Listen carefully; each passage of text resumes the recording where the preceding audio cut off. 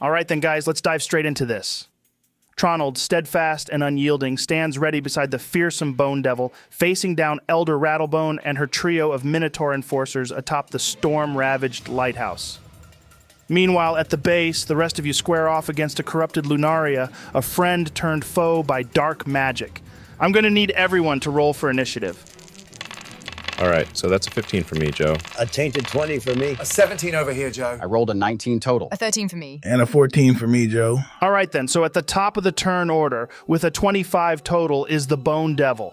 Without question, it's going to fly over here towards Elder Rattlebone, following the command of the one who called it forth. It's going to make 2 claw attacks towards her and 1 sting attack. Damn, so that's 2 natural 2s for 10 total, both of which miss. Then the sting attack is a 26 to hit, which hits. So that's 15 piercing damage and 16 poison damage. Elder Rattlebone rolled a 15 on her con saving throw, so she succeeds against the Bone Devil's venomous sting. Come on, Bone Devil. You can't be rolling natural 2s in this situation. Hey, it's trying its best. All right, now it's Elder Rattlebone's turn. She turns her attention towards the towering Bone Devil. With a sly, knowing smirk playing at the corners of her withered lips, she raises a single crooked finger pointed directly at the infernal creature. You're going to be somewhat of an issue, aren't you? Well, this should take care of you.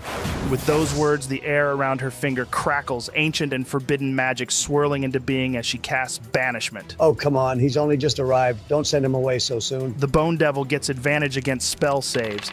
So that's a 20 total, which is a success. Oh, nice. With a hiss of disappointment, she whirls around to the other side of the devil, aiming to get a better vantage point on you, Tronald, without leaving its proximity. All right, Tronald, so it's your turn now. What do you want to do? Well, seeing as though the devil's, well, a devil, I'm presuming he has immunity to fire damage. So in that case, I'm going to cast Fireball into the middle of all of them. Nice. Okay, so that's 30 points of fire damage. Good shit, man. Okay, so let's see how many of them save.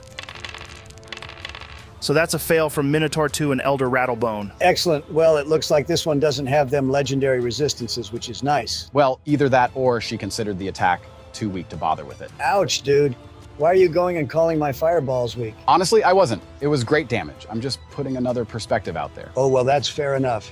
Anyway, Joe, I'm going to move over here to get a bit of distance between me, the 3 chunky boys, and the hag. Nice. All right, now it's your turn, Alexandrew. Okay then, Raarh, if you're finished punching me in my face, I won't get in your way. But we're aiming to pacify Lunaria, not kill, all right? You just go ahead and do you, man. I'll do me. Whatever. Joe, I'm gonna use my action to dash 90 feet towards Lunaria. Then I'll shadow step another 60 feet, and that's my turn. Okay. Raarh, you're up with Saxi on deck. Well, there's no point me raging yet seen as I'm about a fucking mile away from anything. So I'm just going to use my full action and movement to sprint 80 feet towards the traitor. I hate that I have to do this, but we need to get Lunaria under control before we can get close to Tronald. So, I'm going to move 30 feet up this rocky outcropping to get some high ground, Joe. Then I'm going to prime my arcane cannon, ready to fire it next round. All right, Saxi, you quickly navigate the rocky terrain, securing the high ground. With a swift motion, you unveil your arcane cannon. It thrums to life, its core pulsating with a brilliant glow, a beacon of accumulated arcane energy. Positioned and primed, the cannon stands ready, promising a storm of magical firepower on your command next round. You're up, Mite. Well, I'm a little bit screwed from all the way back here, and unlike them two, I don't really have any movement speed buffs or long-range attacks, so I guess I'll just waddle my way over as quick as I can, using my action to dash 60 feet this way. Then that's my turn. I'd have thought a Catman would be fast. Maybe some are, but not this Catman. I don't sprint, I bumble. Okay, Lunaria, it's your turn. All right, I'm going to move forward 20 feet, then cast Tidal Wave towards Raarh. Give me a dexterity saving throw, Raarh. Bleh, that's a 9 total. So you're knocked prone, buddy. So that's 20 damage total. I'm sorry, man. Screw you and your apologies. Your little watery wave didn't do shit. I certainly won't be apologizing when I cut you up. Little bit hostile. Anyway, I'm going to move another 10 feet back, Joe. Do I get to make my wisdom saving throw now? Yeah, roll it for me, Lunaria.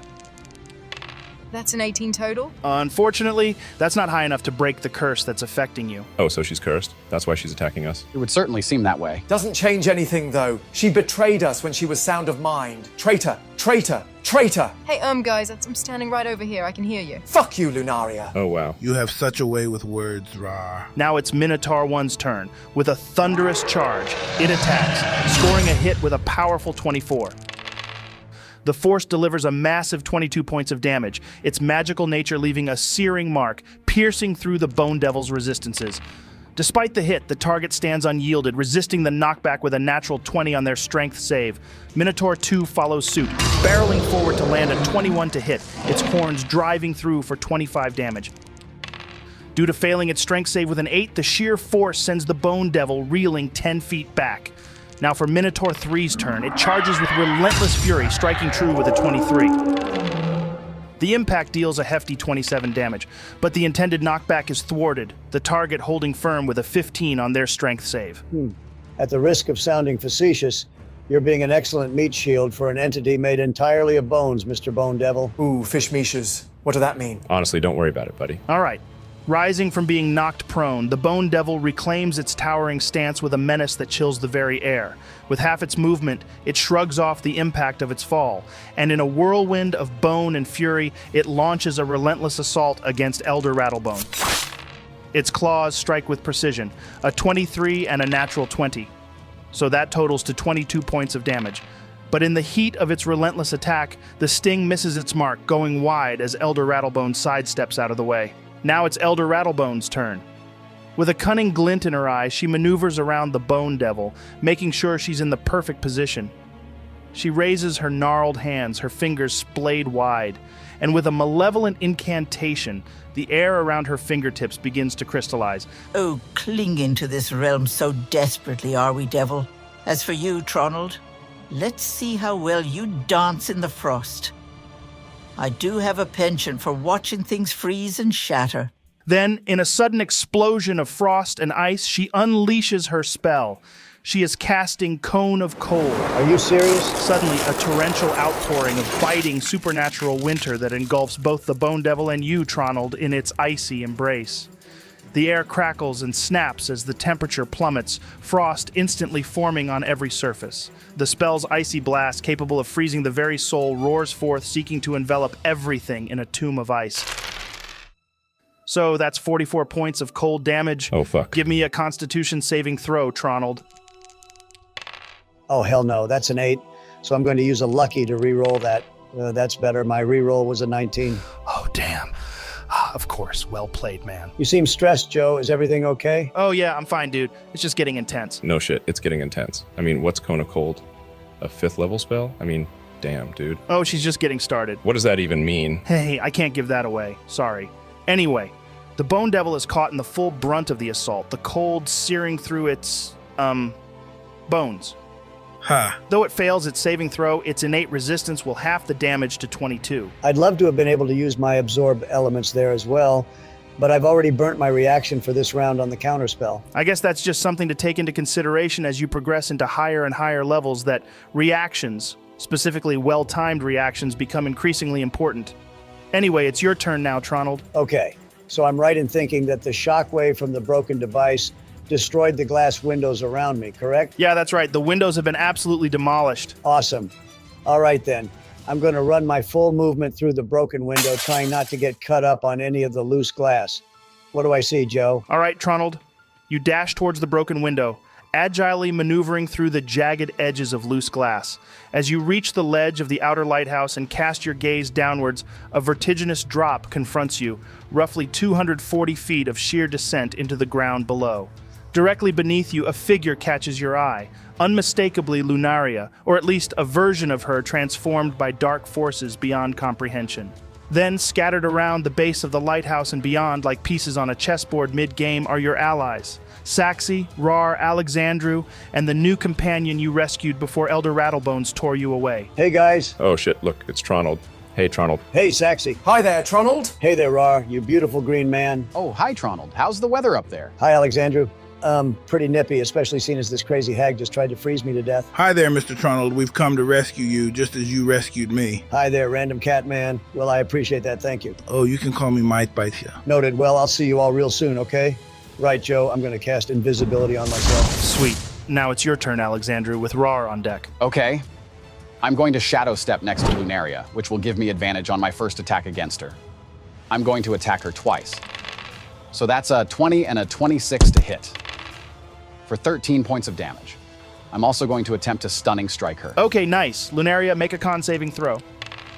That's a 21, Joe. Fuck. All right then. Well, bonus points to anyone who can guess what the hell I'm going to be doing. Are you going to dash? Correct, Saxi.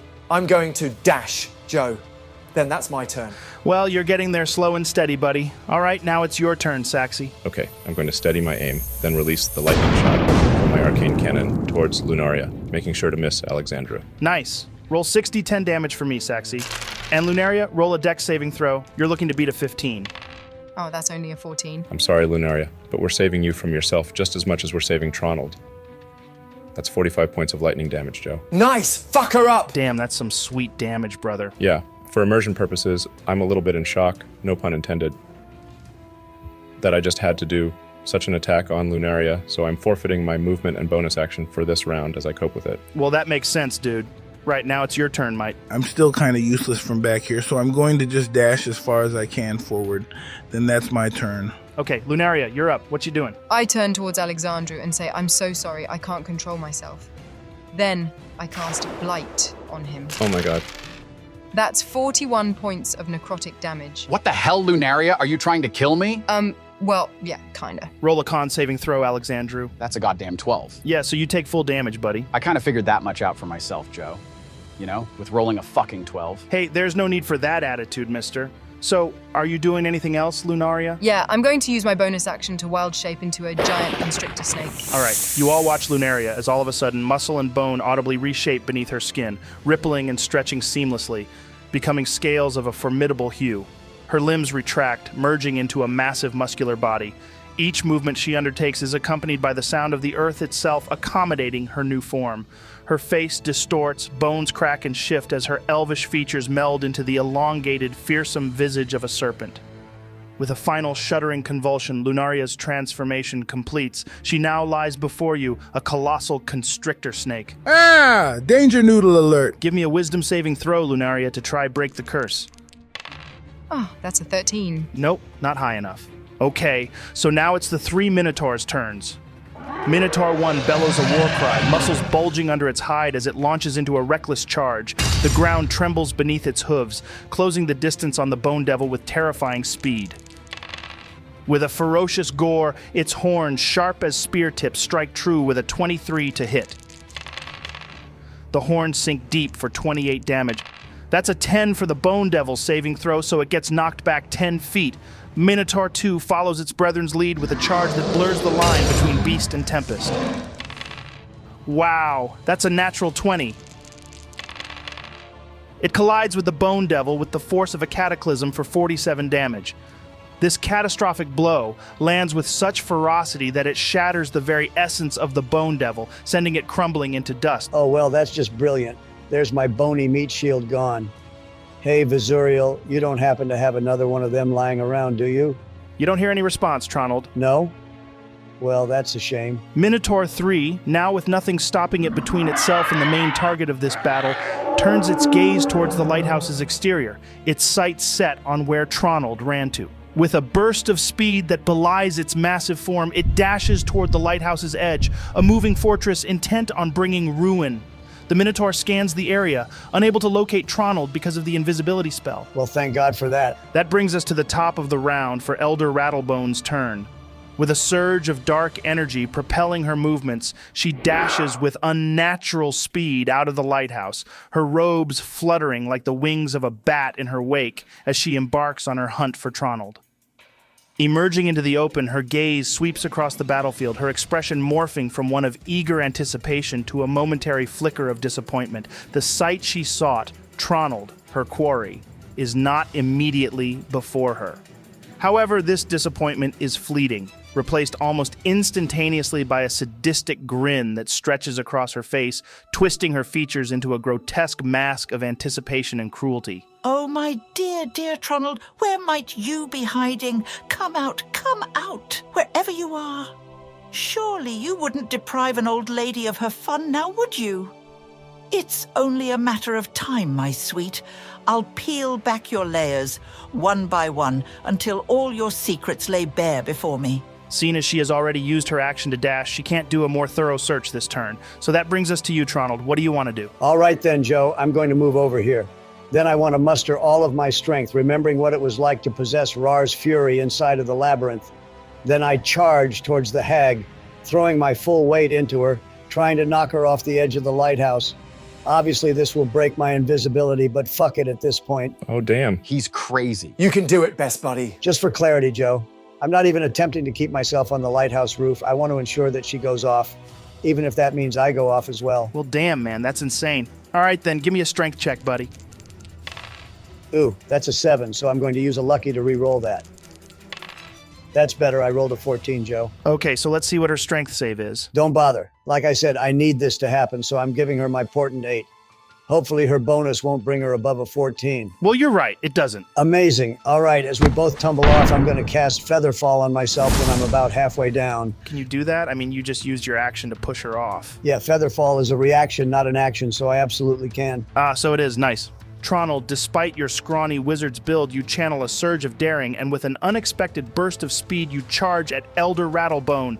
The push, surprising in its effectiveness, catches her off balance, her feet scrabbling at the edge before gravity claims her. She falls, a dark silhouette against the Underdark's expanse. Her descent a rapid, uncontrolled plummet. The air howls around her as she crashes into the ground below with a thunderous impact. So that's a massive 75 points of bludgeoning damage to her.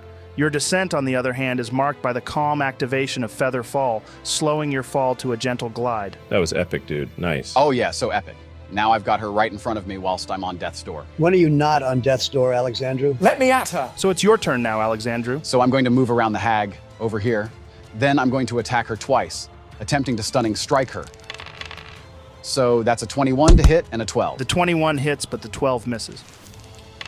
All right, so that's 10 damage. Yeah, she succeeds on her saving throw against the stunning strike with a roll of 19, buddy. My God, all I want is for it to work once. Is that too much to ask? Apparently so. Are you doing anything else, man? Yeah, I'm gonna shadow step over here, getting out of her immediate range. I'm not sure you're out of her range, Mr. Alexandrew. She is a caster, after all. All right, well, it's your turn now, Raarh. What's the plan? I'm going to use my movement to charge towards Lunaria.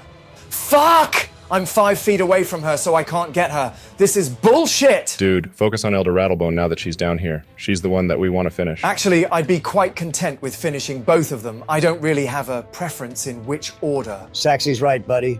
Save that rage for Elder Rattlebone. We can deal with Lunaria afterwards. Understood, Tronald. But I still can't bloody reach her either. Well, I guess I'll fucking rage. And there we go. Ragey Boy has activated. All right, Saxy, it's your turn. Snapping out of my trance from attacking Lunaria, I see that our main quarry is now on ground level. So I'm going to cast Expeditious Retreat on myself, which will allow me to move 60 feet with my movement and bonus action. I'll also be dashing to move even further for 90 feet total. Then that's my turn. All right, Mike, you're up. I'm gonna dash at the speed of a charging tortoise towards the fray. Then that's my turn. Dude, have you got anything else you can be doing? I mean, all you've done so far is dash. Well, it ain't my fault Joe spawned me at the other end of the world to all the action. I'll get there when I get there. I know the feeling, brother Catman. We can't all be shadow-hopping baldies like you, Alexandrew. All right, Lunaria, you're up. Okay, sorry, Raarh, but I'm going to make a bite attack against you. That's a 24 to hit. Yeah, that hits me.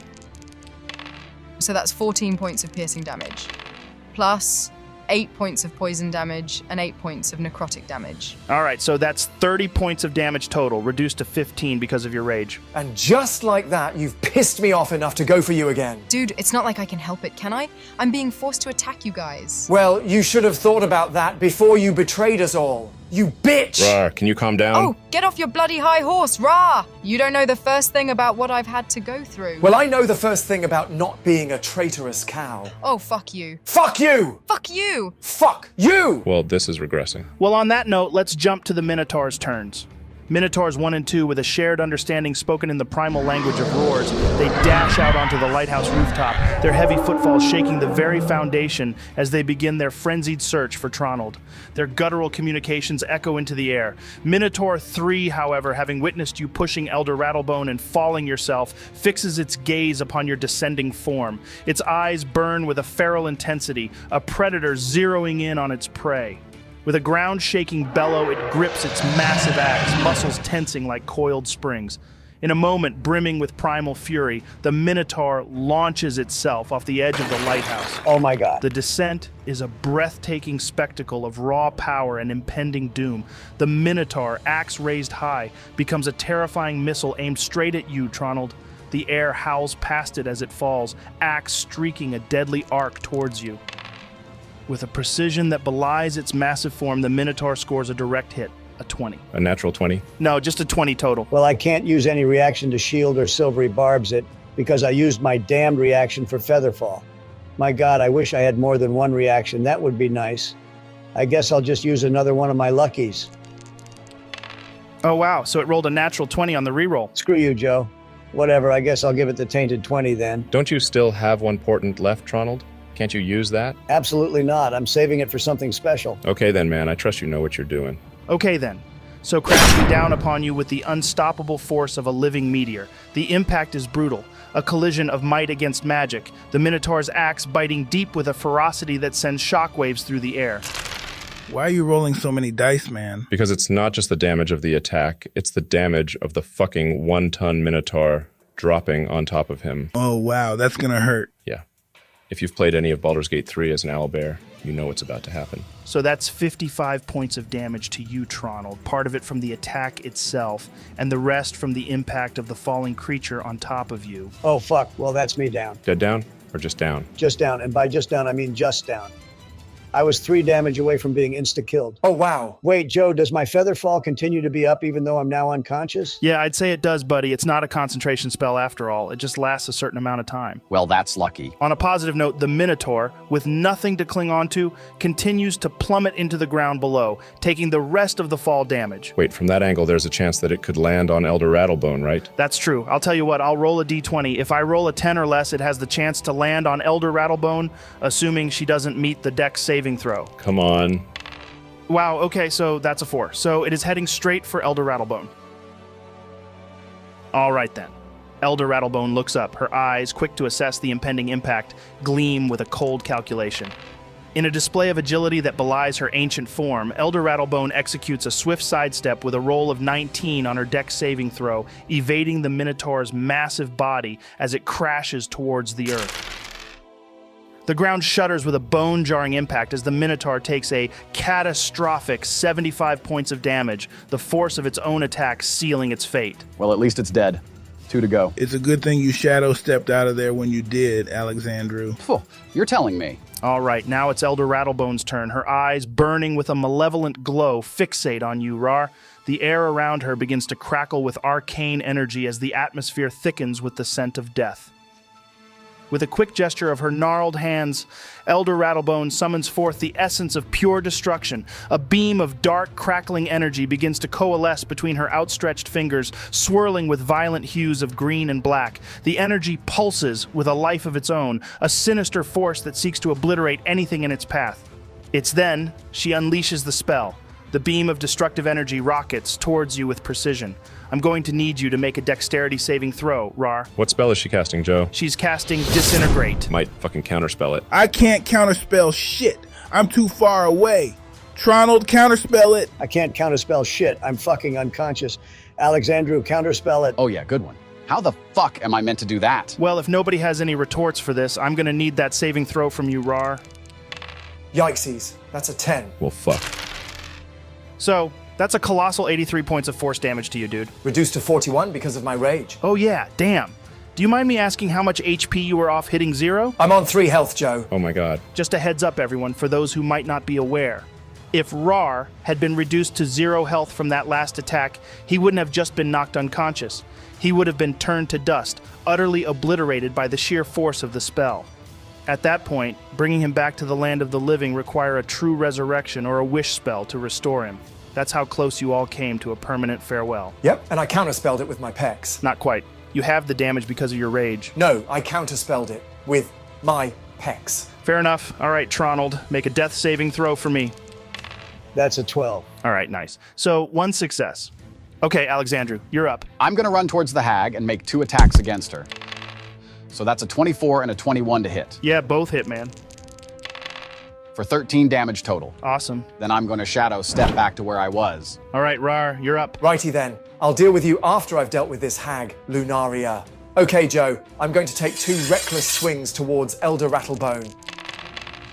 That's a 25 and another 25. Sweet. Both of them hit, man.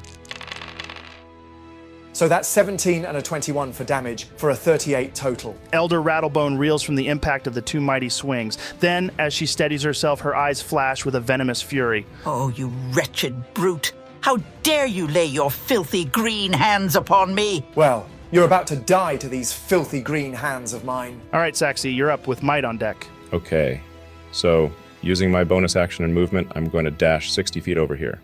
Then I'll be casting Vortex Warp on Might to get him as close as I can to the action. There you go, buddy. No point wasting another 2 turns just getting you in there. What a legend. Thanks for that, Saxy. Right. So, I'm going to run over here, Joe, and cast Healing Word on Tronald. Oof, so you're just within range to cast it. Awesome. So that's only 6 points of healing. Dude, there's no only about it. You've brought him back from potential death, and Tronald's now back in the fight with us. That was epic, man. Yeah, thanks for that, Mite. You're a real lifesaver. That's true. All right, Lunaria, it's your turn. Sorry, Raarh, but I'm attacking you again. Of course you are. To be honest, at this point, I wouldn't have it any other way. So I'm going to make a bite attack against him. That's a 19 to hit. Yep, you managed to hit me, traitor. So that's 12 piercing, 6 poison, and 10 necrotic. So that's 28 damage total, reduced to 14 because of his rage. Fuck you. I'm down, boys. Oh no, this isn't good. As a side note, is anyone keeping a swears tally for Raarh this session? I think he might have set a new record. Potentially, but no, I haven't been keeping track. It's just one of those things that I've kind of learned to accept at this point. It's just become regular language for him. So, Elder Rattlebone is now below a certain health threshold. This allows her to use legendary actions. She is going to use both of her legendary actions to cast Fireball at you, Might, catching Raarh in the blast radius. Not on my watch, you don't. I cast Counterspell, motherfucker. Counterspell, motherfucker? Is that some kind of nifty variant of Counterspell? You're goddamn right it is. It's a Might Bite, you're special. Neat. Okay, now it's the Minotaur's turns. Minotaur 1, with a roar that reverberates across the battlefield, picks up a large rock, its muscles bulging as it prepares to launch it towards you, Alexandrew. Oof, that's a 25 to hit. Yep, it gets me. The rock cuts through the air with terrifying speed, delivering 10 points of bludgeoning damage to you. No, it doesn't, Joe. I'm going to use my deflect missiles, which allows me to catch or deflect any projectile that's coming my way by 1d10 plus my monk level. So that's a 7 plus 6 for 13 total. So I take no damage at all. I catch the rock in my hand and say, pathetic, Oof. as I stare at the Minotaur and just drop the rock to the floor. I'd attempt to throw it back at it using a key point, but I seriously doubt I could throw it 240 feet. Nice. Alexandrew, you react with lightning-fast reflexes and catch the rock, which is as large as your hand itself. Yet despite its size, your hands remain steady as the stone itself. With a dismissive glance at the Minotaur, you drop the rock to the ground. How are you looking, Alexandrew? Well, let's put it this way. If I didn't deflect that, I'd be unconscious right now. Close call then, eh? Minotaur 2 targets Might with a similar tactic. With a grunt, it hurls another rock. That's a 21 to hit. I use deflect missiles, Joe. You don't have that ability, Might. Oh yeah, you're right. I don't have that ability. So that deals 14 points of bludgeoning damage as the rock crashes into Might with a force that underscores the raw power of these monstrous beings. Fuck! I've just realized I didn't use my relentless endurance. I should be at 1 health right now, not dead. You need to keep track of that stuff, buddy. There's no way I can remember everything. Mr. Joe, pretty please can I be on 1 HP? Sure, man. I mean, if you were still up, they would have most likely made an attack against you, not the other 2. Just remember this shit in the future, man. You speak facts. All right, so it's the top of the round, which brings us to Elder Rattlebone's turn. She's going to use her ability, Siphon from Servitude. Oh, what the fuck's that? With a cruel smile twisting her features, she begins the incantation, her voice a sinister melody that weaves the fabric of doom itself. Suddenly, From Elder Rattlebone, tendrils of black smoke as dark as the void between stars begin to spiral outwards. They move with a purpose, a malignant intelligence guiding them towards Lunaria. These tendrils, manifestations of dark pacts and darker intentions, find their mark, beginning to siphon the very essence of life from Lunaria, who stands for the first time in what seems like an eternity with a clarity in her eyes. The tendrils connect the two, a macabre link that promises death to one and renewed vigor to the other. Lunaria, you feel the invasive pull of your life force being drained, and in this moment you feel lucidity piercing through the fog of manipulation. With a sudden gasp of fresh air, your mind wrenches free from the dark thrall it has been under. The wild shape form you had adopted dissipates in an instant, revealing your true form. I'm sorry, Lunaria. Truly, it seems this little oversight of ours has taken its toll on me. So, regrettably, I find myself in need of devouring your life essence to regain my own. I did, in all honesty, intend to send you home, my dear. But alas, your friends have rather complicated matters. Rest in peace, Lunaria. Your sacrifice will not be in vain.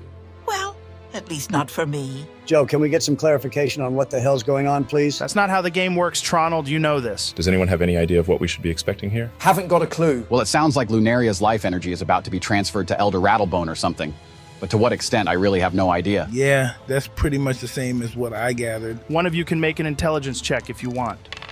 That's a 21 total, Joe. You have exactly 1 round to make a decision that will tip the scales of this encounter. You need to kill either Elder Rattlebone or Lunaria before her next turn starts. If Elder Rattlebone or Lunaria are not defeated within this round, she will fully siphon Lunaria's life force, resulting in Lunaria's death. This will not only snuff out Lunaria's life, but also restore Elder Rattlebone's health to its pinnacle. Fuck. So we know Lunaria would be easier to kill, but I don't care how much you want it, Raarh. That's not the right play. We are not just killing her without hearing her out. So we need to kill this hag before she gets to go again. Otherwise, we're all dead. There's no two ways about it. If she gets all her health back, not only will Lunaria die, but all of us will as well. There's absolutely no way we can continue to fight against her. Please, please! I don't want to die! But more than that, I can't bear the thought of any of you dying for my sake. Please, just kill me before she has the chance to restore her full power. What are the restraints of this magic, Joe? I'd gather that she has to be within a certain range of Elder Rattlebone for it to work successfully, given they're linked by this smoke. That's a fair assumption, Tronald. If you had to take a guess, you gather that it would be similar to the bracelet you wore, so around 1,000 feet. Well, there's no way we can get her that far away from here in 6 goddamn seconds. Right, sorry guys, but there's been too much talk. We're going to have to continue with the combat. Tronald, it's your turn. Fuck. All right, let me think. Okay, Joe, I should be on the floor now, right? Yeah, you're at ground level at this point. Okay, so I'm going to move over right next to Elder Rattlebone and say, so you're just giving up on the idea of killing me then, huh? Well, I'm out of here, so I'll see you later, you stupid old bitch. Then I run 10 feet away from her. Dude, what are you doing? She's going to get an attack of opportunity on you and you're like 6 health. Hush, Saxy. Tronald, the moment your foot shifts, signaling your retreat from Elder Rattlebone's immediate vicinity, she catches the movement with a predator's keenness. Her eyes narrow, a wicked gleam dancing within them as she watches your every step. Ooh, you cocky little shit. Thinking you can just scurry away from me? I think not.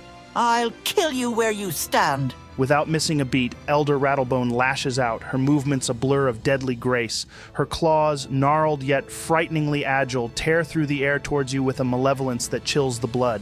The attack, a swipe fueled by dark power and a desire to see you fall.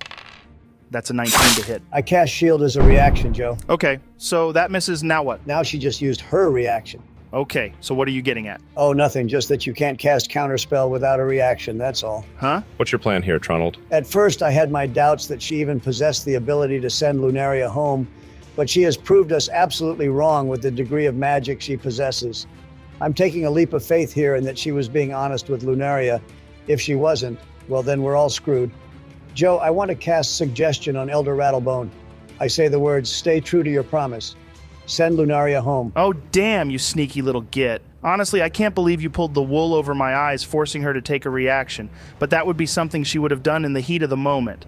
Well, she can't counterspell it, but she's going to try make her save against it. No, she's not, Joe. I've been saving this for the entire fight for this exact moment. I'm giving her my Portent 3. Oh my god. What's your spell save DC, Tronald? It's 14. Holy shit, dude. She has a +10 to her wisdom saving throws. So she fails by 1. You're a goddamn genius, Tronald. Well, all right then. So the air between them, yourself, and Elder Rattlebone shimmers with the spell's compulsion, weaving into her consciousness, compelling, irresistible. It's then a moment of uncertainty flickers across her visage, a rare crack in her veneer of malevolence as the magic takes root. Elder Rattlebone, caught in the spell's unyielding grasp, finds her will ensnared, her actions no longer her own. With a snarl of frustration yet bound by the spell's dictate, she extends her hands towards Lunaria, her fingers twitch, drawing on deep, dark powers as she invokes the Plane Shift spell. A vortex of arcane energy erupts around Lunaria, a swirling portal that tears through the very fabric of reality itself. The air sings with the power of ancient magic, the ground trembling beneath the force of the spell. Thank you so much, Tronald. Lunaria, her eyes wide with a mix of fear and hope, is enveloped in a cocoon of light.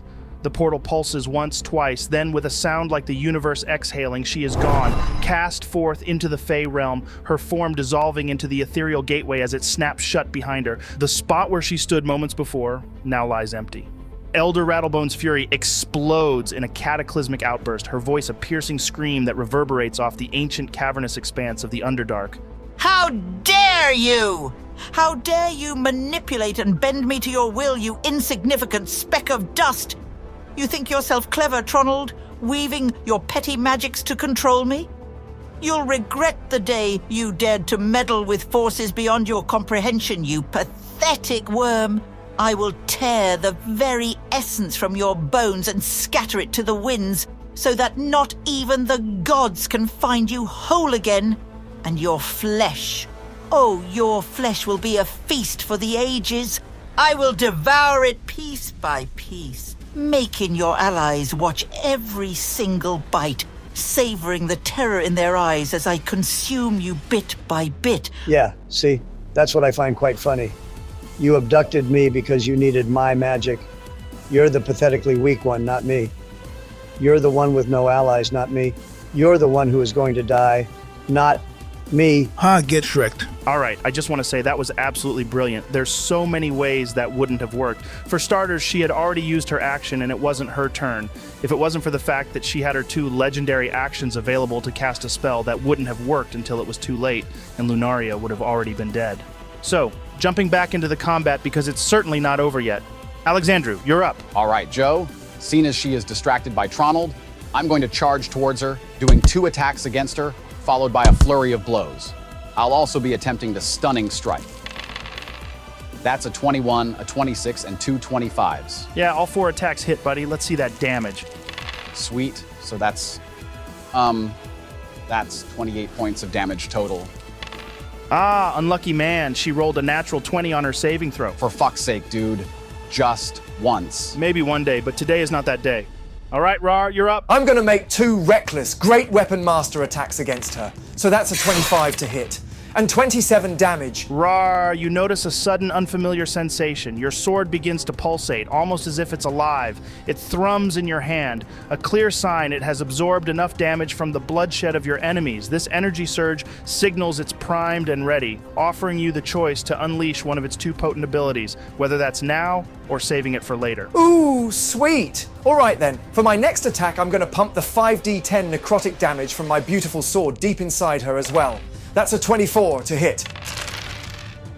That's 21 points of slashing damage and 35 points of necrotic damage for 56 total. So for both attacks, that's 83 points of damage. Raarh, you grip the colossal sword of Nepthit-Ka. Its blade, inscribed with ancient runes, hums with a thirst for battle. With a bellow that echoes the guardian of the dead's wrath, you raise the mighty weapon and in a display of unparalleled might, you swing it down towards Elder Rattlebone with all your power. The sword cuts through the air until it collides with Elder Rattlebone. The impact is monumental. As the blade cleaves into her, a burst of necrotic energy erupts from the sword, a dark and ancient force that seeks to undo life itself. This energy pulses outwards from the wound, seeping into Elder Rattlebone's form with a voracious hunger. Where it touches, her already blackened and withered flesh begins to disintegrate, turning to ash before the eyes of all who bear witness. My God, you're an absolute menace. That brings us to you, Saxy. All right, sweet. I'm going to move 60 feet this way, using my bonus action to move as well. Then I'm going to take 2 shots from my repeater pistol at the hag using sharpshooter. That's an 18 to hit and a 20 to hit. Both hit, buddy. Nice. So that's 37 points of piercing damage. Nice, man. That's some pretty sweet damage. Thanks, Alexandrew. It's actually the first time I've ever used my sharpshooter. Joe, how rough is she looking? Well, seeing as Saxy and Raarh just did over 100 damage to her in back-to-back attacks, she ain't looking too cracky, dude. In fact, she's starting to look extremely rough, almost beginning to panic. Who's next in the turn order? It's Might, right? Yeah, it is. Come on, Might. You got to finish her off before the top of her round. We can't afford to take any more damage at this point. I don't really do damage yet, man. I'm more of a supporting figure. Well, you've got to have some form of damage. I do. I can mock her to death. Joe, I'm going to cast Vicious Mockery on her. I say, damn, I've seen weak people and I've seen ugly people, but I don't think I've ever seen someone that's both as weak and ugly as you before. Oh my god, so that's a natural 2 on her saving throw for a 12 total. Ha!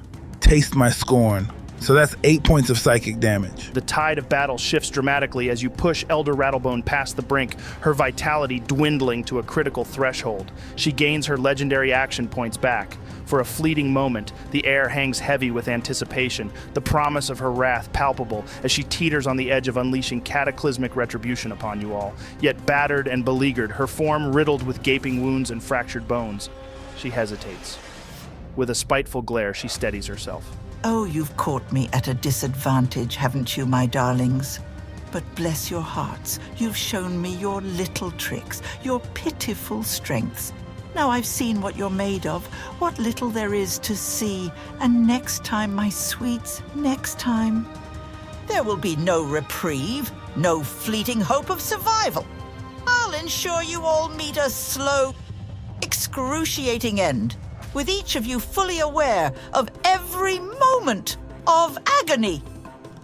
Mark my words, loves, you'll beg for death before I'm through with you. Then, with a malevolent smirk that belies her battered state, Elder Rattlebone begins muttering the incantations for Dimension Door. Oh, fuck no. She's trying to escape. Joe, I cast Counterspell. Oh, damn. All right, roll me a d20, man. You're looking for a 14 or higher. Is this a flat roll, or do I add my spellcasting bonus? Well, you don't add your spellcasting bonus, but just your spellcasting modifier, which is +3 from your charisma. All right, then. That's a 9, so a 12 total. Don't forget your jack of all trades, buddy. Oh, yeah. Well, that still only brings me to 13. Fuck. Tronald, can't you counterspell it? No can do. I used my reaction luring her into my trap to save Lunaria's and our own lives. Okay then, guys. She conjures a portal imbued with dark energy. The air around her shimmers as the door to elsewhere tears open, a testament to her unwillingness to face defeat this day. With a final look of disdain cast your way, she steps through the portal, her form dissolving into the void as the dimension door closes behind her, leaving behind the echo of her threat and the promise of a dark reckoning to come. For fuck's sake! We were so close! Now she's gone! Yep, Elder Rattlebone may have made her escape, but the battle is far from over, as there are still 2 hulking minotaurs lurking at the top of the lighthouse, and it's their turn right now. Oh my god. Minotaur 1, locking eyes with Raarh, lets out a bone-chilling bellow that seems to shake the very air. In a display of sheer physical might, it leaps off the lighthouse, aiming its massive form directly at you, Raarh. The descent is a terrifying spectacle, a juggernaut of flesh and fury hurtling through the air. It lands with a ground-shaking impact. That's a 22 to hit. Yep, you get me! So that's 80 points of fall damage, which is shared between both of you, so 40 to the Minotaur and 40 to you, halved for you, which is 20. Plus 19 slashing damage from its attack, which is halved to 9. So that's 29 damage total. Little bit overkill. I was at 1 health, dude, but yay, I'm down. Minotaur 2, not to be outdone in its pursuit of destruction, fixes its malevolent gaze on Tronald. With a guttural roar that echoes Minotaur 1's call to battle, it too leaps with reckless fury off the lighthouse aimed at you, Tronald. That's a 21 to hit. Yeah, that hits me. All right, it strikes with a force that seems to compress the very atmosphere, so that's 16 points of slashing damage and 39 points of bludgeoning damage for 55 points of damage total. Ha, all right, well, that's just killed me outright, guys. What? Well, this situation is fucked. I'd let out a scream of rage in your name, Tronald, but I am also down, so I cannot. Might. Do you have a 3rd level spell still to cast Revivify on Tronald? Yeah, I have one left, but I don't have any diamonds. We have around 200 golds worth of diamonds, but that means we need 100 golds worth more. Fuck. All right, so that brings us to Alexandrew's turn, seeing as Tronald is already dead, so doesn't need to make death-saving throws. Okay, all right. Guys, can you 2 handle these Minotaurs? I may have a plan, but I need to go right now. Do what you need to do, man. We will handle these bastards. All right. Joe, I'm going to shadow step 60 feet up the side of the lighthouse, then use my action to dash as far as I can up it. What's your climbing speed, buddy? It's 20 feet, but using my action to move, that would make it 40 feet. All right, Alexandrew, with the agility and finesse that define your mastery of the shadows, you invoke the power to shadow step, instantly transporting yourself to the lighthouse's rugged exterior 60 feet above the ground. Your form materializes on the side of the structure, a mere shadow becoming substance in the blink of an eye. Then, embracing the essence of the shadows that empower you, you proceed to scuttle up the lighthouse's side with the uncanny grace of a spider. Each movement is precise, almost supernatural in its fluidity as you ascend an additional 40 feet. Raarh, make a death saving throw for me. Oh my god. What? That's a natural fucking 20! What? That's epic, man. Make your move. I'm going to sit upright, like the Undertaker, then jump to my feet, making 2 reckless Great Weapon Master attacks against it. That's a 19 to hit and an 18 to hit. Both hit, man. So that's 37 points of damage total. You absolute beast, Raarh. In the thick of battle's chaos, where hope seems a fragile thing, the tide turns in a moment of sheer indomitable will. Raarh, lying at death's door, teeters on the brink of the abyss. Yet fate, it seems, has other plans. With a natural 20, Raarh's spirit ignites, pulling him back from the void. The air around you seems to still. Then, like the Undertaker, you sit upright, and with a roar that is both a defiance of death and a call to battle, you grip your weapon, and with an unmatched speed and ferocity, you lash out, your blade carving through the air in 2 swift, decisive strikes. Each attack is a masterstroke of combat, a dance of blade and strength that slices through the Minotaur's defenses as if they were nothing. The Minotaur is unable to withstand the onslaught. Your attacks are relentless, a whirlwind of vengeance that leaves no room for retreat or parry. With a final resounding blow, the Minotaur is cut in 2 as its form collapses under the weight of your assault. All right, Saxy, it's your turn. I'm going to make 2 sharpshooter attacks at the last Minotaur. That's a 15 to hit and a 19 to hit. Awesome, both hit, buddy. So that's 40 points of piercing damage. As the dust of the fallen Minotaur swirls around Raarh, you step forward and focus on the last Minotaur. A towering beast of muscle and rage stands defiant, unaware of the doom that you're about to deliver. In a fluid motion, you draw your pistol. Then, with the thunderclap, the pistol breaks the silence. Twice in quick succession, you unleash hell. The first bullet strikes true, burrowing into the Minotaur's flesh with a brutality that is stark, the impact a spray of dark ichor and shattered bone. The beast's roar, a mix of pain and surprise, is cut short as the second bullet follows the path of the first, a twin to the initial strike, delivering a coup de grace that is both brutal and final. The Minotaur's massive form staggers, the life fading from its eyes as the force of the shots takes its toll. With a last labored breath, it collapses, the sound of its fall a definitive end to its reign of terror. Saxy, you stand there, victorious as the smoke curls from the barrel of your pistol. Excellent work, Saxy. Do we still need to worry about Elder Rattlebone coming back, or are we assuming she's gone? Fuck Elder Rattlebone. We need to focus on Tronald now. All right, so for the sake of this, we can keep it in turn-based mode, so to speak. Is anyone aside from Alexandrew going to be doing anything? No, not until we hear back from Alexandrew. Alexandrew, how's it coming along up there? Fine. Joe, I'm going to shadow step and dash again. Okay, so you move further up the wall of the lighthouse, Alexandrew. For reference's sake, Tronald has been dead for 2 turns now. Okay, I'm 200 feet up now, right? So I'm going to shadow step again to the lip of the lighthouse roof, then double dash through the window that Tronald emerged from. So that's 3 turns. What now, Alexandrew? I want to scan the room as quickly as possible to see if there is any diamond residue from the machine that exploded, or any other diamonds in the area.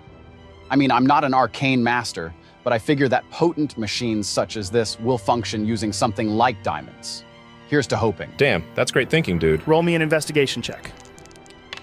That's a 17 total, Joe. Alexandrew, urgency fuels your actions as you delve into the heart of the lighthouse, each moment precious, each second ticking away. Your eyes dart across the dim interior, the remnants of magic and history intermingling with the debris of conflict.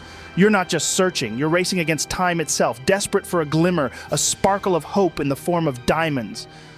The shadows seem to mock your haste, hiding secrets and treasures alike, but your determination cuts through the uncertainty. Your hands move with purpose, shifting through rubble, brushing aside the dust of ages, and then, success. Amidst the chaos, your fingers close around the cool, hard facets of diamond and the fine granularity of diamond dust.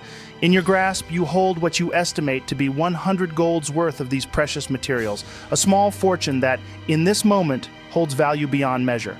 The collection of these vital components. It's worth noting that the collection of this took you around 18 seconds, which will bring Tronald to 6 turns of being dead, 7 turns at the start of your next turn. All right, Joe. I'm going to empty out one of my small satchels and fill the bag with the diamonds. Okay, that will be your action. All right. Then, I'm going to use Step of the Wind to dash using my bonus action back to the edge of the lighthouse roof. Sweet, he's been dead for 8 turns now. Fuck. I'm never going to make it down in time. God, I hate you, Tronald. Joe, I take a deep breath, swallowing hard, and then I jump. You're fucking insane, dude. Just drop the damn satchel. I don't want to risk it blowing away. With Tronald's life hanging by a thread, every second becomes a drop in the well of eternity. The lighthouse stands as a towering sentinel of stone and shadow, stretching 240 feet into the heavens, a vertical gauntlet that no mortal could hope to descend in the scant 12 seconds remaining. Fueled by desperation and resolve, you face the stark reality of the situation, Alexandrew. The ground below calls to you, not as a herald of doom, but as the canvas upon which your resolve will be tested. With a heart heavy with determination and lungs filled with the cold bite of the air, you make the only choice that promises a sliver of hope. You leap. The descent is a tempest of thought and sensation, time both stretching and collapsing around you as you plummet towards the earth. The wind tears at you, a howling specter witnessing the audacity of your sacrifice. Each second is an eternity, each moment a crucible in which the metal of your spirit is tested and found unbreakable. The impact is a cataclysm, the earth rising up to meet you with a force that reverberates through your very bones. The damage is a monumental 76 points. Yet, in this act of sheer will, you have transcended mere physicality. Your battered form, lying amidst the debris of your landing, is a testament to the lengths to which you will go for those you hold dear. So, that would have killed me outright, as all it would have taken was 55 points of damage. But because of my slow fall, it gets reduced by my monk level times 5. So that's reduced by 30, bringing my damage taken to 46. I'm unconscious, but not dead. All right, Joe. As soon as Alexandrew hits the floor, I'm going to grab the satchel from his body, gathering all the diamonds together, and cast Revivify on Tronald. Okay, I'm going to need you to roll a d20 for me, adding your spellcasting modifier. That's a 15. Joe, I'm going to run up to Alexandrew and cast Cure Wounds on him immediately. That's 7 points of healing. With the sands of time slipping away and Tronald lying motionless, a stillness that speaks louder than the clamor of battle, Might steps forward, cradling the future in his hands. The diamonds, salvaged from Alexandrew's daring descent, shimmer with the promise of hope, a beacon amidst the shadow of despair. Might, your hands tremble with the weight of the moment, the very balance of life and death resting upon your next actions. The diamonds procured through Alexandrew's daring leap now lie within your grasp, shimmering with latent potential and the promise of a miracle. As you begin to chant the sacred words of Revivify, the air grows heavy, suffused with arcane power that swirls and gathers with each syllable you utter. The diamonds start to glow, radiating a soft, pulsing light as if beating in tandem with the heart of the world itself. The magic you invoke coalesces, the diamonds disintegrating into a shower of gleaming dust that spirals around Tronald's lifeless form. This glittering maelstrom seeks out the tether of his soul, pulling it back from the shadows beyond, weaving it firmly back into the fabric of the living. With a final heartfelt plea woven into the spell's completion, the luminescent dust converges upon Tronald, seeping into his form. A gasp breaks the silence as he draws his first renewed breath, a gentle yet profound inhalation that marks his return from the brink. His eyes flutter open, life reignited within their depths, a silent testament to your success and the unbreakable will to survive. Oh, hey guys, I thought that was the end of the journey for me. No chance. There's no way we would let you off the hook that easily. After all, we've still got shit to do. And I think that's where we will wrap up this session. See you later, guys. All right, guys. In our last session, a battle charged with the electric pulse of magic and the clash of steel unfolded in a dance of strategy and raw power. With the ancient lighthouse in the heart of the Underdark serving as the stage for this confrontation, the air was thick with the scent of spells cast, steel drawn, and the indomitable spirit of those who refused to yield. In a twist of fate and cunning, Tronald orchestrated an ingenious maneuver. Employing a suggestion spell with unparalleled precision, he turned the tide of battle, bending the will of the malevolent Elder Rattlebone to his own. With a word, a mere whisper of power, he compelled her to cast Plane Shift, sending Lunaria, ensnared by dark pacts and dire magic, back to the sanctuary of her home in the Fey realm. Yet victory did not come without its shadows. Elder Rattlebone, her schemes thwarted, but her spirit unbroken, slipped through the fingers of justice, disappearing into the ether. Her escape, a lingering blemish upon the triumph of the day, will continue to serve as a reminder that evil, once rooted, is not always so easily vanquished. She remains at large, a specter of vengeance lurking in the darkness, ever hunting her prey which eluded her grasp.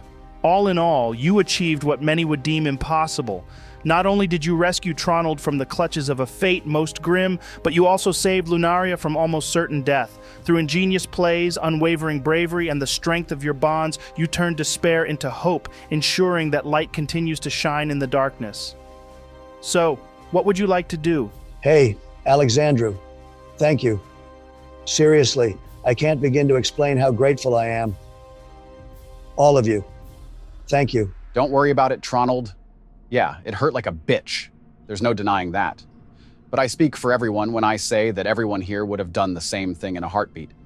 It just so happened that this time, I possessed the ability to see it through. I don't mean just for saving me directly, but for preserving something else, something far more vital to me, my honor, my word. I gave Celestia my word that we would bring her back to us. And I know without a shadow of a doubt that if Might hadn't been able to revivify me, you all would have chosen to use the scroll of resurrection on me instead of saving it for Celestia. So for that, I am profoundly, deeply grateful. Yeah, well, that's just the way it is with the type of lives we live.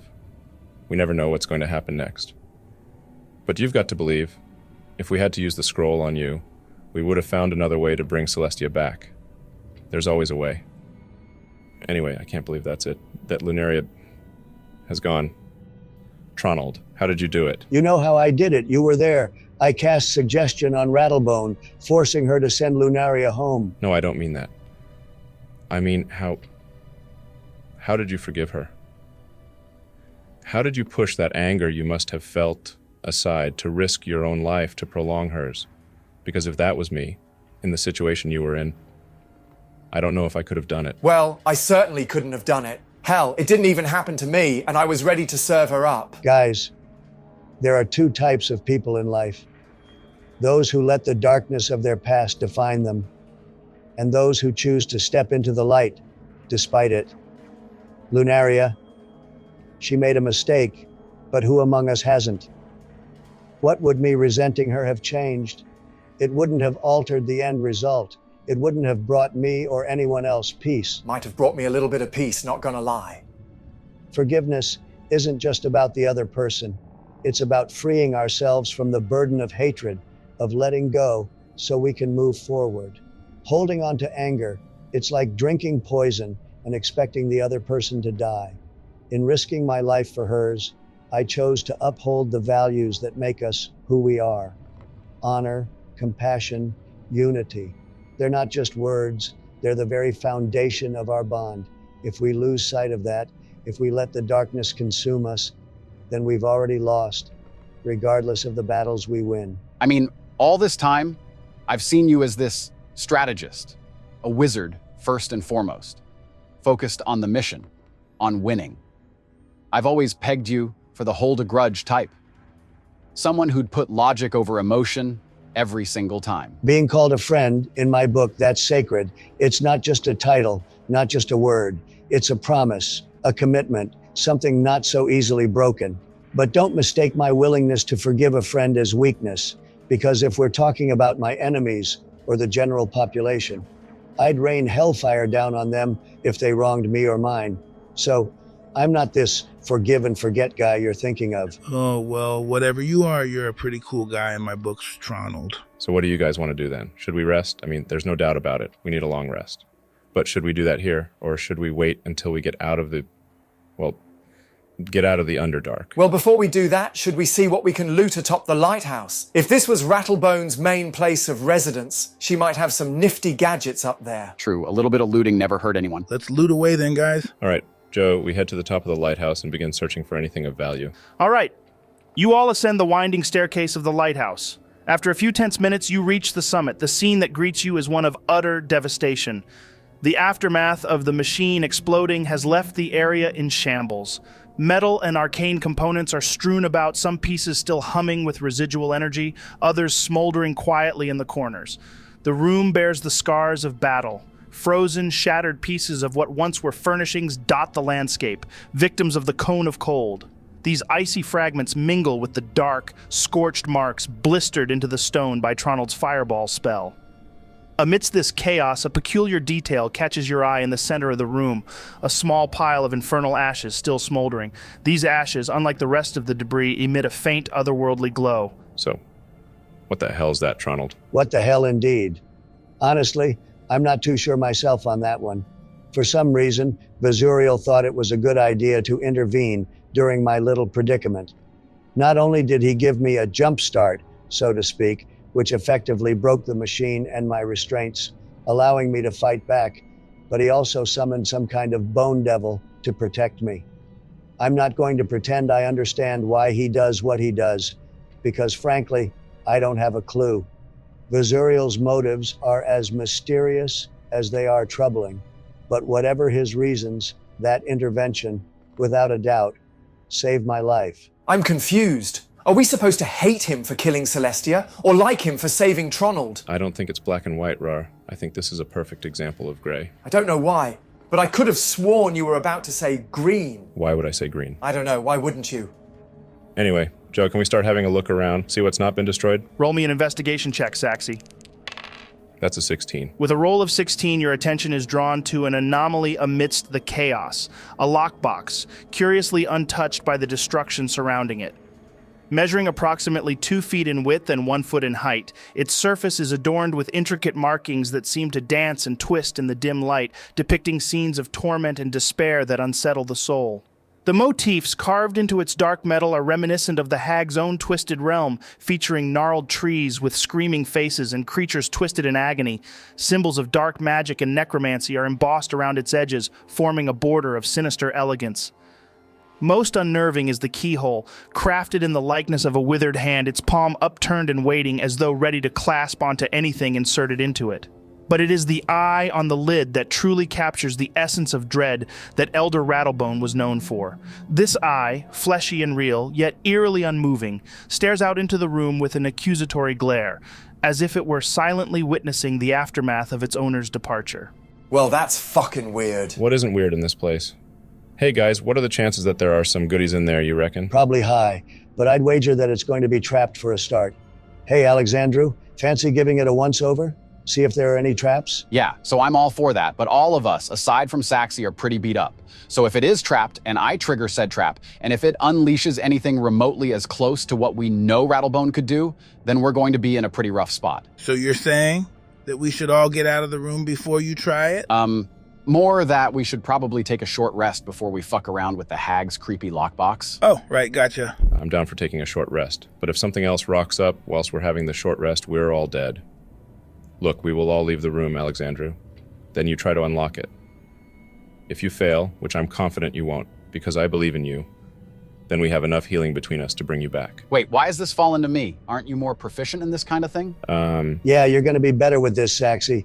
Plus, I don't think you even took a scratch in that fight, so if something does happen, you're most likely to survive. But I've got healing spells, in case Alexandrew falls. Don't worry, Mr. Saxy, I've got healing spells too. Wait, I don't even have any thieves' tools left. Does anyone else have any? Nope. Nah. None for me. Yeah, I've got 2. We should really stock up on these next time we get the chance. Somebody add it to the shopping list. Well, hand them over here then, and get out of the room, all of you. God damn it.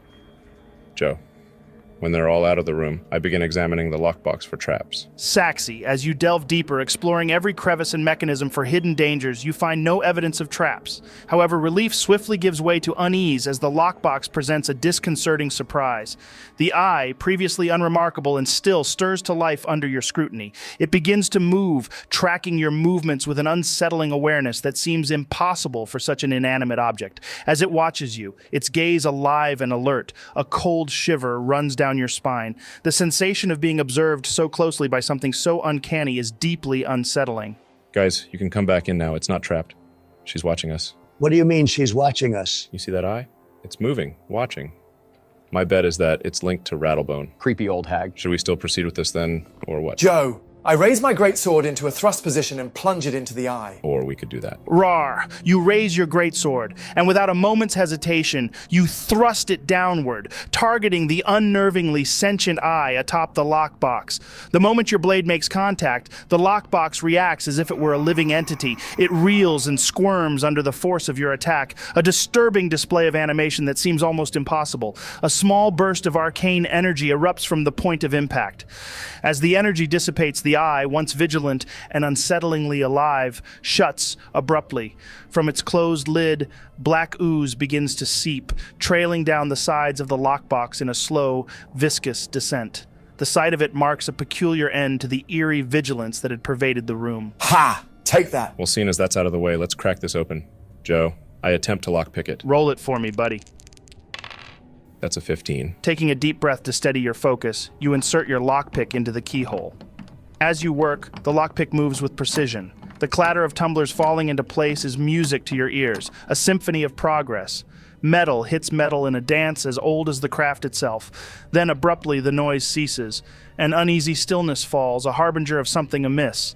With a cautious pull, you retrieve the lockpick, only to find a shocking sight. The tool has been corroded as if eaten away by a potent acid, leaving you holding nothing but a stub of what once was. Oh my god. So it seems like you have to pick it within a certain amount of time, or whatever defense mechanism is inside there will dissolve the tool. I've just had a thought. If we're planning to long rest shortly, shall I just use another knock spell on it? Wow. Dude, if that was an option, why didn't you just do that from the start? Well, I didn't want to trigger a trap if one was there, did I? For all we know, fireballs could have shot out of it and we'd all be dead. But seeing as Saxy's made sure it's not trapped, I will happily cast the spell now. Is that what you're doing then, Mite? Yeah, that's what I'm doing, Joe. All right. Concentrating deeply, you weave the spell, the arcane words falling from your lips like a key seeking a lock long sealed. With a final utterance, the magic is released, targeting the lockbox with precision. The air vibrates with the spell's power. Then suddenly, the lockbox reacts. It swings open with a sound that is almost a gasp, its secrets now laid bare. Nice job, man. All right, wasting no time, I'll walk over and have a little gander inside. Tronald, you move forward to peer into the now open lockbox, the contents of which are illuminated by the faint, eerie light still lingering in the room. The first item to catch your eye is a tome. It's bound in dark, almost sinister-looking leather, worn at the edges as if caressed by countless hands through the years.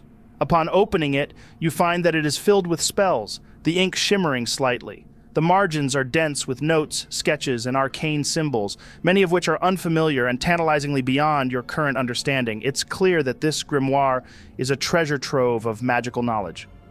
Next, you find what appears to be a simple cloth bag, unremarkable and mundane. However, as you reach inside, your arm extends far deeper than the bag's dimensions should allow. The interior defies logic, seeming to stretch infinitely, a space unbound by the laws of physics.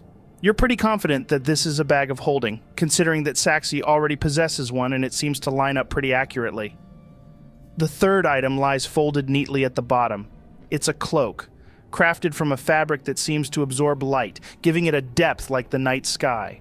The cloak's trim is adorned with subtle bat-like motifs, the stitching perfect and deliberate. Its clasp is shaped like a bat in mid-flight, its wings spread wide, a beautiful piece of craftsmanship. Lastly, you find a ring. This delicate band is made of a metal that gleams with an inner light, etched with intricate runes that pulse softly. Beautiful. Well, we probably shouldn't waste time identifying these now, but instead, try to find a way out of here. Then, when we know we're somewhere a bit safer, I'll identify them and we can have a long rest. Agreed. Joe, I want to head back down towards where the teleportation circle was. Does it still look inactive? Saxy, you descend the lighthouse's winding staircase and head outside towards the teleportation circle. Upon arrival, the runes, once dim and lifeless, now pulse with a vibrant energy, each symbol alight with arcane power. It's evident the circle is fully active again. It's now 100% clear that the previous inactivity was not a mere malfunction or decay over time, but a direct block from Elder Rattlebone herself. Her intentions were to trap you here, a strategic move designed to ensure no easy escape from the confrontation you so willingly walked into. Oh, brilliant. Guys, the circle is active again. Get yourselves down here and let's get the hell out of this place. Come on then, guys, let's head down. After you, buddy. God, I cannot wait to see sunlight again. As Saxy's call echoes up the lighthouse, urging haste, you all converge with a shared sense of urgency, descending to where the teleportation circle hums with newfound life. However, this fleeting moment of hope is quickly tempered by an all-too-familiar sound that sends a chill down your spine. The distant roars of minotaurs. Oh, hell no. Their guttural calls reverberating through the lighthouse's vast expanse herald an imminent threat. The sound of heavy hooves and snarled breaths grows louder, a menacing chorus that leaves little doubt. These are likely reinforcements summoned by Elder Rattlebone, a final gambit from a foe unwilling to concede defeat even in her absence. Oh no, Joe, I quickly dash towards the circle and begin trying to activate it. I spin around, pistol at the ready, aiming it towards where I hear the noises coming from, ready to fire shots the second I see anything. Roll an Arcana check for me, Tronald. Nice, that's a natural 20, Joe. With no time to waste, Tronald and Saxy spring into action, their movements a flurry of precision and arcane knowledge. Tronald, his hands weaving through the air, begins to chant the complex incantations required to activate the circle. The symbols on the ground pulse in response, a dance of light and shadow that grows more intense with each word he utters. Hurry up, man, they're getting closer. I'm going as fast as I can. Saxy, meanwhile, stands guard, his eyes scanning the approaching darkness for any sign of the enemy. As the incantations reach their crescendo, the teleportation circle bursts into full radiance, a beacon of escape amidst the looming threat. Now, get your asses on this circle. I move onto the circle, Joe. I back up onto the circle with my pistol still aimed outward. Don't have to tell me twice. I move on to it. I proceed to reposition my ass onto the circle, Joe, as per instruction. You all dash into the center of the circle. Then suddenly, the world shifts around you, reality bending in ways that defy comprehension. The last thing you hear as you leave the lighthouse behind is the fading roar of minotaurs, a distant threat rendered impotent by your escape. How do we break this thing, Tronald? The last thing we want is them following us back up into this goddamn goblin camp. Well, we either need to use a dispel magic on it, or what, dude? Quick! Or hit it. Hit it really, really hard. Joe, I begin slashing at the teleportation circle as viciously as I can. Make 2 attack rolls for me. Reckless, great weapon master. That's a natural 20 and a 24 total. Nice. Let's see that damage. 30 for the first hit and 16 for the second. Raarh. As soon as you hear Tronald's words, you grip your great sword with a resolve as hard as the steel in your hands. Without a moment's hesitation, you raise the weapon high above your head. With a warrior's cry, you bring the greatsword down upon the teleportation circle. The first strike lands with a force that reverberates through the floor. Runes, once alight with magical energy, flicker and dim under the might of your blow. Undeterred, you swing again, completing the destruction of the circle's runic formation. The circle reacts as if wounded, sizzling and cracking, the once vibrant lines of power disintegrating before your eyes. As the last semblance of magic fades away, the circle becomes nothing more than a marred patch of stone, its viability for use now extinguished. Awesome work, Raarh. Thank the gods we're out of there. That could have seriously got messy. You're damn right it could have. Let's head back up to Rattlebone's hut, then we can have a long rest. Okay, so you all make your way back up the cold metal ladder, back to the familiar surroundings of Elder Rattlebone's eerie hut. Great. All right then. Let's waste no time. Joe, I want to start identifying the items we found. Only the ring and the cloak. We know what the other 2 are after all. A bag of holding and the equivalent of a spell book. Tronald, as you begin to ritually cast Identify, the air around you hums with the anticipation of arcane revelation. You lay out the objects of your inquiry before you. First, your focus settles on the cloak. As the spell's energy surrounds it, the cloak seems to absorb the magic, responding with a subtle shimmer. The arcane knowledge flows into your mind, revealing the cloak's unique ability. This black garment, when worn, grants you the power to transform into a bat through the polymorph spell once per day. While in this form, you retain your intelligence, wisdom, and charisma scores. Next, you turn your attention to the ring. This is a ring of spell storing. The ring can store up to 5 levels worth of spells at a time, a reservoir of magical energy that you can tap into when the need arises. Well, goddamn, that's some epic loot. It goes without saying, I hope, that I'll be taking the ring. Who wants this nifty cloak? I really wouldn't mind having that. What are your reasons behind wanting it? And if you say it's because you want to add Bate to your ever-growing list of animal names, I swear to God. No, of course not. Well, I mean, man, bear, elk, bat does sound pretty cool, but that's not my only reason. What's your other reason then? Oh, you know, so I can close distances. Yeah, exactly. Let's say a big baddie's atop a lighthouse. I'd have no way I could get to them, right? But what if I changed into a bat? I flew up there, flew about 200 feet above them, then came out of my bat form. I'd be flying down at the little shit just like them minotaurs did to us, dealing some hefty damage. Yeah, okay, you've got me on board. I like it. Here you go, Raarh. I'm Batman. Oh my God. All men have limits. They learn what they are, and then learn not to exceed them. I ignore mine. What are you talking about, dude? I'm Batman. Sweet, so we've got Batman and Catman. Speaking of Catman, can we have a rest yet? I need my beauty sleep. So are you all having a long rest? Yeah, now is the hour for sleep. Let's take it in turns standing watch, just to make sure nobody makes an unwanted visit. If anyone asks what we're doing here, we will say that we're just helping Rattlebone with something. I doubt they'll push us for more details. So who's taking first watch? I'll take the first watch, Joe. Then I guess we could just go in order around the table. All right. You all begin to settle into the hut for a much-needed long rest. The plan is simple. Rest in shifts, ensuring someone is always on the lookout, guarding against any unwelcome surprises that might decide to pay a visit in the night. For Might and Raarh, you find that exhaustion quickly gives way to sleep. However, Saxi, you find rest to be quite elusive, your mind a whirlwind of thoughts about Lunaria, her safety and her future. Each toss and turn is a silent struggle against the tide of worry and what-ifs. As for you, Alexandrew, you too are caught in the grip of concern, your thoughts trailing back to Master Shenzhou. The weight of your mentor's situation, the ticking clock against his life, once again presses heavily upon you. Yet amidst the worry, a glimmer of intuition whispers that if the worst had come to pass, you would surely have felt it. You must have. Okay, Tronald, I'm going to need you to make a perception check for me. That's a 14, Joe. About an hour into the watch, the stillness of the night is broken by the soft creak of the door. Tronald, alert and watchful, turns to see a familiar figure slip into the hut. Goba. Oh, boss, Tronald, by the twisty tunnels. It's a sight for sore eyes, it is. Seeing you alive and kicking. I didn't expect to find you tucked away in here.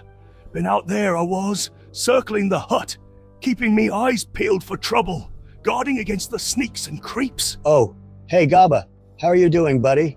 Oh, and you don't need to whisper. I'm pretty sure they're all hard on asleep. Elder Rattlebone, then. She's pushing up daisies, is she? Got the better of her, you did? Well, Gaba, it's a bit of yes and no.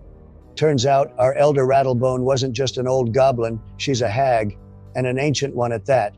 And to be honest, I'd say she was the toughest scrap we've ever found ourselves in. But we managed to beat her down enough that she had no choice but to flee.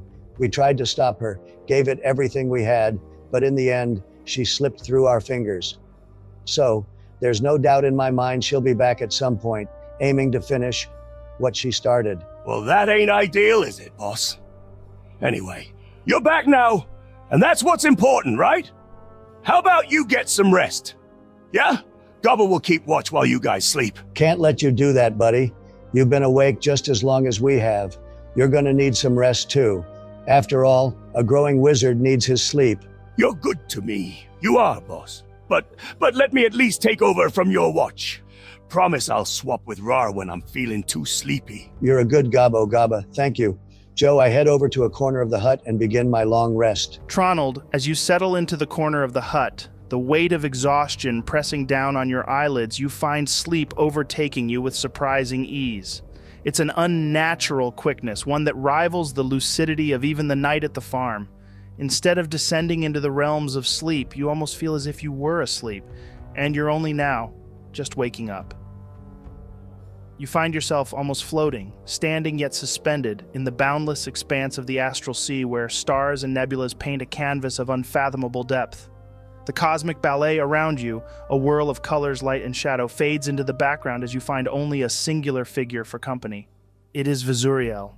Cloaked in the cosmic winds that howl silent songs of ancient secrets, embodies a majesty that is both awe-inspiring and terrifying. The space around him, charged with the echoes of arcane forces, seems to thrum with anticipation, as if the universe itself is holding its breath in his presence. His silhouette, framed against the backdrop of astral splendor, radiates an authority that does not just command attention, it demands it. I suppose you're pondering the reasons behind my intervention. You find yourself adrift in questions, seeking answers where the threads of destiny intertwine, where every choice begets a future unseen.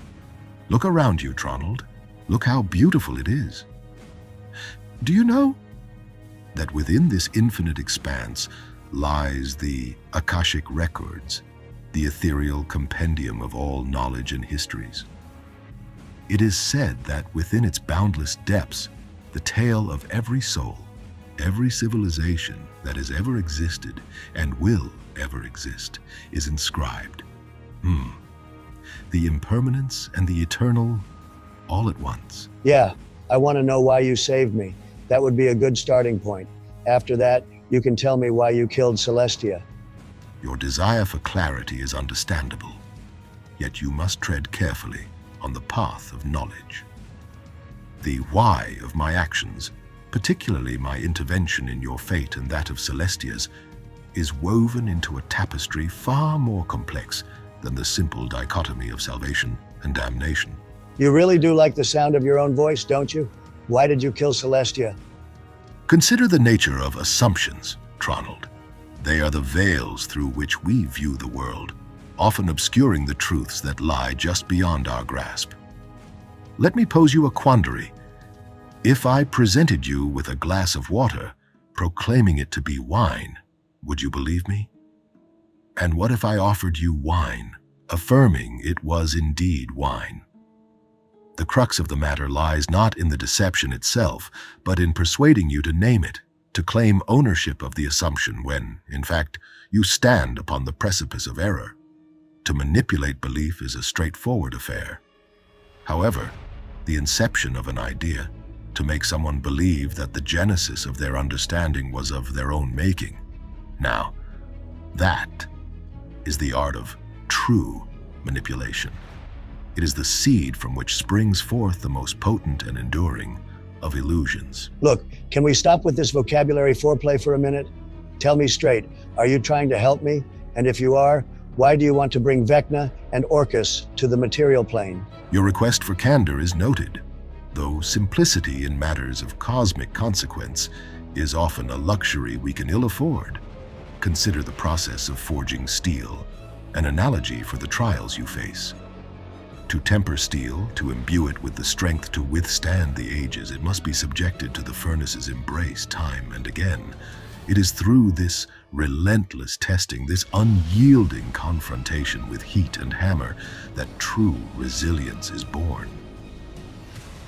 As for Orcus and Vecna, think of them not as ends in themselves, but as instruments in a grander orchestration. They are but tools, albeit dangerous ones, but nothing that I feel unable to wield. And they will be wielded in the pursuit of a higher goal. What higher goal? What could possibly be worth the death of millions of people? Not all individuals are created equally in the hearts of others, Tronald. Consider the depth of your affections, the lengths to which you would go for those you truly value. How many lives would you exchange to bring your family back to you? And I'm not talking about Celestia. I'm referring to your real family, your sons, your wife. This is not a question of morality, but of attachment and the value we place on those attachments. But you asked what my goal was, and the answer to that, Tronald, is peace. A peace so profound and enduring that it justifies the turmoil required to forge it. A peace that, once established, will render all previous conflicts and sacrifices mere footnotes in the annals of history. And to achieve a goal as monumental as peace, sacrifices are often deemed necessary.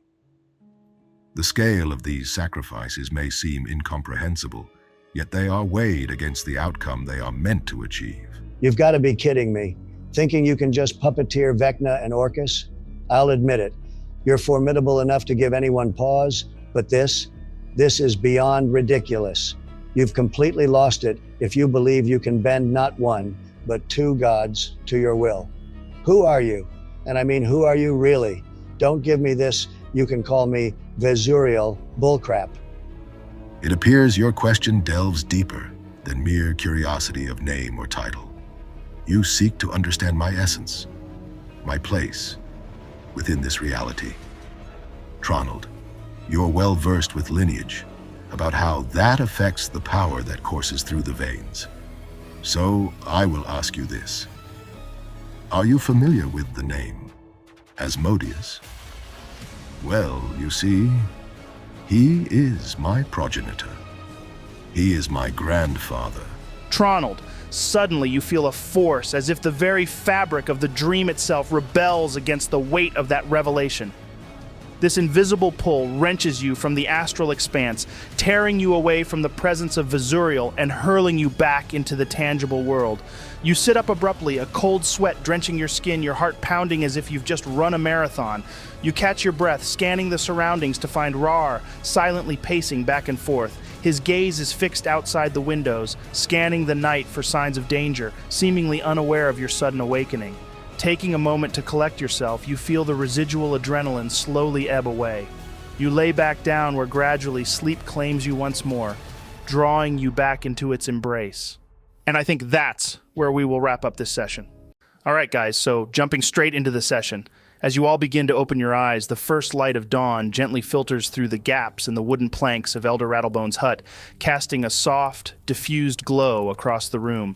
The remnants of the night's chill linger in the air, a subtle reminder of the darkness that had occurred in that foreign world, miles beneath your feet. So what would you like to do? Guys, Vesurial came to me again in a dream. What did he want from you this time? I'm not quite sure. It was strange. It was almost like he came purely to answer some of the questions he knew I had. He spoke of destiny, choices, and the greater schemes at play, hinting at his own role and ambitions. So, pretty much more of the same then? It was as if he wanted to justify his actions, or maybe sway me to see things from his perspective. Yeah, it certainly seems like just a repeat of last time. And then there was this bombshell about Asmodeus being his grandfather. I'm sorry, what? Yeah. I was questioning his ability to be able to control Vecna and Orcus the way he wants to. Then he basically just showed me his ace up his sleeve and was all like, yeah, Asmodeus is my grandpappy. Dropped it so casually, as if mentioning an old family connection at a dinner party, not revealing a lineage tied to one of the most powerful beings in existence. Jesus, well, we knew he was powerful, but I've got to be honest. That was the last thing I was expecting to hear. Makes you rethink the playing field we're on, doesn't it? If he's playing cards with gods, where does that leave us? Still reckon I'd kick his ass if I wasn't all beat up before the fight like last time. No, you wouldn't. I mean, I know you'd give it your best shot. But that best shot would last all of a second before he wishes you out of existence. So if this Vesurial is Asmodeus' grandchild, who is his mother? Joe, do I have any knowledge about the lineage of Asmodeus? How about you give me a religion check, mate? I'm going to give myself an inspiration for this. Sweet.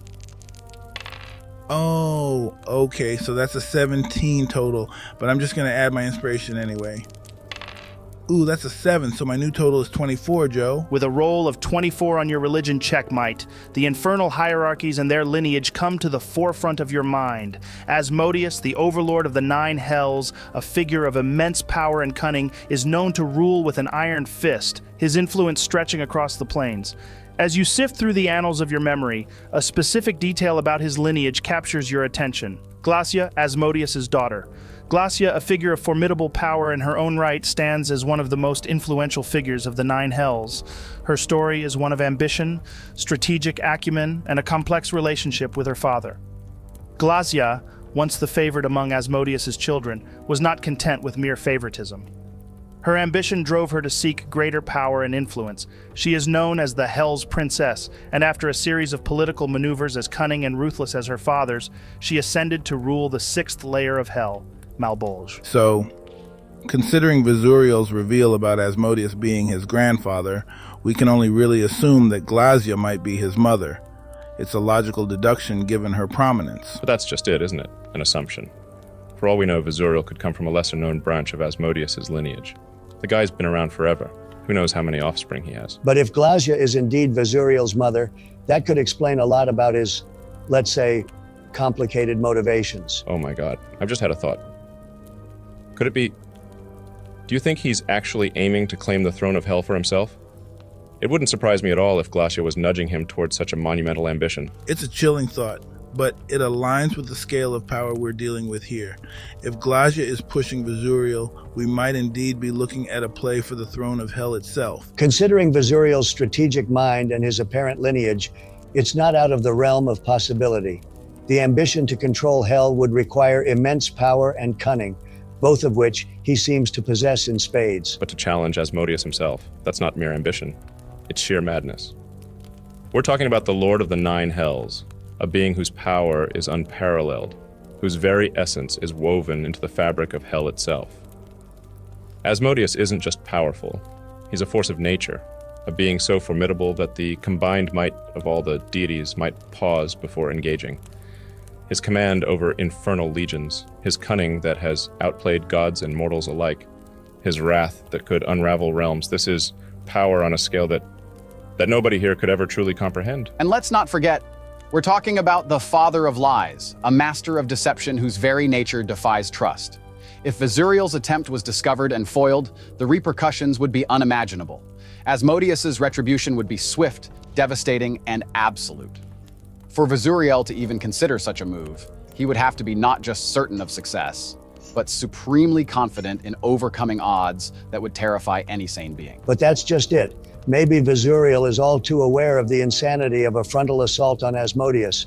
It's not just ambition, it's a calculated gamble with the highest stakes.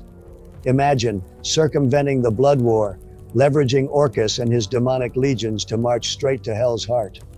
Or perhaps more cunningly, enticing Asmodeus himself into the mortal realm. So where does Vecna fit into this grand scheme? Well, an army of the undead, under his command, could serve as the perfect distraction, or a formidable force to weaken Asmodeus' defenses. We're just assuming a lot of things here, though. There's no real point thinking too much into everything right now, when there's a high chance we're just totally wrong anyway. Yeah, and even if that was all right, there's literally nothing we could even think about doing against it. Our best bet is to just ignore all that for now, and focus on the task at hand, the Goblin Camp. So what's the plan? Are we still aiming for an insurrection? Yeah, it seems our best shot. Disrupting the Goblin Camp from within could minimize casualties on both sides. Precisely. If we can sow enough doubt among the ranks, we can turn them against Snagglegut without a direct confrontation. It's about leveraging their trust, or lack thereof. I say, we give them a reason to doubt Snagglegut's leadership. A few whispers in the right ears might just do the trick. But what would we be whispering? And whose ears would we be whispering them into? What if I transform myself into Elder Rattlebone? All right, then what? I could start by telling a few key figures that Snagglegut no longer has the best interests of the Horde at heart, and we are replacing him with Gubba. I like it. Let's roll with that plan. By all accounts, Rattlebone should be trapped in the Underdark. Well, at least for a little while longer. We know she had access to plane shift, but I'm pretty sure the only way she could use that to get to us is if she went to another plane of existence first, then used it again to come back here. And that will buy us another day at least, I think. Yeah, you've got a point, but she might try hoofing it back here on her own, but that's a big if right there. And the Underdark's a huge place. For all we know, that teleportation circle we used to get there could be miles upon miles away from anywhere close to us, rather than just straight down beneath our feet. And you're right about the plane shift. If she's got to hop between planes to get back to this camp, that's not only going to chew up time, but also a hefty amount of her resources. So, yeah, it seems like you could be right there, Tronald. We might just have a window of opportunity here, a day's grace, give or take, before she could even think about throwing a wrench in our works. But let's be quick about it. The last thing we need is for her to burst back in here when we're in the middle of all this and catch us with our guards down. So we just need to make sure we're quick about it then. Oh, damn. So we're actually doing this then? But what if one of them big brutes decides Gobber's not fit to lead and wants to squash me like a bug? and Snagglegut. If he gets even a sniff of this, he might come barreling down himself or send his nastiest to do the job. Oh, don't go telling me that you're starting to get cold feet now, Gubba. No, not cold feet. It's just scary, you know? All this talk about taking over, leading a revolt. It's been nothing but words up till now. But standing here, on the brink of actually doing it, can't help but worry they're gonna kill me, one way or another.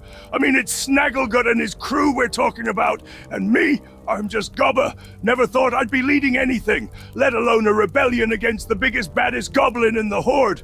I ain't backing down. Don't you worry about that. It's just, the closer we get to doing this, the more real it all feels. And that realness, it's terrifying. That's not going to happen, Gubba. You're going to be with us at all times, and if he or anyone else wants to get to you, they're going to have to go through me. They're going to have to get through us. We've got your back every step of the way. Thanks, Boss Tronald. Look, Gubba, when we first stumbled across you, we might have pegged you as just another goblin caught up in the chaos. But you, through every word and action since then, have completely turned that notion on its head. You've shown us, not just told us, that you're cut from a different cloth. You've got a heart that wants what's best for your people. And that, my friend, sets you apart, elevates you beyond the rest. That alone makes you a leader more genuine and worthy than Snagglegut or any of his cronies could ever dream of being. It's not about the might of the sword or the fear you can instill. It's about the vision you have for a better tomorrow for your kin. And that vision, it's what's going to rally them to your side. You're not just aiming to overthrow Snagglegut for the sake of power. You're doing it because you see a path to a brighter future for your horde. And that, Gubba, is what truly makes a leader. Gubba, listen up. You need to sort your confidence out right fucking now. Ain't none of them gonna believe in you if you don't start believing in yourself. It's as simple as that. And we need to get you some new drip. Seriously, you're gonna want to look the part. Can't have a future goblin chief looking like he's been rummaging through the leftovers, now can we? Oh, and let's not forget, Tronald's already set you on the path to becoming a great wizard goblin. You've got magic in your fingertips, and with a bit of practice, who knows how far you'll go. Between all of your words of encouragement, Gubba seems to undergo a remarkable transformation. The apprehension and worry that once clouded his demeanor have been swept away, replaced by a newfound sense of determination and positivity. He stands tall, as his eyes alight with purpose and enthusiasm. All right, you lot got Gubba all fired up now. I'm ready to take on the world I am. So, what's the game plan, eh? Where do we start with this grand scheme of ours? We're gonna spruce Gubba up first. Get me some proper chief-like drip. Gotta look the part if I'm gonna be the big boss, don't I? Or are we diving straight into the sneaky bits? Starting those whispers, stirring the pot a bit? Just point me where you need me. Let's go get you some new clothes first. It shouldn't take us long. Then we can head back here and start bringing certain members of the camp back one by one. All right, Joe. So I guess we all head out of Elder Rattlebone's hut and towards a trader of some kind, assuming they have any traders here. Roll me an investigation check, whoever is taking the lead on this, just to see how quickly you can find what you're looking for. Sweet. So that's an 18 total, Joe. I want to cast Disguise Self now, Joe. Transforming myself into Elder Rattlebone. Are you sure you want to do that now? I mean, how long does it even last? I've got to do it now, man. I mean, there's a bunch of goblins and whatnot that have most likely figured out I escaped and are searching for me. So, if I wasn't going to disguise myself as Rattlebone, I'd need to do it as someone else. But what's the point of doing it as someone else? Might as well give our group some clout when we're walking around camp. That's true. And I suppose having her presence around us won't hurt. Exactly. All right, guys, you make your way out of Elder Rattlebone's hut.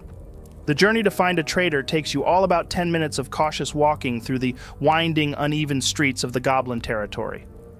As you progress, the local denizens, goblins, ogres, and other creatures of dubious nature cast curious glances your way. Their stares linger, filled with a blend of suspicion and opportunistic calculation, as if debating the risk and reward of confronting your group. Some of the bolder ones even seem to size you up, contemplating whether you'd make a good meal. That is, until their eyes land on the figure of Elder Rattlebone walking among you. The effect is immediate and pronounced. Eyes widen in recognition or fear, and those who were once boldly assessing you now hastily divert their attention elsewhere, giving your group a wide berth. Their earlier contemplation of engaging with you vanishes, replaced by an eagerness to distance themselves as much as possible from the infamous Elder Rattlebone. Whispers ripple through the crowd, spreading the word of your presence and the powerful, feared figure in your midst. Finally, you arrive at what appears to be a merchant's setup. The merchant, a goblin with a sharp eye and an even sharper grin, operates out of a stall that is a chaotic amalgamation of goods and trinkets. Items of dubious origin and questionable utility hang from every available space. This goblin merchant, clad in an assortment of mismatched garments that speak more to necessity than fashion, surveys you with a keen interest, his gaze lingering on Elder Rattlebone with a mix of respect and fear. Hey there, do you have any fancy garments available? We're looking to outfit our friend here. And I point towards Gubba. The goblin trader, rubbing his hands together, replies with a sly grin. Plenty, plenty. What exactly are you looking for? Hey, Gubba, what are your favorite colors? Gubba thinks for a moment before his face lights up. You know, I've always fancied red and black, like the fiercest fire burning through the darkest night. All right, cool. So, have you got any fearsome-looking wizard robes in red and black? Something that would make Gubba here stand out? The trader raises an eyebrow, his curiosity piqued. Fearsome wizard robes for little old Gubba? Why's he need something so grand? Before anyone can respond, I jump into the conversation as Elder Rattlebone. That's none of your concern. Bring forth what we ask for, no more, no less. Unless you're truly interested in our affairs, in which case perhaps you'd like an invitation back to my abode to discover firsthand. Oh, damn. Give me an intimidation check, Mike. Does he get any advantage seeing as he's disguised as Rattlebone? You know what? Sure, I'll give you advantage on it. I rolled an 18, so that's a 27 total. Holy crap, dude. Your modifier is a +9? Yeah, because of my expertise. Although, I do wonder if there is a Withers in this world. I feel like my stats are a bit whack. A respec would be cool. What do you say, Joe? I say that you'd have no way of knowing that, and even if it was possible, it certainly wouldn't be as easy as paying some dude 100 gold pieces. Oh, well, it was just a thought. Anyway, the trader, visibly unsettled, scrambles to comply. Yes, of course, red and black wizard robes, fearsome and fitting for our distinguished goblin friend Gubba. One moment. He begins quickly sorting through his merchandise to accommodate the request. After a tense few moments filled with the rustling of fabrics and the trader's muttered contemplations, he emerges from the depths of his collection with a garment that immediately draws all eyes. The robes he lays before you are nothing short of magnificent. Crafted from a luxurious material that seems to drink in the light, its red hue vibrant like the heart of a flame, bordered with black as deep and absorbing as the void itself. These beauties came into my possession in a manner most extraordinary. You see, Snagglegut himself encountered a wizard, and the poor fucker was all out of spellsies, completely defenseless. Couldn't do much but stand there as he met his unfortunate end. The trader shakes his head, a mock solemnity in his expression. Snagglegut, not one for the finer things, didn't see the value in these robes, but I, with my discerning eye, recognized their worth immediately. Bought them off him for a mere 150 gold pieces. He spreads the robes out for better viewing. And now, Elder Rattlebone, I offer them to you for the very same price, 150 gold for robes that could make any goblin, or anyone for that matter, look fearsome and commanding. The robes themselves are a masterpiece of tailoring, the red fabric rich and vibrant, alive with an inner fire. The black trim and lining provide a striking contrast, evoking shadows that dance and flicker. What truly sets the garment apart, however, is the exquisite dragon embossment that adorns the back and sleeves. Crafted with astonishing detail, the dragon's scales shimmer with a subtle iridescence as its eyes gleam with a lifelike ferocity. The creature seems poised to leap from the very fabric. What do you think then, Gubba? Do you like them? Gubba's eyes widen in awe as the trader unveils the robes, his gaze tracing over the intricate details with an almost reverent admiration. I loves them. Look at them. The way the red and black swirl together, like fire and smoke dancing in the night. And these dragon embossments, they're fierce, they are. Makes me feel like I could take on the world.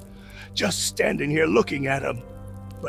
But I don't have that kind of gold to splash. Never had much use for gold. Not until now, that is. Something like this, it's worth every coin, sure. But Gubba's pockets aren't exactly overflowing. Well, we're going to get them for you, so don't worry about not being able to afford them. Damn. I've never seen Tronald so eager to splash his money for someone else before. Well, I did say that we were going to get them, not me. We can take it out of the group stash. Of course. Oh my dearie, you're wanting to charge me for them? And here I thought, given our unique relationship, you'd be ever so happy to assist me in our little endeavor. Roll an intimidation check for me, Mite. With advantage again? No, not this time. Whilst he is still very much afraid, a traitor is a traitor, and gold is gold. Oh damn, so I rolled a 4. So that's a 13 total. Why did you have to try push your luck, man? The traitor, clearly nervous but trying to hold his ground, responds with a cautious respect. Well, Elder Rattlebone, it's not that I wouldn't want to help truly, it's just, well, these robes, they're a rare find. Cost me a pretty penny, they did. I'm just looking to get what I paid for them is all. Oh, I'm just pulling your leg, my sweet. I wouldn't dream of strong-arming you out of your hard-earned gold. It's refreshing to see a goblin with such dedication to his craft and commerce. A rare gem you are.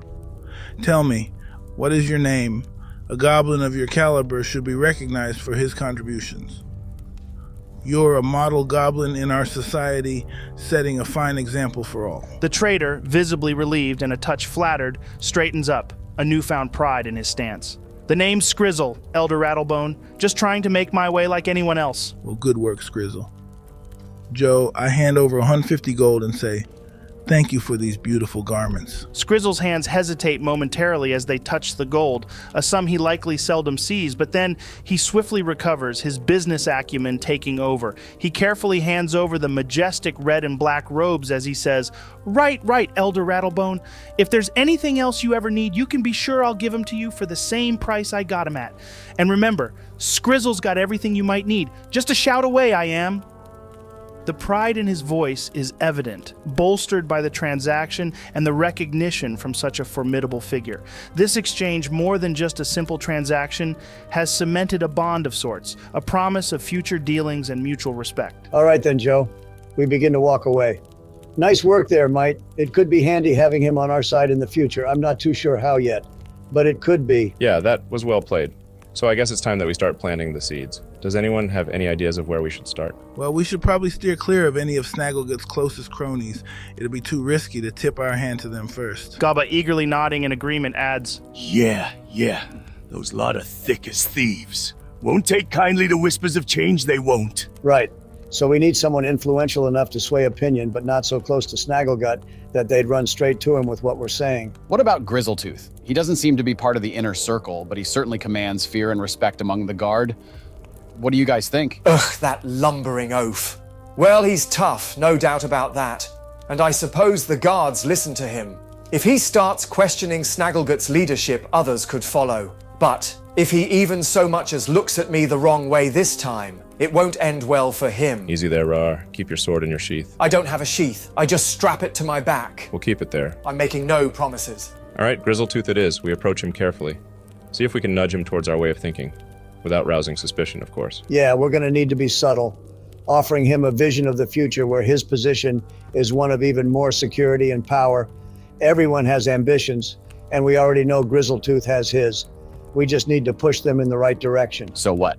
The plan's just to walk up to him and start telling him all this in the open? No, we approach him, or should I say, Might will approach him as Elder Rattlebone, telling him that she wishes to speak to him privately in her abode. He won't refuse, and it will get him out of reach from prying eyes and ears. Yeah, that sounds good to me. All right then, Joe.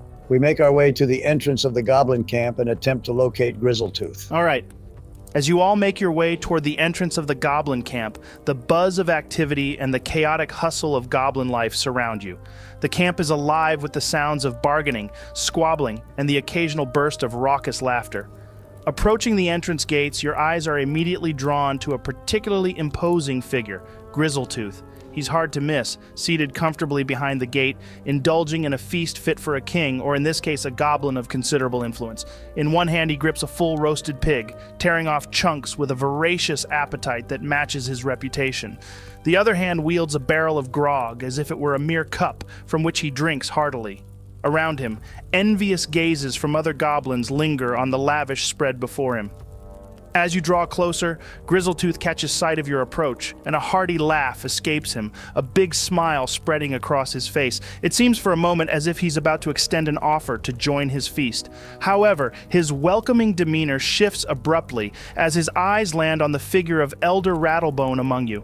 With a clumsiness that belies his earlier confidence, Grizzletooth attempts to conceal the roasted pig, awkwardly trying to hide it behind him while simultaneously placing the barrel of grog on the ground with a thud.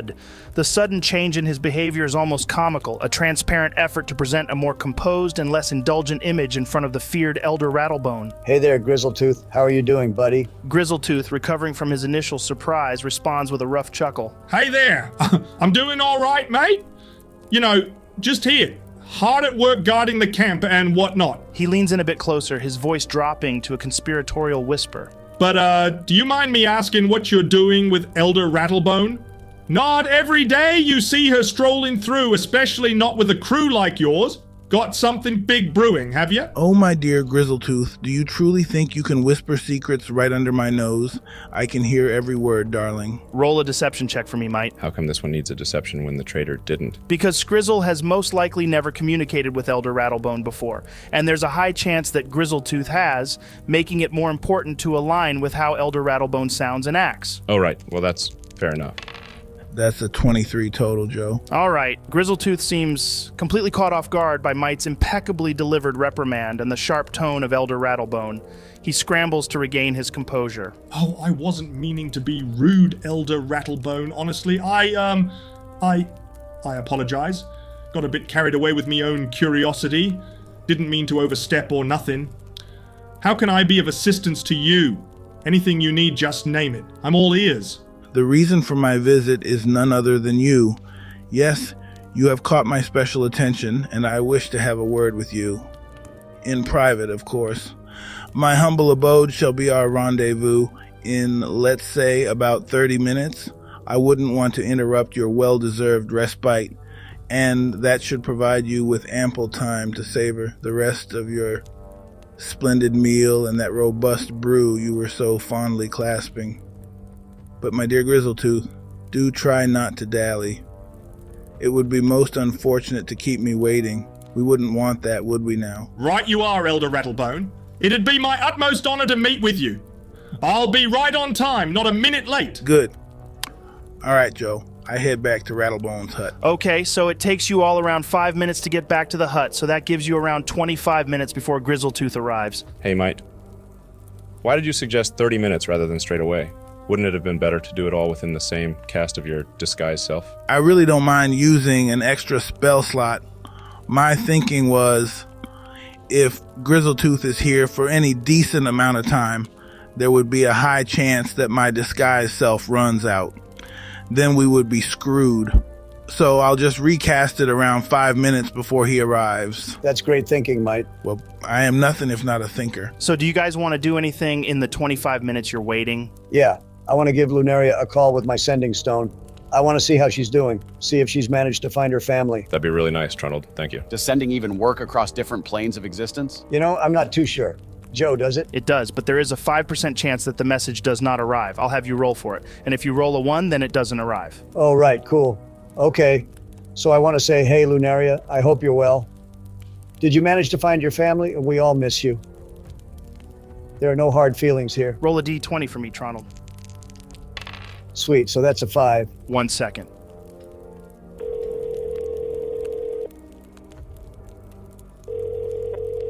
Hello? Hey, Emilia, are you watching the stream right now? Yeah, I am. So do you want to reply to Tronald's sending spell? Ooh, yeah, sure. All right.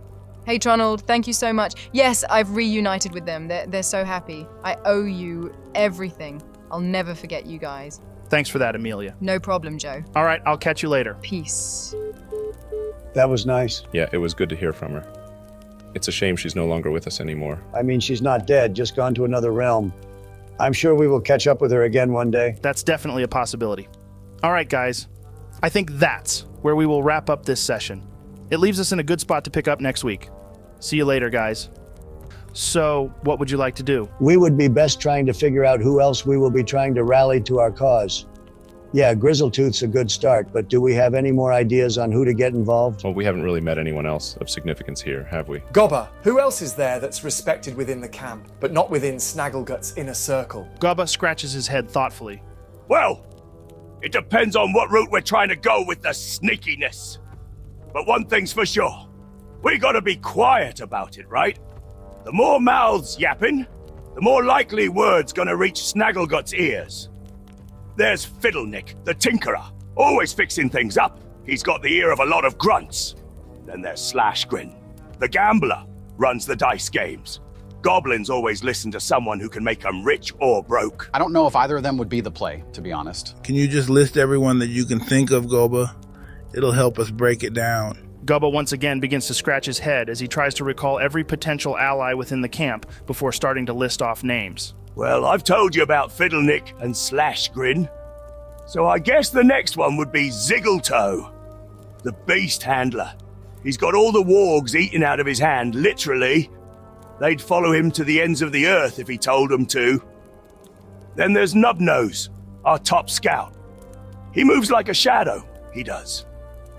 And can't forget Scab, a shaman. She was never as respected as Rattlebone, but her potions and charms? Worth their weight in gold before a fight. She ain't cozy with Snagglegut, mainly 'cause she's always been overlooked. But the others listen when she speaks.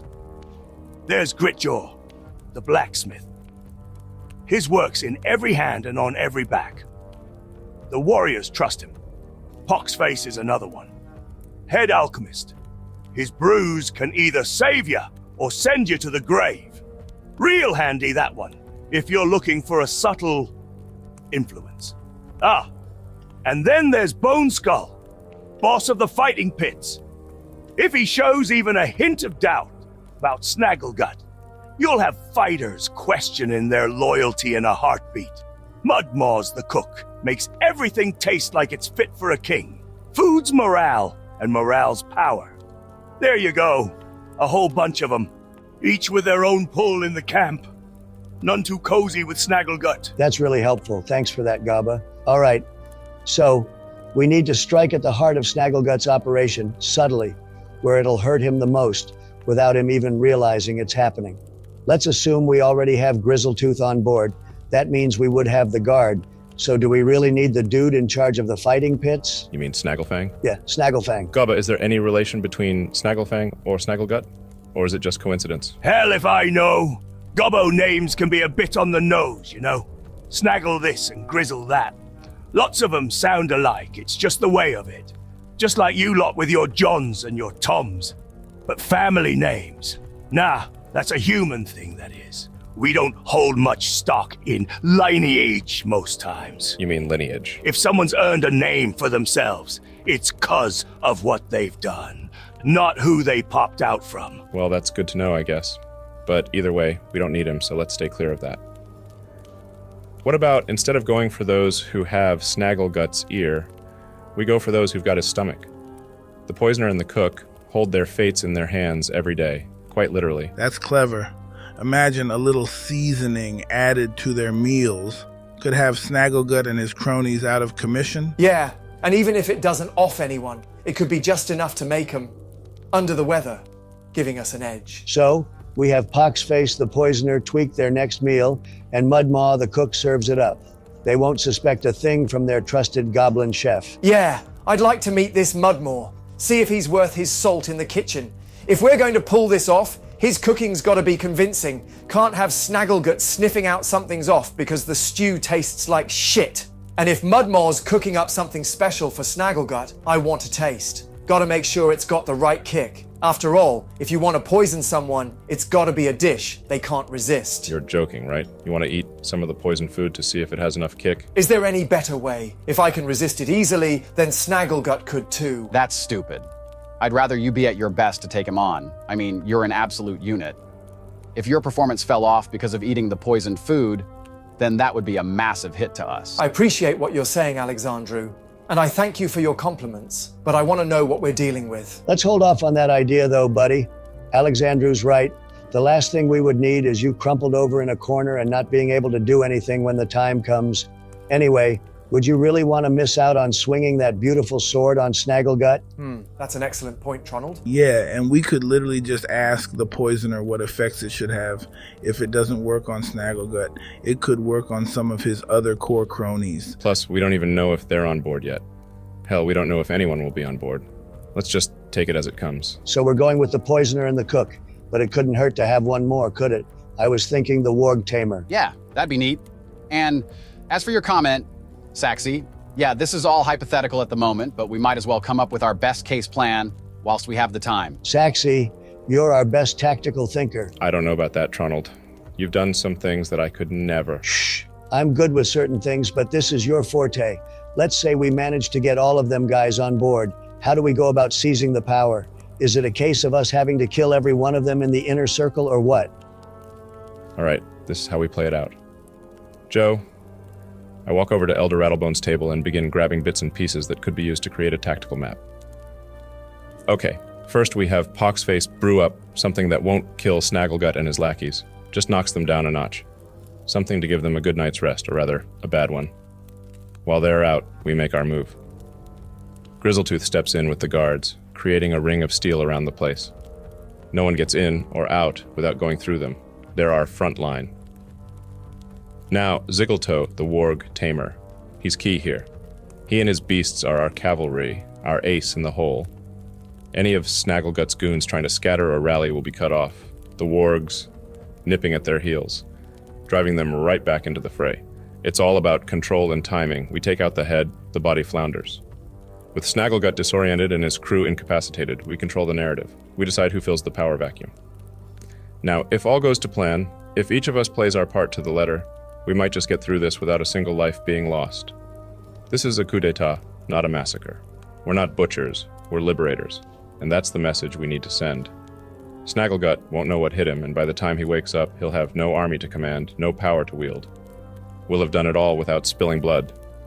That's how you inspire a change in leadership. That's how you win hearts and minds. What? So no fighting? But I wanna... There could absolutely be a time for that. But Saxy's right. The less blood we spill, the more convincing Gobba's narrative will be. Gotta say, that's a plan and a half. Clever. Like, really clever. But you really think Snagglegut's just gonna roll over and hand over the reins? The bloke's as stubborn as he is mean. I mean, I likes the idea of doing this all quiet like, no fuss, no muss. But Snagglegut, he's a fighter. He is. Ain't likely to take kindly to waking up with the rug pulled out from under him. Well, when it comes down to it, that choice will rest squarely on Snagglegut's shoulders, or more precisely, whether he wishes to keep his head upon them. If all unfolds according to our design, he'll find himself standing alone, stripped of his command, with his cronies incapacitated. At that juncture, it's a simple decision. Relinquish power and live to skulk another day, or face Raarh. And well, we all know Raarh isn't known for his gentle touch. This is true. All right, guys, it's probably getting close to Grizzletooth arriving. Joe, how long do we have? I'd say you have a couple of minutes, tops. Well, in that case, I cast Disguise Self on myself, transforming into Elder Rattlebone once more. Then we wait. All right, guys. The room grows tense with anticipation as Might weaves the magic of his spell, his form shimmering and shifting until the imposing figure of Elder Rattlebone stands before the group once more. The transformation is seamless, leaving no trace of Might behind, only the fearsome visage of the goblin camp's dreaded mage. With the disguise in place, the atmosphere within Elder Rattlebone's hut becomes charged with a silent electric energy. Time seems to slow, the only sounds being the occasional shift of weight from one foot to another, the soft, steady breathing of your companions, and the distant, muffled noises of the goblin camp life carrying on, oblivious to the scheme unfolding within these walls. All of you occupy yourself with your own thoughts, running through the plan once more in your mind, rehearsing your roles and anticipating potential snags alongside their solutions. As minutes tick by, the suspense builds. You exchange glances, nods of reassurance and determination. Then, breaking the stillness, a knock at the door slices through the tension like a knife. It's firm, deliberate, and heavy. Grizzletooth has arrived. For a moment, you all share a collective pause. A final breath before reaching the point of no return. All right, Joe, I want to call out as ominously as I can. Come in my suite. The anticipation in the room thickens like fog. The door, barely sufficient to frame his massive form, creaks ominously under the strain as Grizzletooth stoops low to enter. His vast bulk dwarfs the doorway, and with a careless shift, part of the frame gives way under his immense weight, splintering with a sharp crack that slices through the tense silence. Grizzletooth halts, a look of alarm flashing across his features, as beads of sweat glisten on his furrowed brow. The ogre, known for his formidable presence on the front gates, now seems almost comically out of place within the confines of the hut. He glances around nervously, acutely aware of every eye upon him and the damage he's inadvertently caused. Oh, bugger. You know, I'm really sorry about that. Didn't mean to at all, honestly. His gaze begins darting about as if seeking some way to mend the broken doorway with sheer will. I'm just a bit, I'm just a bit oversized for these sorts of dwellings, aren't I? Wasn't quite expecting the, architectural resilience to be quite so lacking, Ha! He tries to joke, though the nervous laugh that follows does little to mask his unease. Wasn't sure what to expect coming here with Elder Rattlebone calling and all. Got the old nerves jittering. Not that I'm scared, you understand. More like intensely respectful of the, gravitas of the, situation. Shall I stop talking now? My dear Grizzletooth, in this humble dwelling of mine, your words are as welcome as the dawn. Speak, laugh, question. Here you are not merely a visitor, but an esteemed guest. Consider my home as yours, if only for the span of our conversation. He wobbles in a bit further, but the nervousness on his face is not fading. Please do be at ease. I am more than aware of the stories that whisper through the shadows of these walls, tales of fear, of untold secrets. Yes, my abode does indeed have a certain, let's call it a distinguished reputation. But let those tales not trouble your heart, for tonight you are under my protection. No harm shall befall you here. At least, not while our interests align. Well, I know a thing or two about, things. And if those things can help you with your things, then, things are good, right? What did you have in mind? Well, it pains me to see how poorly you and the rest of the camp are being treated. There's no true way to climb the ranks, is there? Goblins and ogres alike, dying at the whim of a leader who sees you as expendable. It's a system designed to keep you down. I believe it's time for a change, don't you? You know, you're not wrong there. Been guarding these gates for years, watching good lads get sent off to their doom. And for what? So Snagglegut can build his stockpile of treasures up even higher. A pat on the back if you're lucky? It's a load of crap. So you're suggesting change? Exactly, my dear. You have potential, untapped and wasted at these gates. Imagine a camp where merit and valor decide your standing, where your strength and wisdom could truly be recognized. We can create that reality, Grizzletooth, but only if we stand together against the tyranny that holds us back. The massive ogre shifts his weight from one foot to the other. For a moment, there's a glimmer of something like eagerness in his eyes, his massive hands coming together in a rub of anticipation, as if the very notion of change sparks a flame within him. However, as quickly as it arrives, the eager light in his eyes dims, replaced by a shadow of doubt and concern. His brows furrow, and the earlier warmth in his demeanor chills over with a frost of suspicion. Hang on a tick. Ain't you and Snagglegut thick as thieves? Always thought you two were cut from the same cloth. This isn't some sort of trick, is it? Because I've seen what happens to those who cross Snagglegut, and I'm not keen on ending up as warg feed. It's true that Snagglegut and I have had our, let's call them, collaborations in the past. But dearie, even the strongest of bonds can fray when one party's ambition goes wayward. Snagglegut's grip on power has choked the life from this camp. It's a reign of fear, not respect. You see, my alignment with him was never out of loyalty, but necessity. And now, necessity dictates a change. Give me a deception check, Mite. That's a 23 total. Grizzletooth mulls over your words, Mite, the initial skepticism slowly giving way to contemplation. All right. If what you're spinning is the truth, If you're fair dinkum about flipping the script on this whole operation, then yeah, count me bloody in.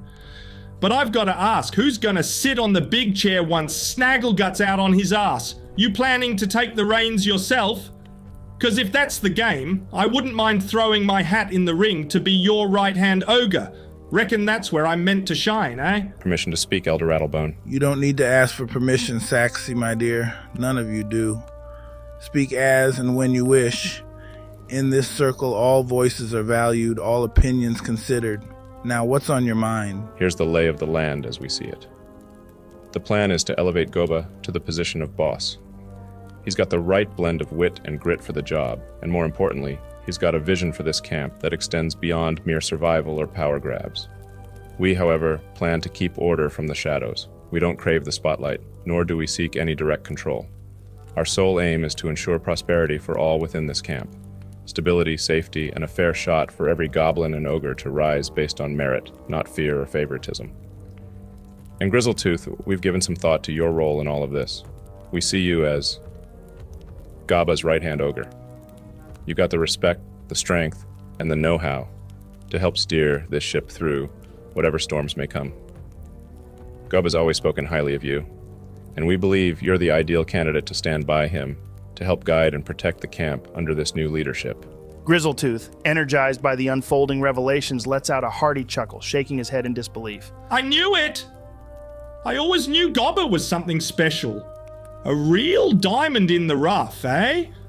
But wait just a bloomin' minute here. You lot aren't actually Gobba's underlings, are ya? Pulling strings from behind the scenes like puppet masters, yeah? This whole scheme, it's been simmering on the back burner for a while now, hasn't it? Crafty, very crafty indeed. And you... He turns his attention fully towards Might, still disguised as Elder Rattlebone. Did you orchestrate this whole dance? Sent Gobba out into the wilds to fetch these fine folks, all to stage this grand performance? Because if that's the case, then you're even more cunning than I thought. And I mean that as the highest of compliments. To think, all this time, Gobba's been the linchpin in a plot to topple Snagglegut. It's genius, pure genius. Exactly. You're just as sharp as Gaba has told us. So, if you're fully on board, would you like to hear the plan? Grizzletooth's laughter fills the room. Yeah, I'm in. If Gobba's to be the new head honcho, and you lot are his shadowy council, then I'm all too chuffed to throw in with you. Let's hear it then. How are we going about this? All right, Grizzletooth, here's how we're going to play it. First up, we need you to rally the guards. Get them on our side. We're counting on your influence to sway them towards our cause. It's crucial they stand with us when the time comes. Mudmaw, the cook, and Poxface, the master of poisons, have a key part to play. They'll be concocting a sleeping draft.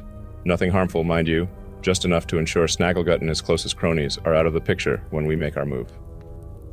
This will be discreetly added to their evening meal. Now, as the sun dips below the horizon and night cloaks the camp, that's when you, along with the guards now loyal to our cause, will encircle their keep. Your job is to ensure that nobody gets in or out. It's a blockade, a show of force that tells Snagglegut his time is up without spilling a drop of blood. Meanwhile, Ziggletoe, the Wargmaster, will be mobilizing his beasts.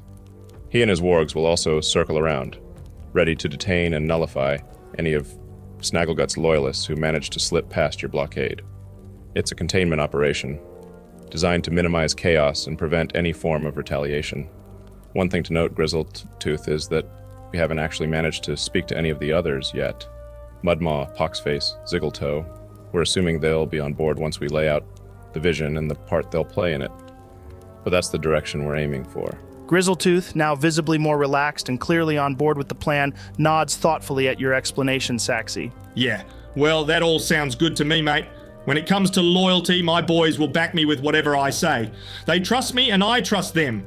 It's as solid as that. He pauses for a second, scratching his chin as if a new thought just struck him. Just a thought. But if I'm to be the right-hand man of the boss when this is all said and done, do you reckon it might be a good idea for me to have a chat with Mudmaw, Poxface, and Ziggletoe myself? I'm on good terms with them. Could lay out the plan, share a bit of the vision and whatnot, try to convince them over. Yeah, well, that would be brilliant if you feel comfortable doing that. It keeps things more discreet. If word got around camp that Elder Rattlebone's been taking notable figures back to her abode one by one, people might start asking questions. Exactly. Discretion is key here. Grizzletooth speaking to them directly not only lends credibility to our cause, but also minimizes the risk of raising alarm. It's a smart play. Oh, thanks for that, mechanical man. Indeed. Your rapport with them could make all the difference, Grizzletooth, my dear. Convincing them individually, in an environment where they feel secure, might just sway them to our side without attracting undue attention. Plus, it allows us to gauge their reactions in a more controlled setting. If any of them have reservations or doubts, it's better to address those one-on-one. We can't afford any leaks or dissent at this stage. Yep, the less chatter there is about meetings with Elder Rattlebone, the better. Meeting back at the gate to get an update sounds like a good plan. As for if they're not on board, well, we will need to reassess our approach. It doesn't spell the end of our plans, but it does mean we'll have to be even more cautious moving forward. Grizzletooth shifts his weight, a practical gleam in his eye. Let's just cut to the nitty-gritty. There's camp scuffles all the time. Goblins fighting and dying all the time. It's the way of life around here. Now, if during our little chat, it looks like they're not going to be on board with our plan, and might go squealing to Snagglegut, want me to end them there and then? I'm not sure about that. Yes, if they look like they're gonna rat us out, then do what must be done. We've got to think of the camp as a whole. One or two individuals can't be the reason for everything falling apart. Agreed. But only as a last resort, Grizzletooth. We're going through with this to try and make this camp thrive, not lose more lives. Right, got it. Only if we're backed into a corner then. Alrighty, I'm off to chew the fat with them now. Catch you lot in a few hours, yeah? And with that, Grizzletooth makes his way to the exit. Sweet. He's gone now, right? Yeah, he's gone. Well, all in all, I think that went pretty well. Wait a second. What if he was bullshitting us? None of us actually tried to determine whether he was being truthful. That's a very disturbing thought. If that was the case, it's pretty much too late for us to do anything now. We've just got to trust in him. I don't see him turning his back on us. Not only did he look terrified of Rattlebone, but the idea of more power for him and a better camp life in general seemed to appeal to him quite a bit. Yeah, that's a fair assessment. So what are we doing for the next few hours then? We lay low. There's nothing else we really need to do now, assuming Grizzletooth holds up his end. I guess we just prepare ourselves. All right then. Over the next few hours, I'm just going to spend some time with Gaba, asking him a few questions about leadership, training with his spells and whatnot, just to fill the time. I'm going to clean and sharpen my sword. I know it's not the plan to use it, but I want him looking his best if it comes to that. Him? Since when did your sword get a gender, Raarh? What's next? You going to start taking it out for dinner? So, what's his name then? Swordy McSwordface? I didn't know you were a sword whisperer. I suppose it makes sense in a way.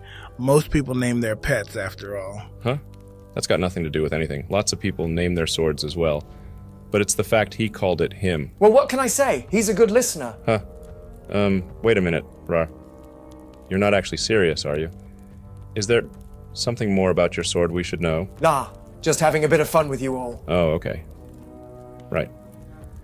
Anyway, I'm just gonna make sure my armor is up to scratch, Joe. Clean it out and whatnot. All right, guys, you all find ways to pass the anxious hours before your rendezvous with Grizzletooth.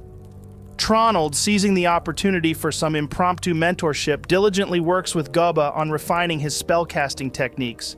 The room occasionally lights up with the glow of magical energy, each successful spell a testament to Goba's growing prowess. However, not all attempts go as planned. At one point, an errant spell from Goba's enthusiastic hands sends a spark flying into a pile of dried herbs, resulting in a brief but startling blaze. The fire, quickly extinguished by a well-placed douse of magic from Tronald, leaves behind a charred reminder of the fine line between control and chaos. Saxy dedicates himself to the care of his armor, each piece receiving a meticulous polish. The sight of him engrossed in his task is a portrait of dedication, unflinching even as the sudden flare-up from Goba's misfire adds unexpected excitement to the afternoon. Meanwhile, Raarh finds solace in the steady rhythm of sharpening his sword. The scrape of metal against stone only interrupted briefly by the commotion caused by Goba's fiery mishap. As the hours slip by, the clinking of armor and the steady rhythm of Raarh's sharpening, the moment to depart draws inexorably closer. Before you know it, the appointed time has arrived, and a shared look among you confirms it's time to venture out and meet Grizzletooth. It's time, guys. So, are we all going to meet him, or what? Well, Might should stay here for now, alongside someone else. Then, the rest of us can go and meet Grizzletooth. Well, if you're planning on going and meeting him, Saxy, I'll come with you. Okay, sweet. You two aren't going anywhere without me. What if someone tries to pull something and I ain't there to protect you? So I'll stay here and cat sit then. Great. If all goes to plan, we shouldn't be long. Just crossing the T's and dotting the I's. All right then, Joe. We make our way out of here and towards the front gates. We will be taking Gaba with us. Okay then. With Goba in tow, you all make your way out of Elder Rattlebone's hut towards the front gates of the camp. The atmosphere outside is palpably different. While not eerily silent, the usual cacophony of raucous laughter, clattering mugs, and the rough and tumble of goblin life is conspicuously subdued. This quiet, while not alarming, is unusual enough to note. As you navigate through the camp's winding paths, the reason for this change slowly becomes apparent. At first, it's just a lone goblin, pausing in his task to give you a subtle nod of recognition, his gaze lingering with a mix of curiosity and something akin to respect. Then it happens again and again. Each encounter, each nod, reinforces the sensation that word has begun to spread, not through the grapevine of gossip and rumors, but through the selective sharing of a grander vision. After a few minutes of walking, you come across Grizzletooth. The large ogre, typically a beacon of joviality and unchecked laughter, presents a markedly different demeanor. Positioned at his usual post by the camp's entrance, his gaze is turned inward, surveying the camp with an intensity that belies his usual carefree nature.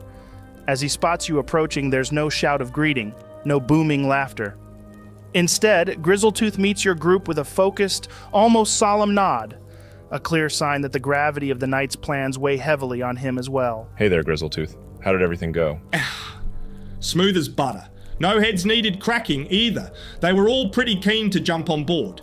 Didn't have to flex the muscles too much, just laid out the vision, you know? Promised them positions within the inner circle and a fair share of Snagglegut's hoard. That caught their attention. But more than that, I think they're genuinely excited about the change, about doing things differently around here. What time is it now, Joe? It's around 3 in the afternoon. All right, okay. What time does Snagglegut usually eat? Well, the camp usually gathers for grub about 2 hours from now. That's when Snagglegut likes to have his feast, right as the evening starts to settle in. Gives him time to lord over everyone, make his rounds, you know? That's brilliant work, by the way, Grizzletooth. We will need to get ahead of the ball here and make sure that nobody who's involved in this plot tonight eats anything. Oh, I've already sorted all of that. All of my lads know to chuck the food away discreetly or just not get anything at all. He chuckles lightly, recalling the reaction to his orders. They were a little bit disgruntled by the idea, mind you. Nobody likes the thought of skipping a meal. But I promised them a feast fit for a king come the morn. Told them this one night of empty bellies will be worth it when we're scooping up Snagglegut's hoard and toasting to a new era. That perked them right up. You've gone above and beyond, Grizzletooth. Absolutely. You've handled this brilliantly. By the way, did Poxface give any indication how long it'd take for the sleeping draft to kick in? Timing is going to be critical for us to coordinate our next moves seamlessly. Grizzletooth nods, recalling the details provided by the camp's poisoner. Yeah, Poxface mentioned it'd be around 30 minutes before they started feeling super tired. Then, over the next 30 minutes, if they weren't already asleep, they'd just collapse on the spot. Said he's made it strong enough to ensure no one's fighting off its effects. As long as they get a good dose with their meal, we're set. Is that it then? Is everything in order? I'm a little bit disappointed I never got to meet the cook though. Don't you worry about that, mate. You'll have plenty of time to meet Mudmore tonight. Evening feasts are always a big occasion around here. All the gobbos from the camp gather, drink, eat, gamble, fight, and party. It's a right laugh, it is. A real showcase of goblin culture at its finest, if I do say so myself. That is, if you plan on coming to it, probably be a good idea, yeah? Show the lads that you're out here putting your neck on the line, same as them. Plus, Mudmore's a character. You'll like him. We will see about that. All right then. So it looks like we will have a little goblin party to go to tonight then. Should be fun. I've never actually partied with this many gobbos before. Oh, mate, you're in for a wild ride. Gobbo parties? There's something else. Imagine the rowdiest, most chaotic mess you can, then add in some explosive mushrooms, a dash of firewater, and you're halfway there. Just a week or two ago, right? We had this party, right? And I kid you not, it ended up in a full-on brawl over who could eat the most fire beetles. Raarh. And just when you think it can't get any more bonkers, in comes Tinkertail, riding a barrel down the hill straight into the bloody campfire. The barrel explodes, right? sends mushrooms flying everywhere, half the camp seeing colors for the next 2 days, and Tinkertail, he emerges from the smoke, singed but triumphant, declares himself the king of fire beetles, and passes out on the bloody spot. What the fuck? The moral of the story, never underestimate a gobbo's capacity for mayhem, or their ability to turn anything into a competition. Tonight's gonna be one to remember, just you wait. Indeed it is. All right then, Grizzletooth. We're going to head back to Elder Rattlebone and let her know that everything is ready to go. We will come back here as soon as we finish telling her, then we can get this party started. All right, guys. As the feast looms closer and the daylight begins to wane, casting long shadows across the camp, what would you like to do? Well, assuming we have rendezvoused with the rest of the group, we should all probably head to the main square of the camp. You haven't even told us how it went yet. Is it all going ahead as planned? Did Grizzletooth get everyone on board? Yeah, the plan is set. All that's left for us to do now is show our faces to make sure that they don't lose their nerve. The only problem I see is that Might will have to dip out every hour to recast his disguised self. Do you have enough spell slots for the night, Might? Yeah, that shouldn't be a problem. I'll probably just disappear for a minute or two at the 55-minute mark of every cast. All right then, let's head to the main area because I'm starving. Raarh, you're not eating a thing, remember? Oh yeah, right. Come on, man, don't be slipping up and doing something stupid. Drink as much as you want. We know you have the constitution for that. But no food. Do you hear me? No food. Yeah, I heard you the first time. Okay, Joe, I'm going to cast Disguise Self, so I retake the form of Elder Rattlebone. Then we can make our way to the square. Okay, then.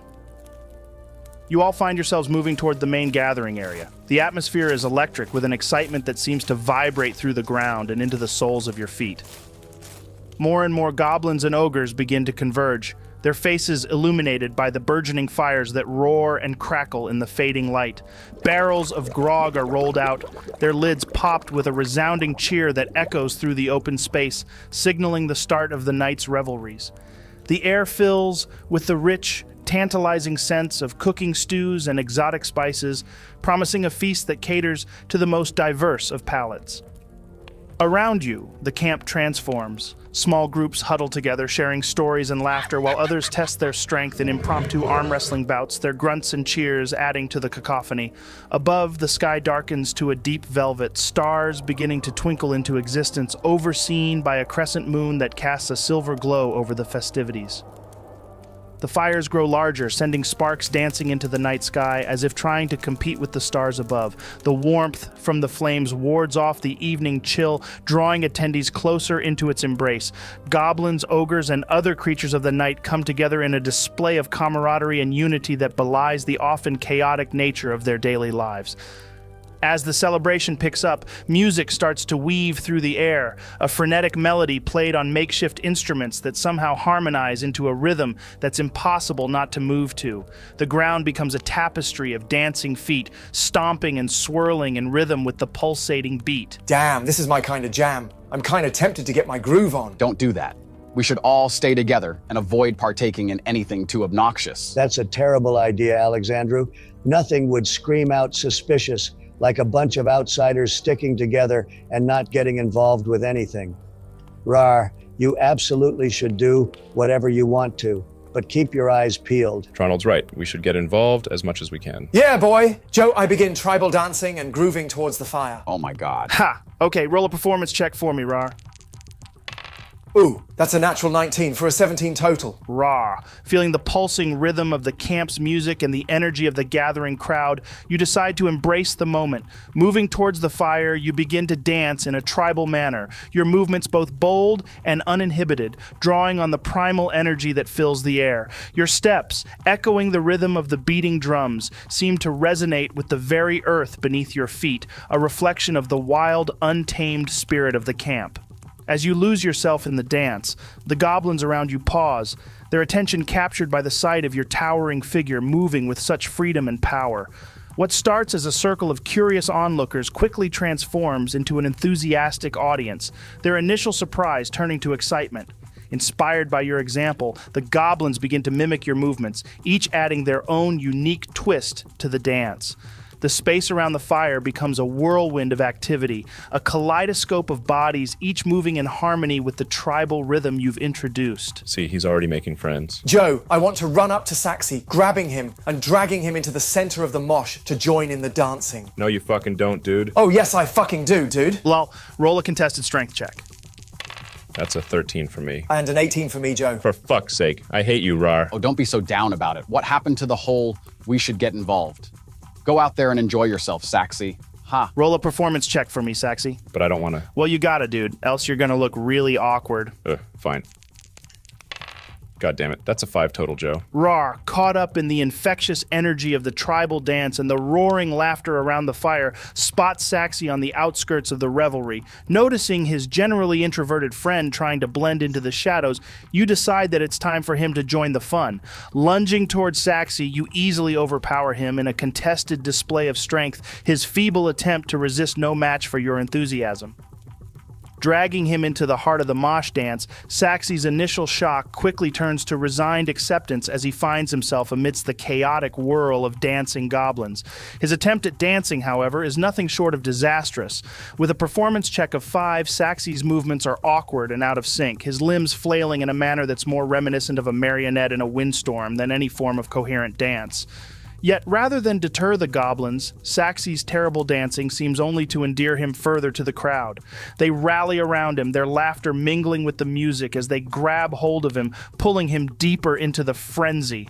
A group of particularly spirited goblins, seizing the moment for what it is, hoists Saxy into the air and begins to spin him around above their heads. Put me down this instant. The scene is comically absurd, Saxy's bewildered expression and flailing limbs only adding to the spectacle. Ha! Well, it seems like he's having fun.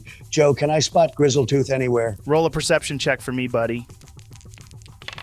That's a 13, Joe. Tronald, as you scan the area, trying to catch a glimpse of Grizzletooth amidst the revelry, you finally spot him. He's not hard to miss. Standing tall and burly, he's engaged in conversation with a goblin surrounded by wargs.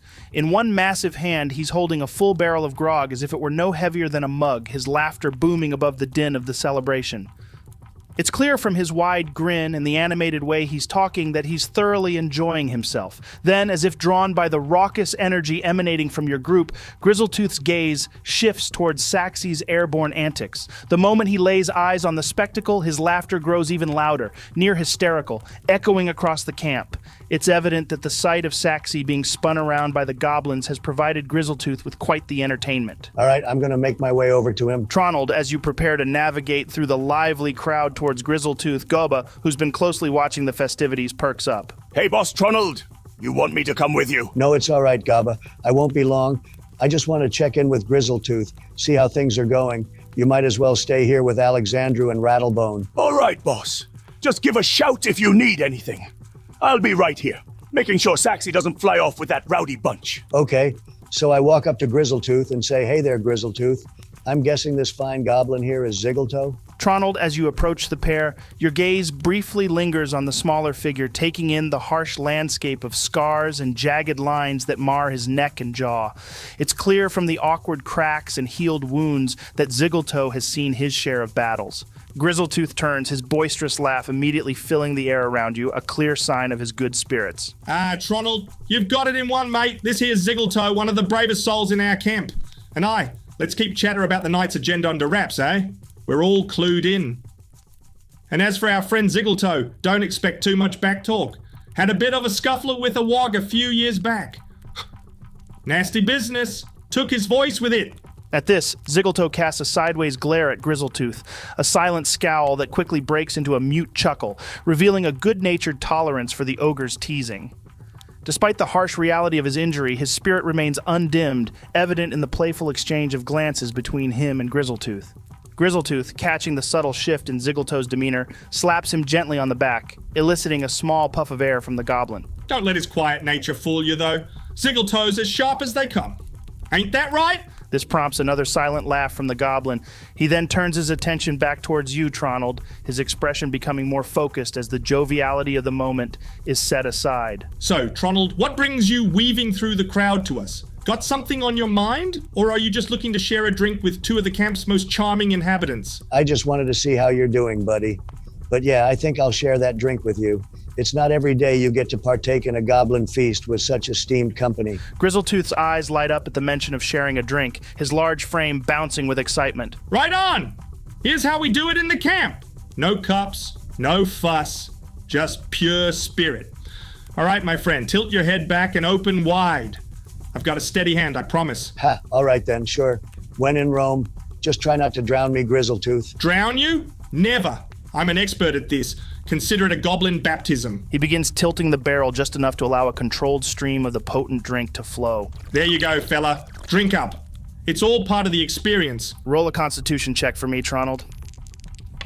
Ew, that's a 9, Joe. As the potent grog hits your tongue, Tronald, the taste is frankly shocking. It's as though firewater has been mixed with fermented mushroom, with an undercurrent of something indescribably known only as Goblin's secret ingredient. The concoction assaults your senses, a bizarre mix of burning sensations and an unexpectedly sweet aftertaste that leaves you questioning the decisions that led you here. With your constitution check landing at a mere 9, the effects of the grog make themselves known almost immediately. Warmth spreads from your stomach to your head with alarming swiftness, inducing a lightheadedness that suggests this drink is far stronger than any you've previously encountered. The world seems to tilt a bit more amusingly. The colors around the fire grow more vibrant, and the laughter of those around you more infectious. Despite the initial unpleasantness, there's something irresistibly Moorish about the grog. Perhaps it's the way it seems to embody the wild, unbridled essence of the goblin camp. Or maybe it's the communal experience that makes it so appealing. You find yourself somewhat recklessly signaling Grizzletooth for another round, any previous apprehensions drowned in the rising tide of euphoria and camaraderie. Grizzletooth, still manning the barrel with ease, roars with laughter at your eagerness. In a rotating ritual, Grizzletooth pours for Ziggletoe and then for himself, each swig of grog deepening the bond among you. You know, Grizzletooth, Grizzlytooth. I've never actually seen a warg before, not up close. Funny, isn't it? Grizzletooth, swaying slightly with his own share of inebriation, lets out a deep, hearty laugh that seems to rumble from the depths of his belly. Never seen a warg, eh? You're pulling my leg, Tronald? Everyone's seen a warg, especially round these parts. Nah, it's the truth. I swear it, you know. Always heard about them, sure. Mighty beasts, aren't they? But never had the pleasure of an introductions. Grizzletooth's eyes light up with a mischievous glint, an idea forming amidst the fog of alcohol. Well, my friend, how about we change that tonight? Ever fancied riding one? Because if you want to be up for it, I reckon we could make it happen. What do you say? Ride a warg? Me? I mean, that sounds amazing. Yeah. I'd love to. Can I really? Is that a thing we can do now? You're damn right it is, Sonny. Tronald, before you can fully comprehend what's happening, Grizzletooth's massive hands have scooped you up with surprising gentleness given his drunken state, hoisting you onto the back of a nearby warg.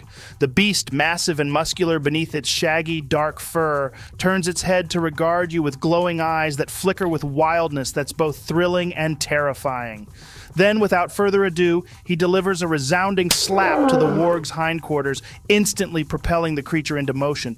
The warg launches forward with a startling burst of speed, tearing through the camp as you cling on for dear life. Your initial shock quickly turning into intoxicated laughter, the wind whipping through your hair as you and your mount zigzag between tents, goblins, and campfires. The camp blurs into a streak of lights and shadows as the warg navigates the chaos, its paws thudding rhythmically against the ground. Make a strength saving throw for me, buddy. That's a 15, Joe. Goblins and ogres alike leap out of the way, their expressions of surprise turning to cheers and hoots of encouragement. "Go on, lad, ride that warg," echoes through the camp, turning the impromptu sprint into a spectacle of celebration. Now this is warg racing. Fully immersed in the moment, you can't help but feel a rush of freedom and exhilaration, the thrill of the ride eclipsing any fear or hesitation. Grizzletooth, watching the scene unfold with a wide grin plastered across his face, roars with laughter, immensely pleased with the success of his impromptu plan. As the warg makes a final dash through the central gathering space, the cheers reach a crescendo. Eventually, the warg slows to a stop at the far end of the camp, panting and snorting, allowing you to slide off its back, buzzing with adrenaline. You look back towards Grizzletooth and the cheering crowd as you fall onto your back, disoriented and incredibly nauseous. Well, at least I've got a good vantage point to see that unfold. Can I try get down yet, Joe? Sure, buddy. Make a strength check for me. Oh, for fuck's sake. That's an 8. Saxy, as you attempt to free yourself from your airborne predicament, you make a feeble attempt to wrestle your way down from the goblin's enthusiastic grip. However, the spinning leaves your strength significantly sapped, and your disappointingly low strength check renders your efforts to escape almost comically futile. The goblins, ever enthusiastic and eager to please, completely misinterpret your tugs and squirms. "He's wanting to spin faster, boys," one of the goblins shouts gleefully, entirely misreading your intentions. The announcement is met with raucous approval from the group, and before you can voice your protest, the goblins redouble their efforts, spinning you around with even greater zeal. The world around you becomes a dizzying blur of firelight, dancing shadows, and the beaming faces of goblins caught up in the thrill of the moment. Your attempts to communicate your desire to be let down are drowned out by the laughter and the crackling of campfires, your voice barely a whisper against the cacophony of the celebration. Should we help him? And ruin all the fun he's having? Nah, leave him be. I'm sure he will leave when he's had enough. Well, I'm back anyway now, guys. That's enough dancing for me. For now, at least. I don't know if I'd call what he's doing as having fun. What do you think, Raarh? Fucking help me. Oh yeah, he's having a blast. You keep doing you, Saxy. Just come join us when you've had enough. Get me out of here. This is brilliant. Where's Tronald anyway? He went warg riding. Pretty sure he's asleep somewhere over there. Oh, cool. Well, what should we all do while Saxy's off dancing and Tronald's having a nap? I don't know. I fancy some kind of a battle of strength. Joe, is there any arm wrestling matches still going on? Dotted around the edges of the gathering are numerous games and contests in full swing. Among them, there are indeed arm wrestling matches which draw clusters of enthusiastic participants and onlookers, their cheers and jeers punctuating the night air. But that's not all. The camp also plays host to more unconventional competitions. Pig sliding, where goblins gleefully attempt to ride squealing pigs across a slippery, mud-slicked course. Tug of war over a pit of fermented grog, a challenge that leaves the losers soaked in a pungent brew. Goblin grease grab, mud mage dueling, and frog tossing. Then there's dice games that seem to involve more arguing about the rules than actual playing. Oh, well, shit. I don't know if I want to do arm wrestling anymore. The others sound much more fun. Well, I'm probably going to head over to the dice games. See if I can swindle some of them out of their gold. I'm feeling frog tossing, not gonna lie. I think Saxy and Tronald would enjoy mud mage dueling. One sec, I'm just gonna go and get them both. Joe, I walk up to Saxy and drag him out of the crowd of goblins. Well, it's about goddamn time. Them crazy little bastards nearly killed me with the amount of G-force they put my body through. Then I go and find Tronald, slapping him across his face to wake him up. Is it time for breakfast, Mother? Yeah, it's me, sweet old mummy. Unfortunately, though, there's no breakfast for you. But you've got a choice. Do you want to do some mud mage dueling or pig sliding? I'm sorry. Some what or some what? Honestly, right now, I'm down for anything. That grog got me feeling good. Why don't you two mud mage duel each other? I'd rather not. Come on, Saxy, don't be a pussy. Mud mage duel me. First off, challenging me to a duel where we both end up looking like walking turds doesn't seem like the pinnacle of evening activities. And second, look at you. You're hardly in a fit state right now. You can barely stand straight without swaying, and you want to engage in a duel that requires balance and precision. I mean, I'm all for a bit of fun, but I'd rather not have to explain to everyone how the great wizard Tronald was defeated by his own inability to stand upright in a pit of mud. Bitch, I'd slap you silly even in this state. I'll slap that mud all over you. I am Tronald the Mud God. Oh, come on, Saxy. Challenge the mud god. Oh, whatever, man. Come on then, you drunken fool. Let's get this over with. All right then, Joe. I want to walk over to the host of the Mud Mage dueling and say, "Good sir, are you perchance the grand archmage of this most esteemed and muddy arcane arena? My esteemed colleague and I, we find ourselves at a crossroads of destiny, eager to engage in a duel of the highest order. A duel, mind you, not of petty squabbles, but of the noble art of mud mage dueling. Tell me, O Archmage of the Mire, could you possibly sanction such a momentous clash within your illustrious pit? We seek to weave spells of mud and might, to battle not just for glory, but for the very soul of mudcraft as we know it. What am I witnessing? Tronald, staggering slightly, you make your way to the host of the Mud Mage dueling, a goblin so thoroughly covered in mud that his original colors are a mystery. The goblin, thoroughly enjoying the role play thrust upon him by your drunken imagination, leans into the persona with an enthusiasm that matches your own. With a dramatic flourish of his mud-caked hands, he bows deeply, playing the part of the Archmage. Of course, noble sorcerers, the sacred pit of mud dueling is indeed open for such a grand battle as you propose. It is a rare occasion that two mages of such esteemed caliber grace our humble arena with their presence. He gestures magnanimously towards the mud pit, which is surrounded by an ever-growing crowd of goblins, all eager to witness the duels. When you are ready, step inside the circle of power. Here, in this consecrated ground, your duel shall determine the true champion of mudslinging. May your spells fly true, and may your aim be steady. The fates themselves await the outcome of this epic confrontation. Wait a second, what are the rules for this duel? A wise question, noble wizard. The ancient art of mud mage dueling is governed by three paramount rules, sacred and binding. He holds up a muddy finger. Firstly, each duelist shall be armed with a wand of the marshes. These, he gestures to a pile of large spoons by the pit. These are your tools of power, capable of casting splashes of mud upon thine opponent. A second finger joins the first. Secondly, the duel shall commence at the Archmage's signal. That's me, for tonight. Upon my word, you will begin your mystical combat, aiming to cover your adversary's color in mud while avoiding their spells. Finally, a third finger is raised. Lastly, and most crucially, the duel ends when one wizard's color is fully covered in the mud of his opponent, or if a wizard falls out of the sacred circle, thus conceding their connection to the arcane forces.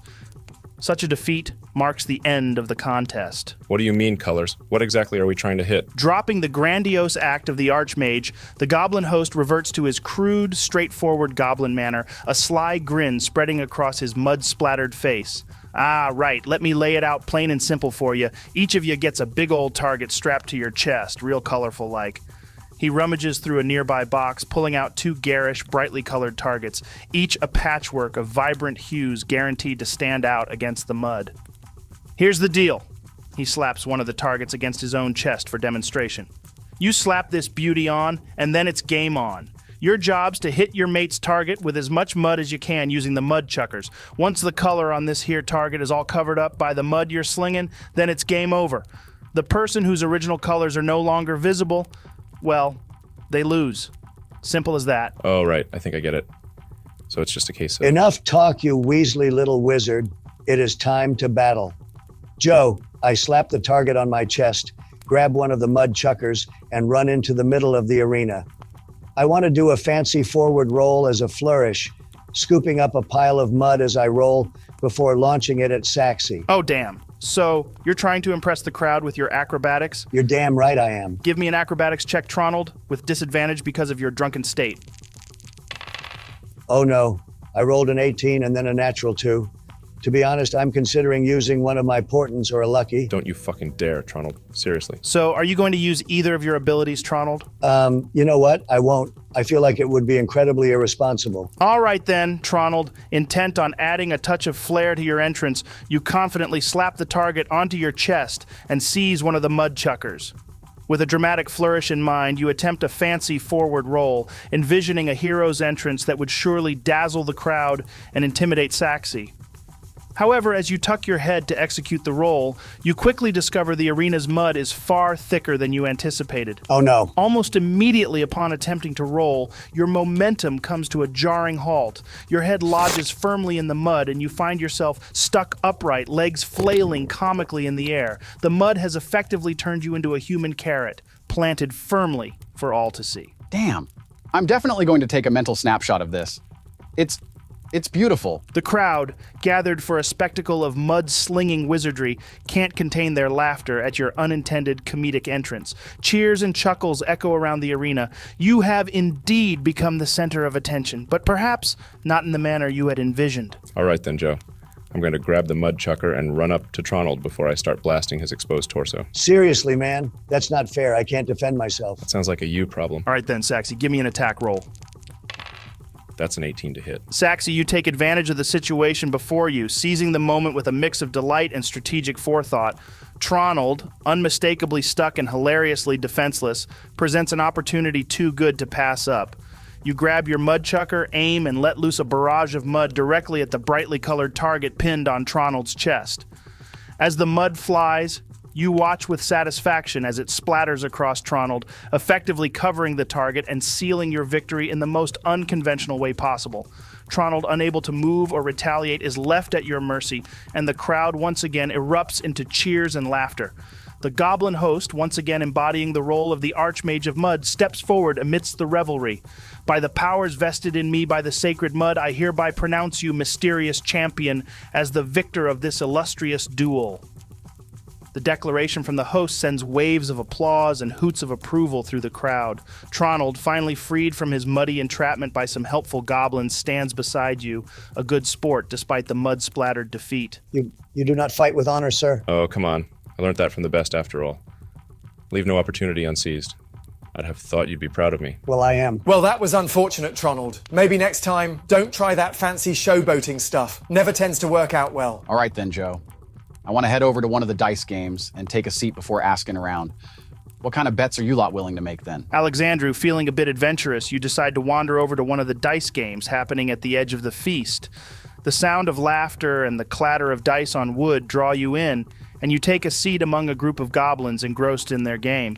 Leaning in, you ask your question. The responses you get are a mishmash of enthusiasm and caution, ranging from modest bets of 6 copper to slightly more daring wagers of 5 silver. That's child's play. Anyone here willing to make a real bet, say 50 gold? The goblins exchange incredulous looks, their expressions a mix of surprise and disbelief. Are you crazy? One of them blurts out, his voice carrying a tone of shock and perhaps a hint of respect for your boldness. We ain't made of gold. I lean back in the chair and cross my arms. Well, I don't want to be playing for coppers. The atmosphere shifts suddenly as you feel a firm hand on your shoulder. The noise around you dips. Turning, you find yourself face to face with a goblin unlike the rest. Dressed in an attire of fine make, and 2 ornate daggers hang at his waist, signaling his prowess and status. His wiry frame belies the confidence and danger he exudes. I'll take you up on that. But let's make it interesting, shall we?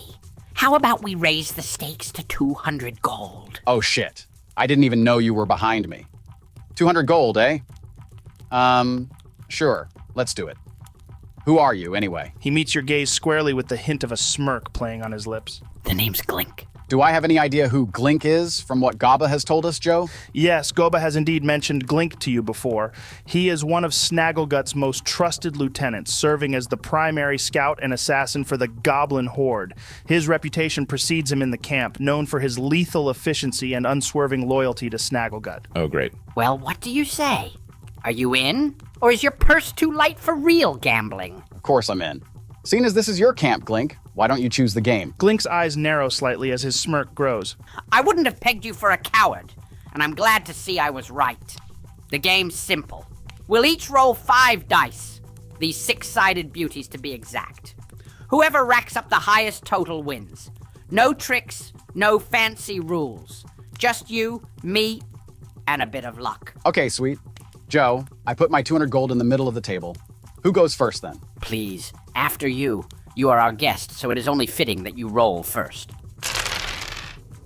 Nice. So that's a 20 total. That's pretty good, Alexandrew. Well, above average. Yeah, you've got this, man. Well, let's not be cocky. Anything could happen. Glink picks up the dice with a seasoned hand, his fingers turning them over as if greeting old friends. With a sly grin, he brings them to his lips and blows gently. All the while, his eyes never leave yours, Alexandrew. Luck is a fickle mistress, but she and I, we understand each other. With a flick of his wrist, he lets the dice roll across the surface, the sound of them tumbling a crisp counterpoint to the hushed anticipation of the onlookers. One by one, the dice come to rest, revealing their faces to the crowd. 6s. All of them. A perfect 30. The crowd gasps. Glink leans back, his smile widening into a boastful grin as he soaks in the admiration and disbelief of the crowd. See? What did I tell you? Luck and I were old acquaintances. A stunning performance, if I do say so myself. But come now, don't look so glum.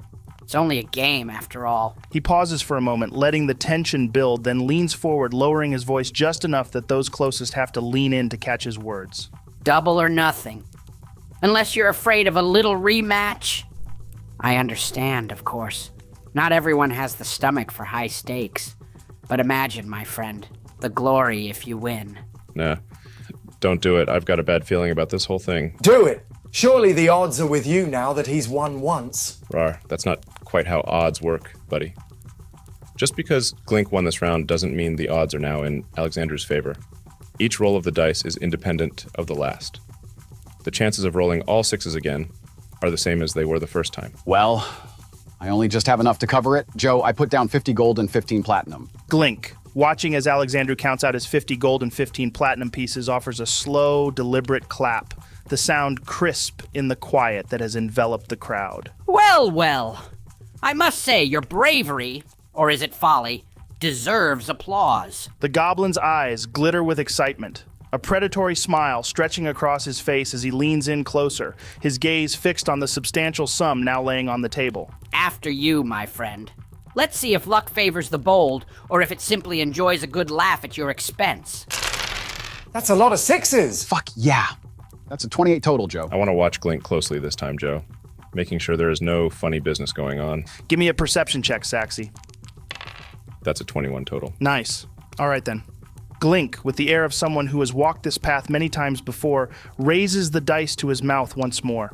His breath, a whisper of anticipation, brushes across the carved surfaces as he blows gently, a ritual that seems to summon luck itself. The crowd leans in, their collective breath held in suspense as he casts the dice. The dice tumble across the surface, each roll a dance of chance and destiny, and then, as if commanded by Glink's will, they come to rest. The result is staggering, unbelievable, yet irrefutably true. Once again, it's all sixes, a perfect roll, a perfect 30. The odds, astronomical as they may seem, have bent to Glink's favor for a second time. A murmur ripples through the crowd, a mix of awe and disbelief. Glink, his smile now a triumphant grin, leans back, absorbing the moment of victory. Oh, for fuck's sake! This is ridiculous. Joe, did I notice anything? Saxy, reflecting on the dice game, you realize the cunning deceit in Glink's victory wasn't a result of mere luck or skill, but rather a clever act of cheating, centered around the moment he appeared to innocently blow on the dice. This gesture, seemingly benign and perhaps even superstitious, was actually the moment Glink executed a swap, substituting the fair dice for weighted ones he had cunningly concealed until just the right second. Executed with such finesse, this act of deceit appeared to be nothing more than a harmless ritual for good luck. Nah, there's no way you could roll perfect sixes twice in a row without some funny business going on. You cheated. Glink merely smirks, brushing off the accusation with a wave of his hand. Accusations are easy to throw around, especially when luck isn't on your side. No, Glink. I saw you swap the dice. There's no mistaking it. You cheated. All right, Joe. I stand up and say, are you really willing to cheat right in front of Elder Rattlebone? As I gesture towards Might. Glink's expression shifts ever so slightly, his eyes narrowing as he locks gazes with Alexandrew. Then, with a cold, calculated calm, he leans forward, his voice dropping to a chilling, ominous whisper. Yes, it would be most unfortunate if someone were to have cheated in the presence of Elder Rattlebone, wouldn't it? But then...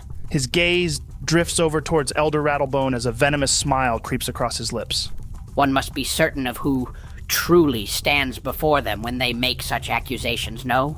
Leave it, Alexandrew. It's not worth it. No, he cheated me out of my gold. I said leave it, Alexandrew. What? So we're just gonna let it slide? I'm confused. Yes, we're going to let it slide. Come on, guys, let's leave this area.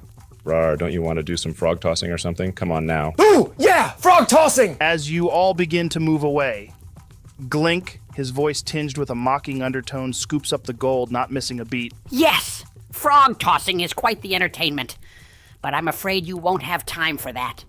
It's time for the boss to make his speech. Glink's words spark confusion, prompting you to glance around, searching for the source of his implication. Then, you see him, a massive goblin, his stature rivaling that of Raarh, making his way toward the center of the camp. His approach is deliberate, each step commanding attention. He's clad in armor that seems to be forged from the darkest metals, adorned with spikes and etchings that tell tales of battles past. In his grip, he holds a weapon that is as much a piece of art as it is an instrument of war, a massive axe, its blade glistening ominously in the firelight. His face is a mask of stern resolve, every line and scar speaking to a life of conflict and power. The camp falls into a hushed anticipation as he moves, his presence drawing the eyes of every goblin and ogre present. With a presence that feels as if it could silence the very stars, he makes his way to a grand chair placed front and center of the gathering. Listen up, you lot. Another night under the stars. Another feast to fill our bellies. But not all is well in our mighty horde. Our spoils have been leaner than usual. The farms, the villages, they're fighting back harder, costing us more than they're worth. And let's not forget our fallen at the last raid. Mud, Slud, and Braga. Gone, leaving gaps in our ranks that need filling. But who to pick? Who among you is ready to step up to replace those we've lost? Hey, Tronald. I don't like this.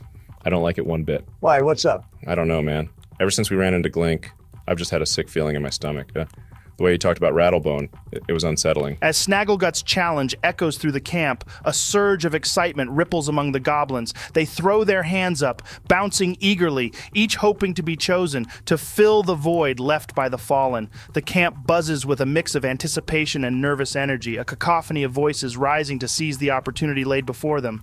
Snagglegut observes the fervor his words have incited, a sly grin spreading across his menacing face. My fellow goblins, a leader's burden is heavy, decisions vast, and impacts far-reaching. Many of you clamor for the honor to step into the shoes of the fallen, to carry forward the legacy of our horde. But such decisions are not made lightly, nor can they be made by one alone.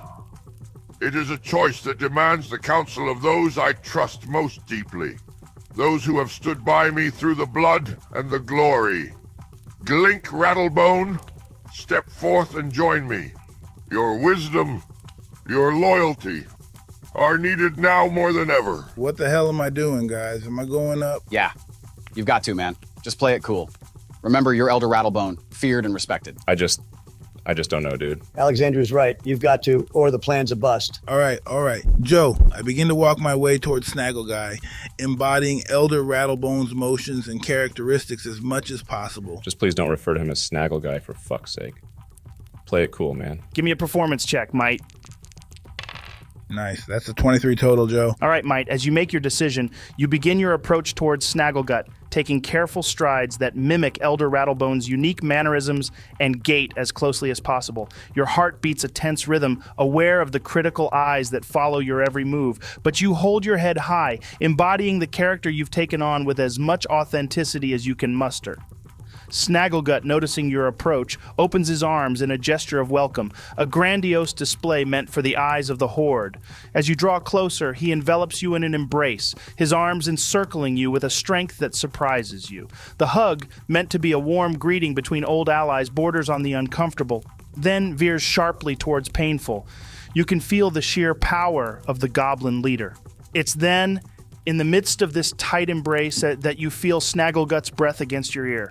His voice, low and laden with ominous intent, carries a chilling message meant only for you. Hello, old friend. Why, Snagglegut, my dear, it's a pleasure to see you in such robust health.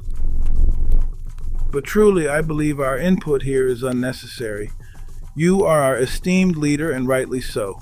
The decision should be yours alone to make. Snagglegut's response is almost immediate, his face breaking into a sickening grin that doesn't quite reach his eyes. Oh, I know. I plan to. Consider it a bit of crowd-pleasing. After all, what's leadership without a little display of power and decision-making?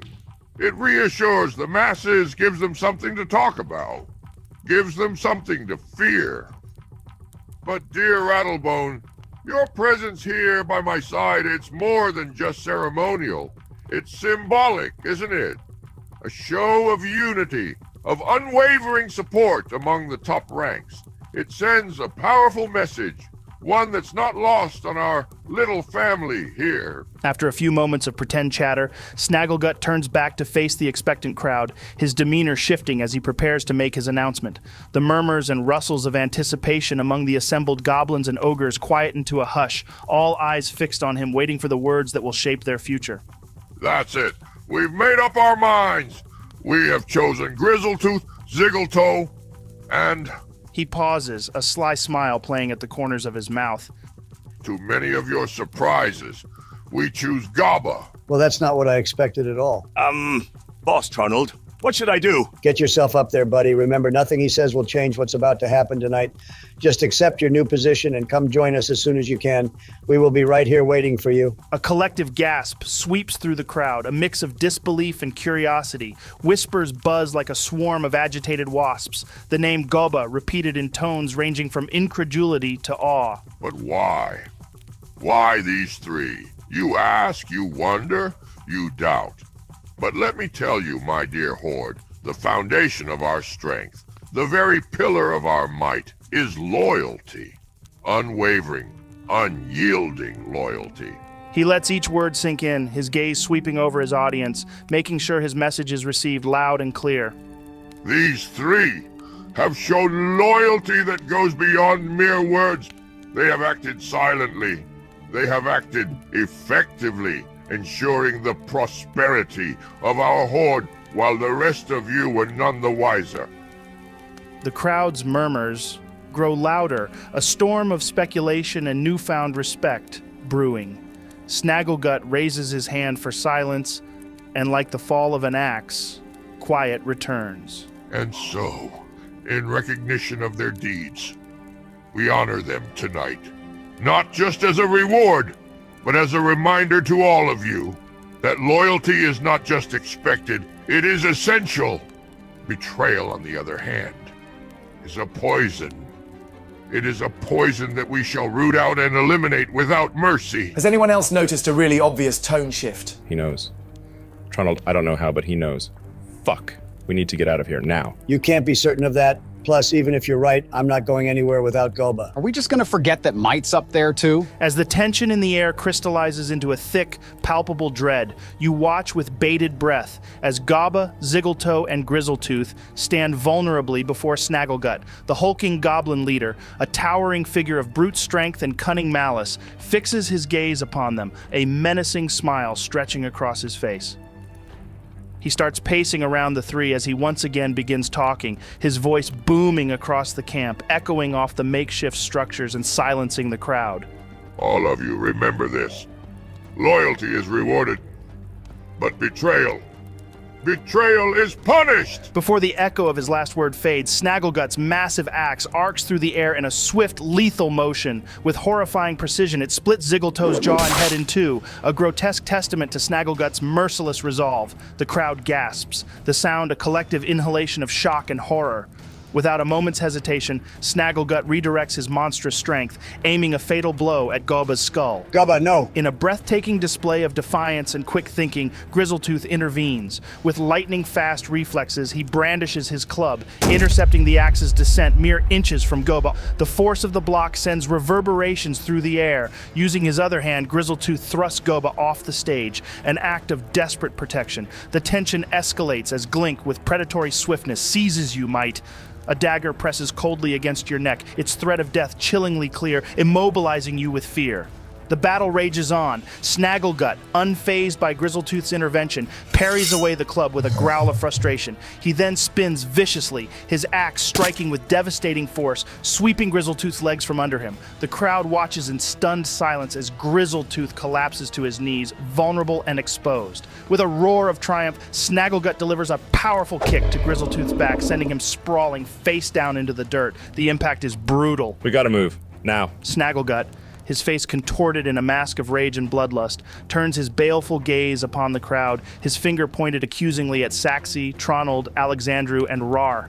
The silence that follows Ziggletoe's and Grizzletooth's assault is thick, heavy with the scent of fear and the iron tang of blood. With a voice that cuts through the tension like a blade, he bellows his command, each word a thunderous decree fueled by unbridled fury. Seize them! Those traitors, the deceivers among us, hiding in plain sight, conspiring against the very heart of our horde. Do not let them speak. Do not let them deceive you further with their lies and treachery. Drag them before me.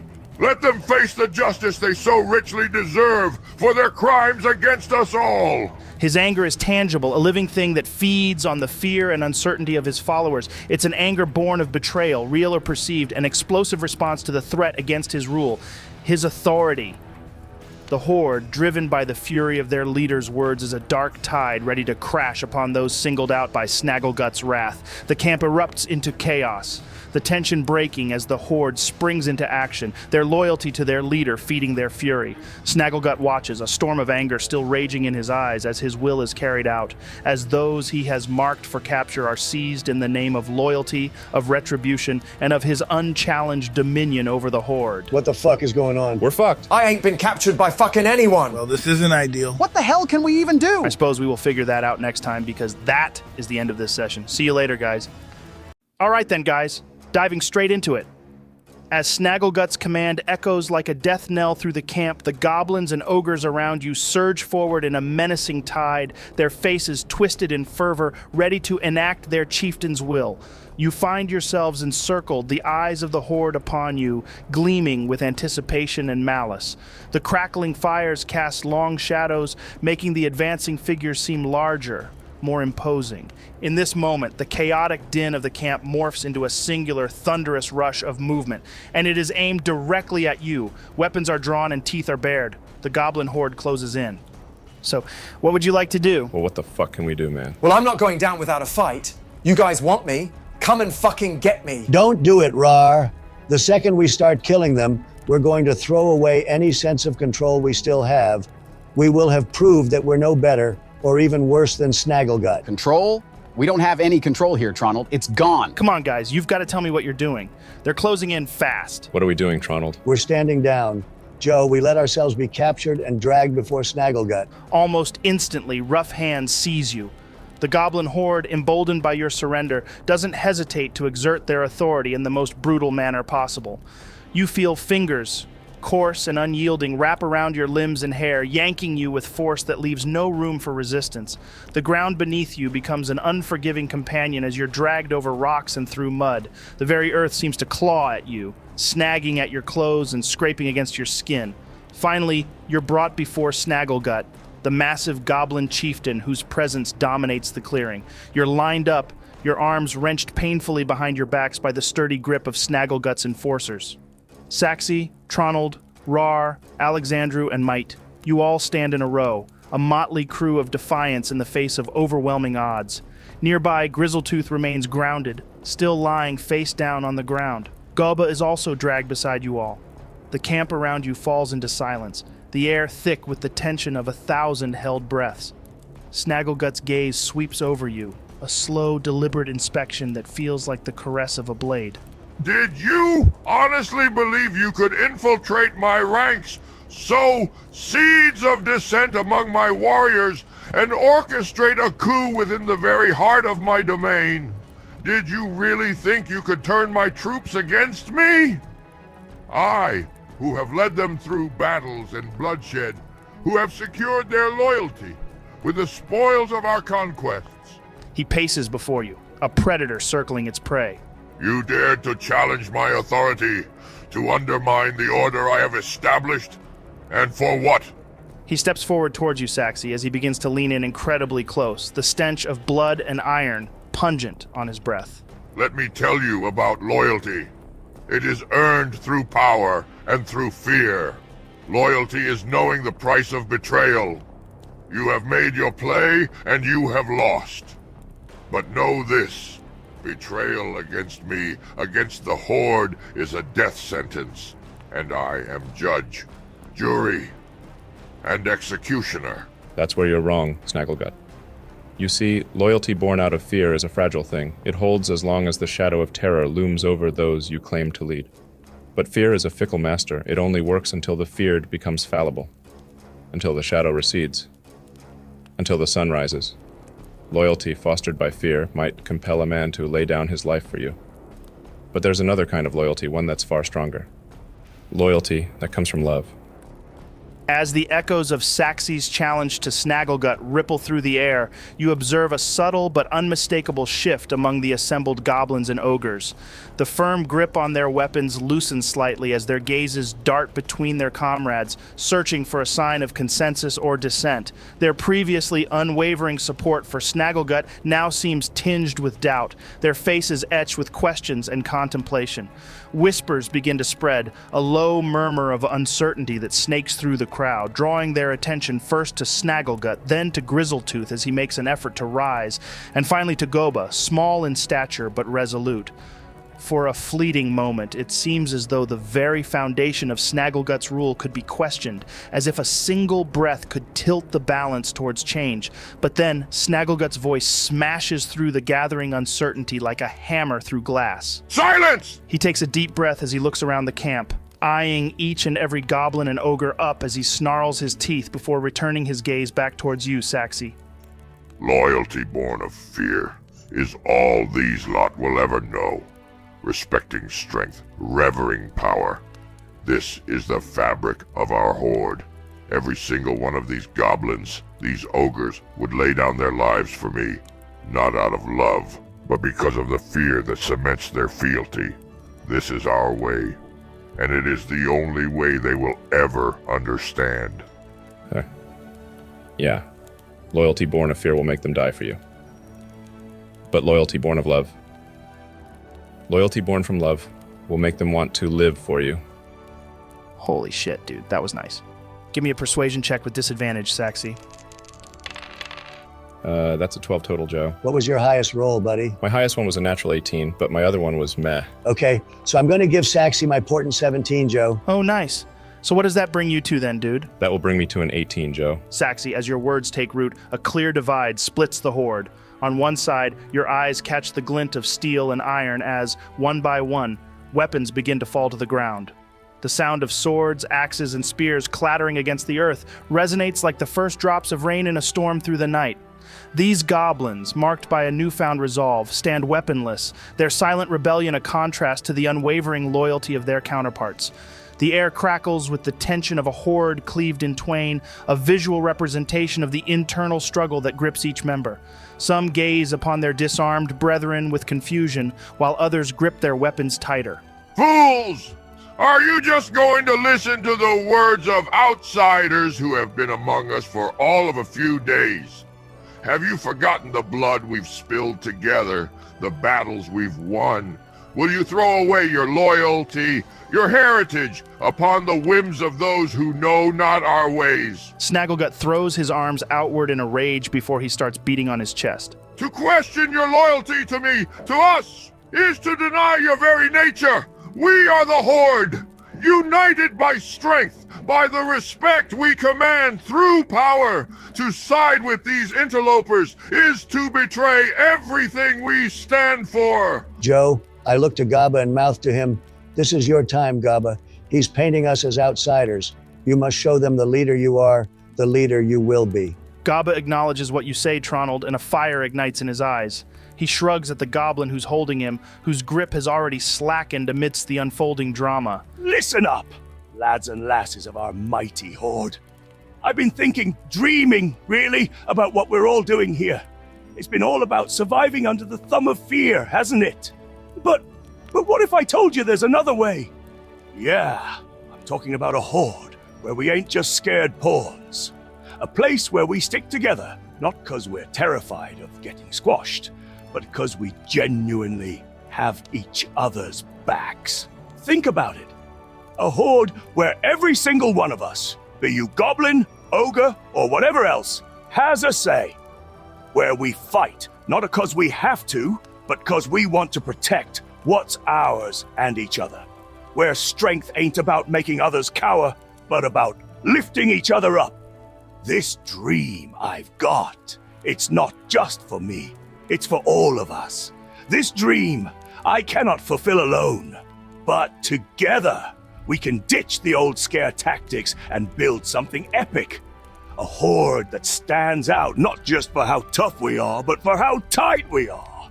Snagglegut's laughter booms, echoing throughout the clearing. Before he steps within touching distance of Gaba, he bends low, pressing his forehead against Gaba's.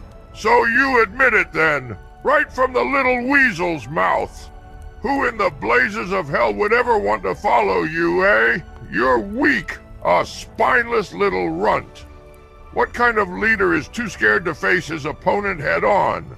What kind of leader skulks in the shadows, weaving plots and schemes, attempting to poison his way to power? That's no leader. That's a coward! Snagglegut grips Gaba's neck tightly as he pushes him downward, Gaba's knees almost buckling under the weight. You think you can change the Horde with dreams and speeches? You think they want a leader who can't even stand up for himself? Leadership is strength, power, and fear. It's making your enemies quake at the mere mention of your name, not whispering sweet nothings about unity and love. This Horde doesn't need a dreamer. It needs a warrior. Someone who knows what it takes to survive, to dominate. Not some pathetic idealist too feeble to hold his own in a real fight. Gaba, his eyes blazing with a fire born of conviction, stands his ground before Snagglegut, making direct eye contact with him, as he says. We went all sneaky-like, 'cause it meant not one more of us gobbos had to die for nothing, yeah? Not even you, Snagglegut. It don't have to be about scrapping and fighting all the time. There's building, learning, and fellowship. Ain't there more to this world than just hacking and slashing? Gaba's voice rises, filled with a passion that you didn't know the little guy could muster. Ever think maybe you didn't want to be hated and feared wherever you go? Ever wanted to do something that folks thought gobbos couldn't do? He swings his arms up, pointing a finger directly towards you, Raarh. Looky here, will ya? Raarh! Half orc he may be, but he's got the love and respect of his mates, and mine too. In the blink of an eye, he's what we could all be. As Grizzletooth manages to push himself onto his knees, offering Goba a supportive nod, Snagglegut, with a swift and brutal motion, stomps his head back into the dirt, underscoring his disdain with physical force. The crowd, already silent, begin to avert their gaze, not knowing where to look, as Snagglegut turns his menacing gaze towards you, Raarh, striding up to you with heavy steps. He towers a good 2 heads over you, staring down with eyes full of contempt and challenge. So this one is your idol, eh, Goba? He's what you want us all to aspire to be. Some half-breed bastard whose mummy got manhandled by a father that would rather eat him that love him. Someone who'd rather chain daisies than stand and fight. Is that it? Oh no. Do you really think this weakling represents strength? Strength isn't about making friends with your enemies or singing round campfires. It's about power, fear, and respect taken by force. Raarh! He pushes his hand off you in a dismissive shove as he pounds his chest with a fist. I am Snagglegut. I've led you to glory and victory through blood. He thrusts a finger towards you, Raarh, jabbing you in your chest. This is not what we are. We are goblins. We are ogres. We are the terror in the night, the nightmare of the weak. And I'll be damned before I let anyone, especially some outsider, tell us otherwise. Joe, I lock eyes with Snagglegut as I say, I am no unloved bastard. My mother loved me, and my father loved the both of us. Love doesn't make you weak. It makes you strong. It gives you something to fight for. So don't mistake Goba's allotted name for me as an indication that kindness and love cannot exist alongside strength. Because I love fighting. I relish in the killing of my enemies. It brings a smile to my face that nothing else quite does. The tang of the blood of those who have wronged me is just the sweetest taste. So, I wonder, Snagglegut, how will your blood taste when it's dripping from my sword? You talk about power, you talk about strength, yet here you are, playing judge, jury, and executioner, while we stand bound and unable to defend ourselves. Is that your idea of strength? Hiding behind a horde of real fighters while those you accuse can't fight back? If you're as strong as you claim, prove it! Face me. in a trial of blood. Let's see if your strength is more than just words. Let justice be decided in a trial by combat. Snagglegut's gaze sweeps across the gathered horde, his eyes narrowing as he reads the crowd's anticipation, their respect for the challenge laid before him. The air is thick with tension, the silence punctuated only by the crackling of the fires and the distant hoot of a night creature. To refuse such a challenge, especially now in the eyes of his followers, would be to admit weakness, something no goblin chieftain could afford. With a heavy grunt, Snagglegut steps back, his eyes locking onto yours with a ferocity that could ignite the very air between you. Very well. You wish for a trial by combat, half-breed? Then a trial by combat you shall have. Let it be known to all. This is the way of our people. Strength rules, and the strongest shall lead. Prepare the arena. Tonight we witness the true mettle of our would-be challenger. Will his love help him rise as a victor, or will his blood water the grounds of our camp? As the uproar from the horde engulfs the camp, a primal fervor takes hold. The cacophony of roars, cheers, and the relentless clash of weapons against shields creates a tumultuous symphony, each goblin and ogre voicing their anticipation for the impending bloodshed. Some cry out for the upheaval of the old order, others for the demise of the challenger, but most simply for the spectacle of combat. Snagglegut, his figure imposing and unyielding, strides with purpose toward the fighting pits. His pace is steady, each step a declaration of his readiness to quash the rebellion or die trying. With all of you being aware of the camp's layout, you calculate that there is around 3 minutes before your arrival at the arena. This brief respite will be your only chance to steel yourselves for what lies ahead. Damn, Raarh. That was well said. The only problem now is that you've actually got to beat him. He talks a big game, but talk's all it is. We've faced bigger and badder. Just need to make sure I hit harder than he does. Joe, this goes without saying that we're whispering to each other at this point. Do any of you spellcasters have anything that can help Raarh out? Yeah, I've got something. And that's exactly what I plan to do. But I can't do it yet, else it will run out far too early. It's got to be right before the battle starts. Yeah, I'll give you a bardic inspiration, buddy. I'll see if I can sneak a few in whilst you're fighting as well. That's if I'm close enough and not being watched. How are you going to inspire him, Mite? Oh, well, the triangle and poems are out of the window. There's no need for that fancy flourish, as it'll just attract too much attention, probably. So I'm just gonna whisper to him. You've got this, my big green Batman. Oh, actually, Joe, on this walk over, I'm going to put my hand on Raarh's back for a minute, and I'm going to cast Gift of Alacrity on him. Ooh, okay, sweet. What does that do? It'll allow him to add 1d8 to his initiative rolls. Wow, that's actually huge, man. I don't know how strong this guy is, but he took that Ziggletoe out in one hit. So if Raarh can make the first move, getting his rage popped off, then it's got to boost his odds, surely. Oh, and I'm going to cast False Life on you, Raarh, at level 2. This will give you an additional 11 points of health. Thanks, guys. All right then. As you, Raarh, approach the fighting pit, you're met with a sight that sets your heart thundering like the drums of war. The pit is a yawning maw in the earth, bordered by towering spikes that seem to thirst for blood. Fires blaze at equidistant points around the circle, casting a hellish glow that dances across the weapon-scarred ground, and the twisted, eager faces of the crowd perched above like carrion birds waiting for a feast. You can almost taste the desire for violence on your tongue, heavy and acrid as the smoke that coils lazily upward into the dark sky.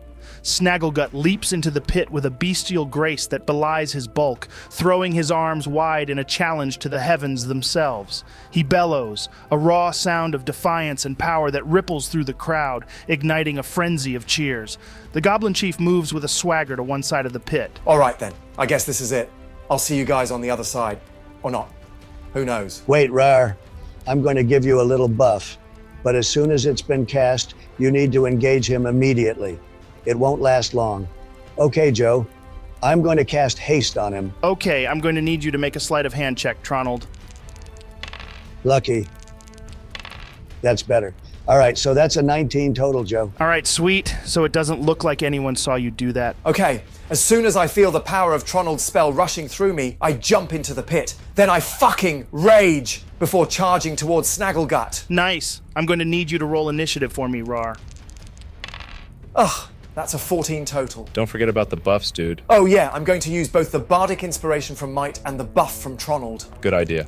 You need to make sure you're going first. Well, I'd be surprised if I wasn't after that. I rolled 2 8s, Joe. So that's a 30 total. Holy crap, yeah, he rolled a 25, so you're definitely going first, buddy. Sweet. So I want to charge towards the bastard and take 3 swings towards him. Are you doing Reckless Great Weapon Master on these, dude? Nah, not yet. I have a plan. So that's a 19, a 20, and a 25 to hit, Joe. Yeah, all of them would hit, buddy, but he's going to use his parry ability on the 19, making that one miss. So it's just 2 that hit. Roll your damage.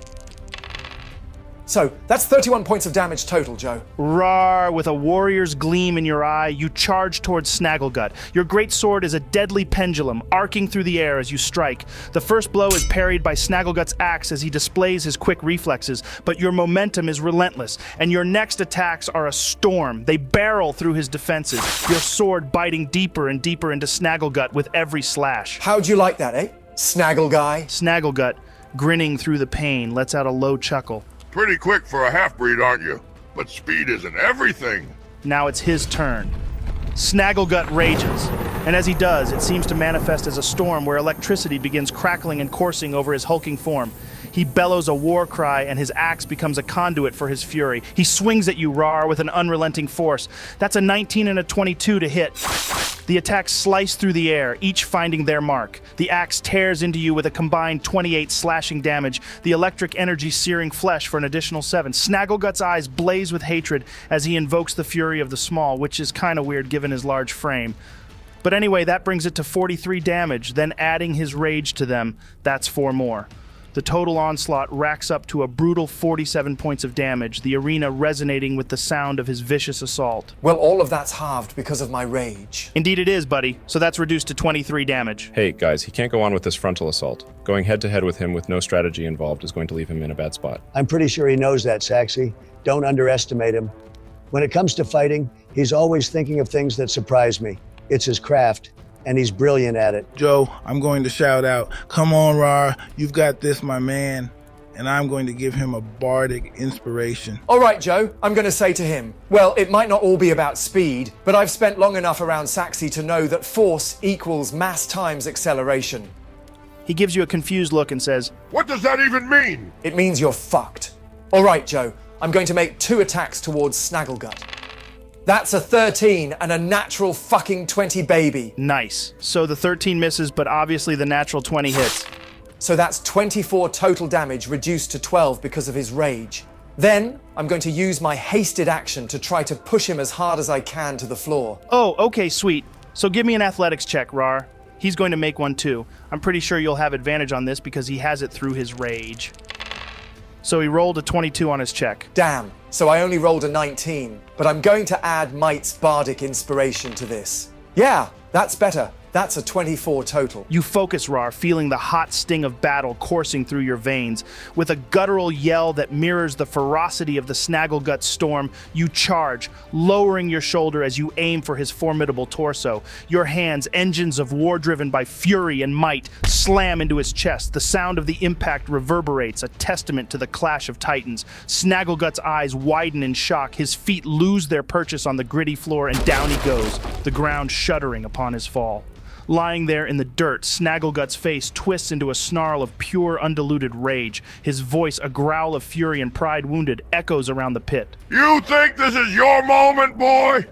I've risen from worse, and by the end you'll be nothing but a stain beneath my boot. You've awakened the storm, boy, and you will be swept away." You've got to stop calling me boy, because it's going to be pretty fucking embarrassing when you lose if you've referred to me as such. Suppose it wouldn't matter too much, though, because, you know, you'll be dead. All right, Joe, I'm going to run as far as I can, using my movement of 80 feet to the opposite end of the arena. Raarh, as you bolt, Snagglegut's instincts kick in. He lashes out with a reckless swing intended to halt your retreat. So that's a 14 to hit. Nah, no chance. His blade whistles through the air where you stood just a heartbeat ago, but your swift feet carry you beyond its reach. The blade meets nothing but the empty space. Ha! You missed. As the dust settles from your hasty retreat, Snagglegut scrambles to his feet, rage etched across his snarling face. With a primal roar, he rises and charges forward, though his movement is hampered by the surprise of your earlier shove. He closes some of the distance between you, his furious gaze locked onto yours. But But as he comes to a stop, still too far to strike, his anger boils over. Coward! He bellows across the arena, his shout a mix of frustration and begrudging respect for your tactics. The crowd's reaction is a cacophony of cheers and jeers, their bloodthirst undiminished by the momentary lull in combat. All right, buddy, we're back to you. All righty, Doodly. I'm going to pick up a stone. Then I'm going to close my eyes before throwing the stone towards Snagglegut. This will be with my hasted action. Are you sure, dude? You'll be giving yourself disadvantage on the attack by closing your eyes. Well, it will be a straight roll because Snaggle just used a reckless attack, but yeah, I'm sure. That makes no sense, dude. Just throw something heavier and with your eyes open. Saxy, let him cook. All right then, man, if you're sure. Roll an attack roll for me.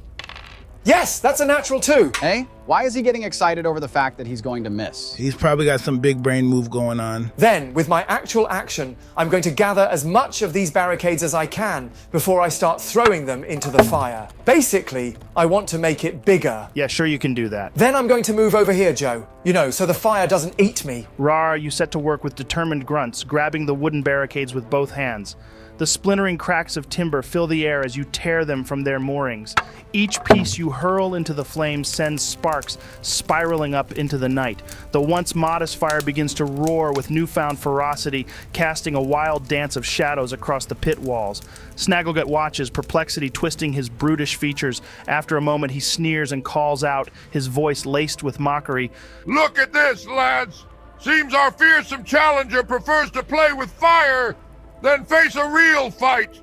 Are you building yourself a nice cozy bonfire to warm up your cold feet? Oh, don't worry about it. How about you just focus on catching up to me, you hefty, slow fucker? He's going to move 30 feet towards you, Raarh. Then, once he realizes there's no way he's going to be able to reach you, he's going to use his action to do the dodge action. So it's your turn again, buddy. Well, if you're just going to stand there gawping, putting up your defenses with your ickle dodge techniques, don't mind me if I just gather more wood to make this fire bigger. Joe, I'm just going to get more wood for my fire with my action. Then, with my hasted action, I'm going to pick up a small rock or a loose piece of wood, close my eyes again, and throw it at his noggin. You're confusing me, dude. Go on then. Roll an attack with disadvantage. Nice. That's a 13 to hit, Joe. That misses. Good. You're losing me, man. Are you just fucking around, or do you actually have a plan? It's from Sun Tzu's Art of War. How can the enemy know what you're about to do next if you yourself don't? I don't think that's an accurate phrasing, Alexandrew. It doesn't matter if we know what he's doing. He knows what he's doing. That's what matters. So, as I said before, let him cook. All right then. So it's Snagglegut's turn. So his rage has faded at this point. As Snagglegut realizes his rage has subsided, a momentary flicker of vulnerability crosses his monstrous visage, quickly replaced by a renewed fury. With a deep, bellowing growl, he invokes his rage once more, electricity crackling around him like a tempest reborn. Then, with a ground-shaking roar, he charges across the arena toward you, using every ounce of his considerable strength to dash as the ground trembles with each step. However, once he realizes he cannot make up enough distance to reach you, his voice thunders across the fighting pit, filled with unchecked rage. You think you can toy with me, Raarh?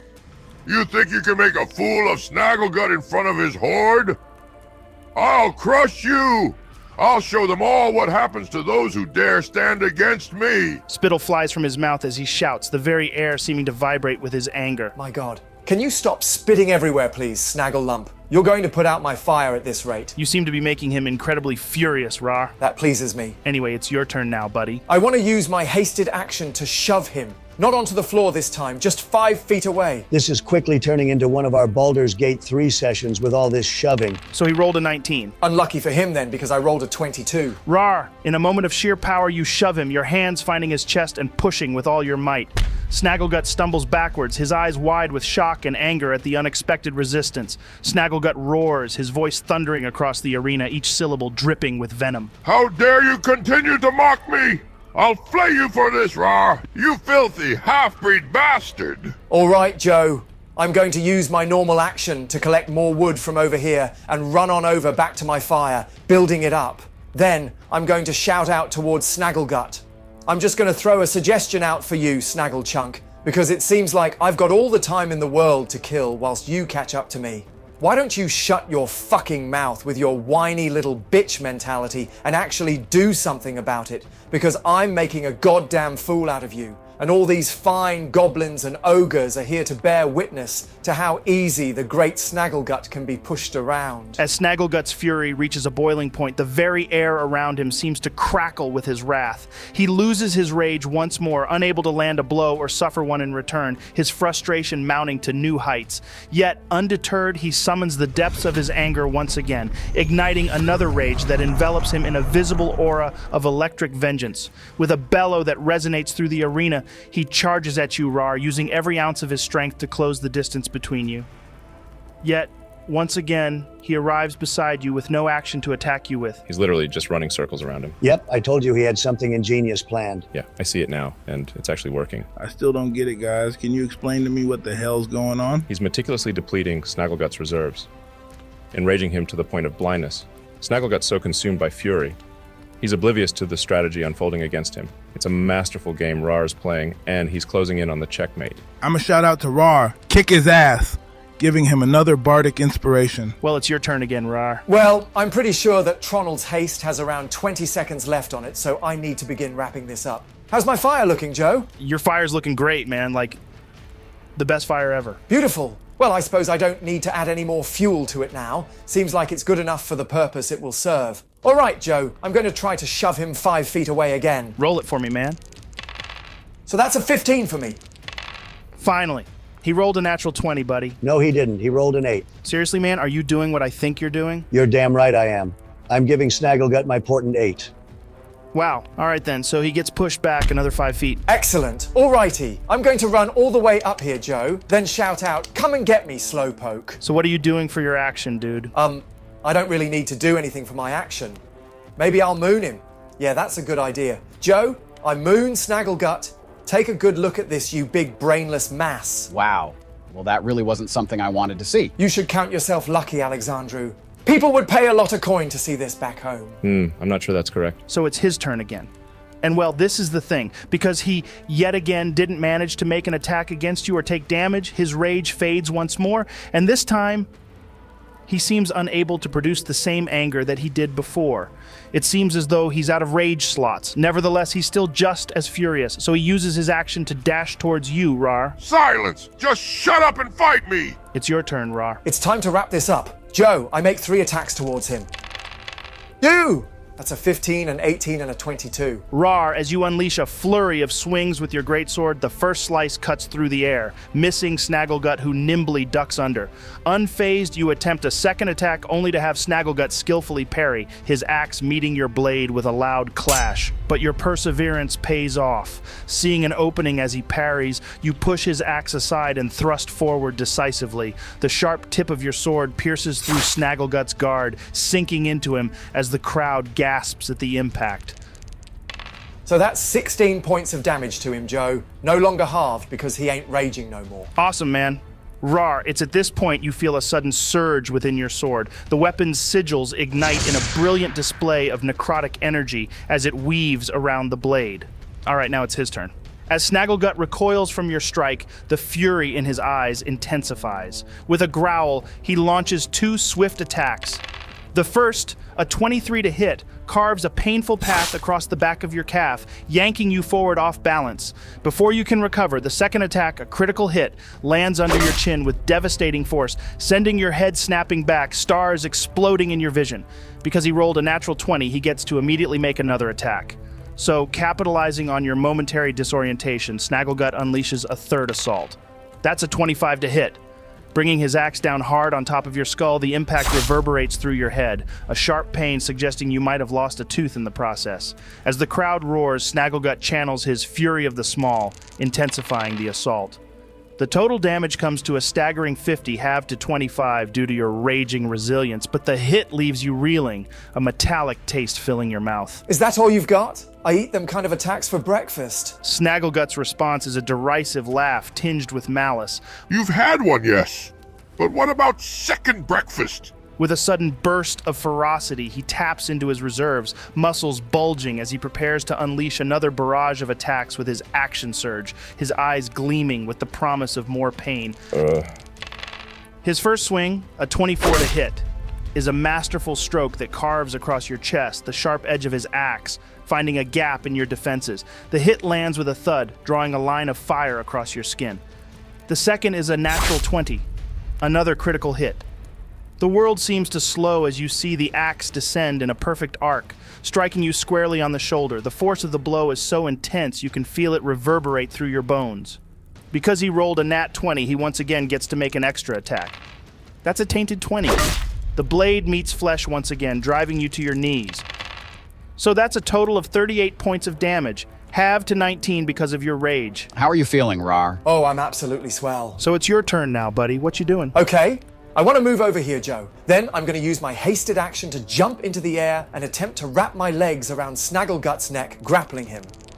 So that's a 22 on my athletics. Nice. Well, he rolled an 18 total, so he's now classed as grappled by you. Perfect. Okay, so I'm going to grip both edges of my cloak of the bat, then fly diagonally into the air, 40 feet up, 40 feet across, right over here. Then I'm going to release my grip on him, dropping him into the nice little bonfire I've created. I'm Batman! That's awesome, dude. All right, so that's 17 points of bludgeoning damage from his fall and 7 points of fire damage from landing in the flames. Well, that was graceful as fuck. Well, he's nothing if not graceful. Alrighty, now I'm going to release the edges of my cloak, sending me plummeting down on him, falling Minotaur style. So I'm going to make 2 attacks on him, both reckless, both great weapon master. So that's a 20 and a 21 total. Nice. So roll your damage for me, man. Can you do the fall damage first? Yeah, sure, buddy. So that's 15 points of bludgeoning damage shared between you both. So 7 for him and 7 for you, reduced to 3 for yourself. Then you also take 5 points of fire damage, reduced to 2. Okay. So that's 26 points of damage for my first attack. Then that's 22 points of damage for my second attack for 48 total. Then I'm going to pump my 5d10 necrotic damage from my sword into the second attack. So that's another 26 points of necrotic damage. So, all in all, that's 74 points of damage for this round. 104 if we're including all the fancy extras. Raarh, towering over Snagglegut as you deliver your relentless onslaught. He gasps for breath, managing only a feeble few words. Who even are you? Raarh, how do you want to do this? I am the Green God. I am the wielder of Nepthet Ka, the harbinger of Anubis's will. I am the bear elk Batman. I am the bringer of death and the collector of souls. I am also quite the connoisseur of food. You see, I already won this fight before it began, so I thought I'd get the fire going, ready to cook you. I truly hope you taste better than you fight. Then, I take a final slash at his neck, taking his head clean off as I grip it in my hands and raise it to the crowd. Are you not entertained? Raarh, as you descend from the sky, a verdant tempest personified, the arena below becomes a blur. Your fall towards Snagglegut is a spectacle of might and fury, kind of like the assault of Levi on the Beast Titan. Each strike of your blade is precise, a dance of death orchestrated by the whispering will of Nepthet Ka. The crowd watches breathless as your final devastating slash severs Snagglegut's head from his shoulders. Time seems to freeze as you grasp the trophy of your victory, lifting it high for all to see. The arena, initially wrapped in a stunned silence, suddenly erupts. A volcanic release of roars and cheers cascades around you, the horde's voices united in awe and frenzied excitement. Your declaration thunders over them, not a question but a statement of the undeniable prowess you've just bestowed upon them. I jump into the arena, Joe, and immediately cast Cure Wounds at level 2 on Raarh, sprucing him up a bit. That's 15 points of healing. I also want to go into the center of the arena, Joe, but I'm going to do it with flair. I cast Vortex Warp on myself, appearing directly beside Raarh, gripping him tightly as I raise his hand into the sky. I'm doing this because the haste has probably just worn off, and I don't want him to display any essence of fatigue. Thanks, best buddies. Then I shout out to the horde, Snagglegut's reign of terror is at an end. Hear me, for we stand before you not as tyrants, but as harbingers of a new era, an era where each of you, every goblin, every ogre, will wield a voice as mighty as any blade. Your dreams, your aspirations, they no longer flutter aimlessly in the wind. They are your birthright, attainable through the steel of your resolve and the sweat of your brow. Goba, our chosen leader, will shepherd this new beginning, ensuring that each and every one of you is cherished, your needs met with the diligence of a watchful guardian. while we, your silent sentinels, will guard you from the veils of obscurity. The time for mere existence is past. Now you shall truly live, thrive, and etch your names in the annals of history. If you stand with us, if you embrace this covenant of prosperity and unity, let your voices rise. Let the very foundations of this realm tremble with your acceptance. Let me hear it. The arena, once a cauldron of violence and bloodlust, now surges with an overwhelming tide of unity and joy. Goblins and ogres, moved by your words, leap into the arena, their arms reaching out not in aggression but in celebration. They lift you and your companions high, tossing you into the air as if you weigh no more than feathers, a physical manifestation of their acceptance and their readiness to embrace this new dawn. Oh, for fuck's sake, not this again. Embrace it, Saxy. We know you love it. But amidst the cacophony of cheers and the symphony of newfound hope, a singular sound cuts through the jubilation, a slow, ominous clap. Its rhythm is deliberate, each clap a cold, stark contrast to the warmth of the moment. As you turn towards the source, a path clears amidst the throng of creatures, their expressions morphing from elation to confusion. Walking through the corridor formed by the divided crowd is a figure you're very familiar with. It is Elder Rattlebone. The real Elder Rattlebone. Seriously? This can't be fucking happening. Elder Rattlebone steps forward, her presence like a cold shadow stretching across the arena. Her voice, silky yet laced with venom, carries effortlessly to every ear. Oh my, oh my. I suppose congratulations are in order. You've managed to dethrone poor old Snagglegut. But how? By masquerading as me, by exploiting my authority to rally the troops to your cause. At this moment, with a flick of her wrist, a surge of magic ripples through the air, dispelling the illusion that had shrouded Might. The crowd, stunned into silence, gasps and grunts in disbelief. You are but tricksters, vile and repugnant charlatans. Is this the leadership you offer? Deception and falsehood? Is this the foundation upon which you wish to build your new era? And now you propose to replace Snagglegut with what? More lies, more shadows. No, this will not stand. I will not allow it. I will assume Snagglegut's mantle, and under my rule, we will not suffer fools or frauds. So hear me now, my horde. Kill them. Kill these deceitful interlopers. Let their blood serve as testament to our strength and our unity.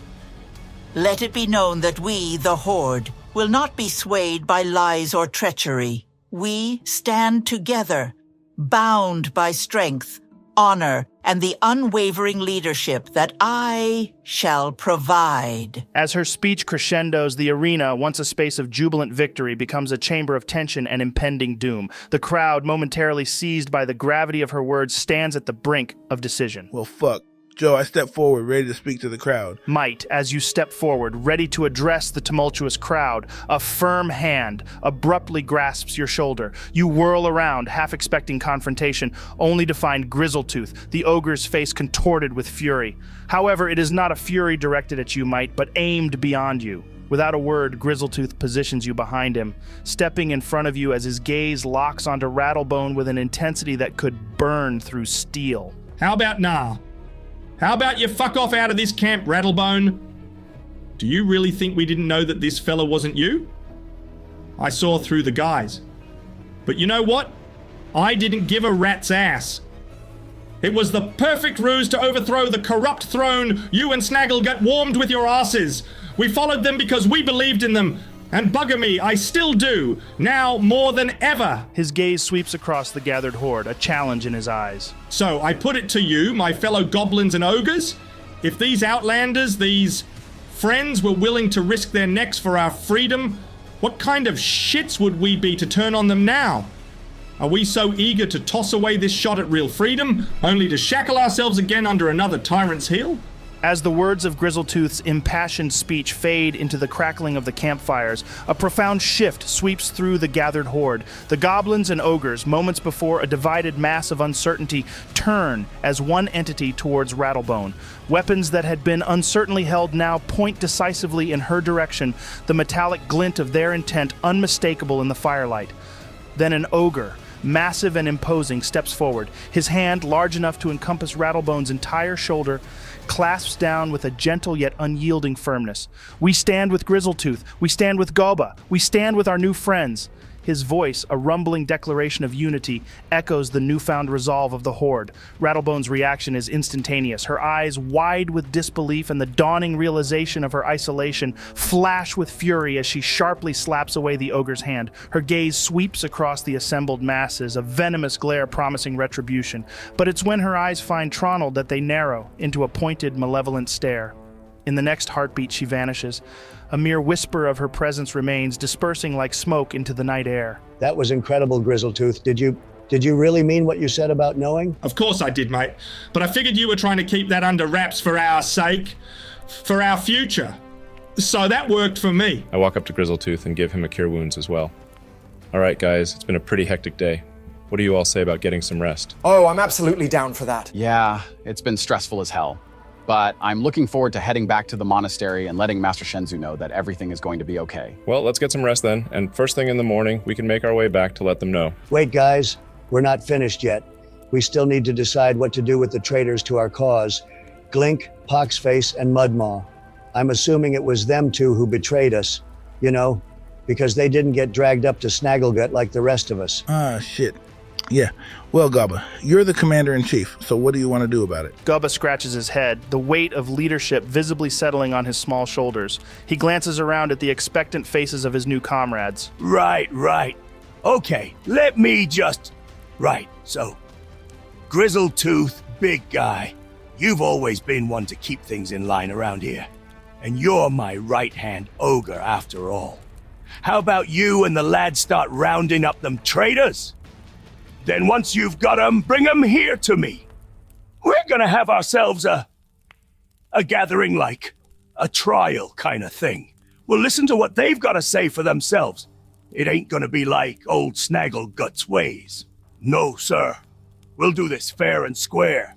We're starting fresh, ain't we? You've got it, Boss Goba. Come on, lads. Let's find him and bring him here. With a gesture, Grizzletooth leads the charge, a veritable army of 50 goblins and 6 ogres falling into step behind him. Their departure from the center of the camp is a sight to behold, a blend of determination and chaotic enthusiasm as they split into groups, each tasked with scouring different sections of the camp and the surrounding area. Around 30 minutes pass before Grizzletooth strides back into the clearing, a triumphant grin plastered across his face, followed by his motley crew of goblins and ogres. Without any unnecessary delay, 2 disheveled goblins are unceremoniously tossed at the feet of Goba and the group, landing in a tangled heap of limbs and muffled curses. All right, so here's the tale of the night, mates. We managed to sniff out these 2 sneaky buggers. They were hiding out in the last place you'd think to look, the latrines. I kid you not, they were nestled in there tighter than a goblin in a gnome's hat. One of them was even clutching a bar of soap like it was some sort of defense mechanism. So, how did we coax them out, you ask? Well, we didn't want to dive in after them, not with the stench wafting out of there. No, we were cleverer than that. We told them that the new boss has ordered that the latrines be scheduled for an immediate deep clean with boiling water. You should have seen them. They came bolting out of there faster than a warg on fire, squealing about keeping their precious hides intact. So yeah, they're a little stinky, but they're here. What about Glink? He's not with you. Didn't you manage to find him? Yeah. We scoured every nook and cranny, but that slippery sod is nowhere to be seen. My guess? He's legged it out of camp. All right then, Goba. They're here. It's time to do the trial. Goba, scratching his head in a manner that seems both thoughtful and a tad overwhelmed by his newfound authority, glances over towards Saxi and Tronald. So, this whole trial thingy, I was thinking, maybe one of yous, like Saxi or Tronald, could do the question asking. You know, get to the bottom of this whole mess. I mean, I just got this big hat of command, and it's still sitting a bit loose, if you get me. Plus, you lot have a way with words that makes mine sound like a frog croaking. Yeah, of course we can, Goba. You've never done anything like this before, so understandably, you'd want to take a back seat for the first time. Remember, a great leader isn't afraid to ask for help or advice with things he isn't too familiar with. All right, let's get to the bottom of this. First off, why?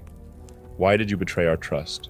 your potential for a better future. The first goblin, Poxface, a wiry creature with a nervous twitch, blurts out, We didn't see a future here. Snagglegut, he was strong, feared. Thought aligning with him was our best shot. Didn't reckon on all this. He gestures around, indicating the shift in power and the assembly of goblins and ogres eyeing them with a mix of curiosity and disdain. And what of now? Seeing what we, alongside Goba and Grizzletooth, aim to build, a community where every goblin has a voice, a chance. Would you not prefer that to living under the thumb of fear? The second goblin, Mudmaw, larger and with a scar bisecting his cheek, grunts before speaking. Aye, sounds nice, that does. But we made our bed, didn't we? Thought you'd just kill us, like. Didn't think there'd be talking. All right. If given the chance, knowing full well the penalty for further betrayal would be death, and you would have a lot of trust to rebuild if you were to stay, would you not want to be a part of this new vision? Or would you rather take your chances outside the camp's safety? The wiry goblin's eyes dart between Saxi and Tronald, then to Gaba and the expectant crowd before sighing. Always thought the grass wouldn't be greener on the other side, I did. But look where that got me. Given the chance, we'd stay. But that's your call, ain't it? Okay. Gaba, I think that's all the questions we need to ask. It's time for you to make your decision. Gaba steps forward, clearing his throat as he prepares to address not just the two goblins before him, but the entirety of the camp gathered around. His voice, surprisingly firm and authoritative, cuts through the murmurs of the crowd. All right, here's the deal. I've heard what you've said, and I've seen the choices you've made. It ain't easy deciding the fate of others, especially when betrayal stings deep. But here, in this new era we're ushering in, we're about second chances. About proving that we're better than the old ways. Better than Snagglegut. Better than fear. You two will stay. But don't think it's going to be easy. You'll have to re-earn the trust you so carelessly threw away. From this moment, your ranks are stripped, your possessions forfeited. For the next 3 months, you're on probation. If you can stay clear of trouble, show us you're truly with us. You'll get your stuff back, plus a fair share of the camp's earnings during your time of service. But let's be clear, these 3 months won't be a holiday. You'll work for the camp, maintain it, ensure it thrives. Show us, show me, that you're worth this second chance. Prove that you believe in what we're building here. Do that, and you'll find a place among us once again. Fail, and you'll find the gates of this camp closed to you forever. That's a fair punishment, Gaba. Well done. All right, I'm off to explore Snagglegut's stronghold before heading off to bed. You want to come with us, Gaba Grizzle? Nah, mate. I might be all bashed up, but the night's still young. We've got a whole camp to celebrate with, plenty of grog to go around, and, oh, can't forget, frog tossing. Wouldn't be a real celebration without a bit of that now, would it? Go on, explore what you want to explore. I'll be here living it up the only way we know how. Grog in one hand and a frog in the other. Yeah, I reckon I'll stick around here too. There's a lot to take in, and honestly, I want to soak it all up. This is a night of firsts for many of us, aye?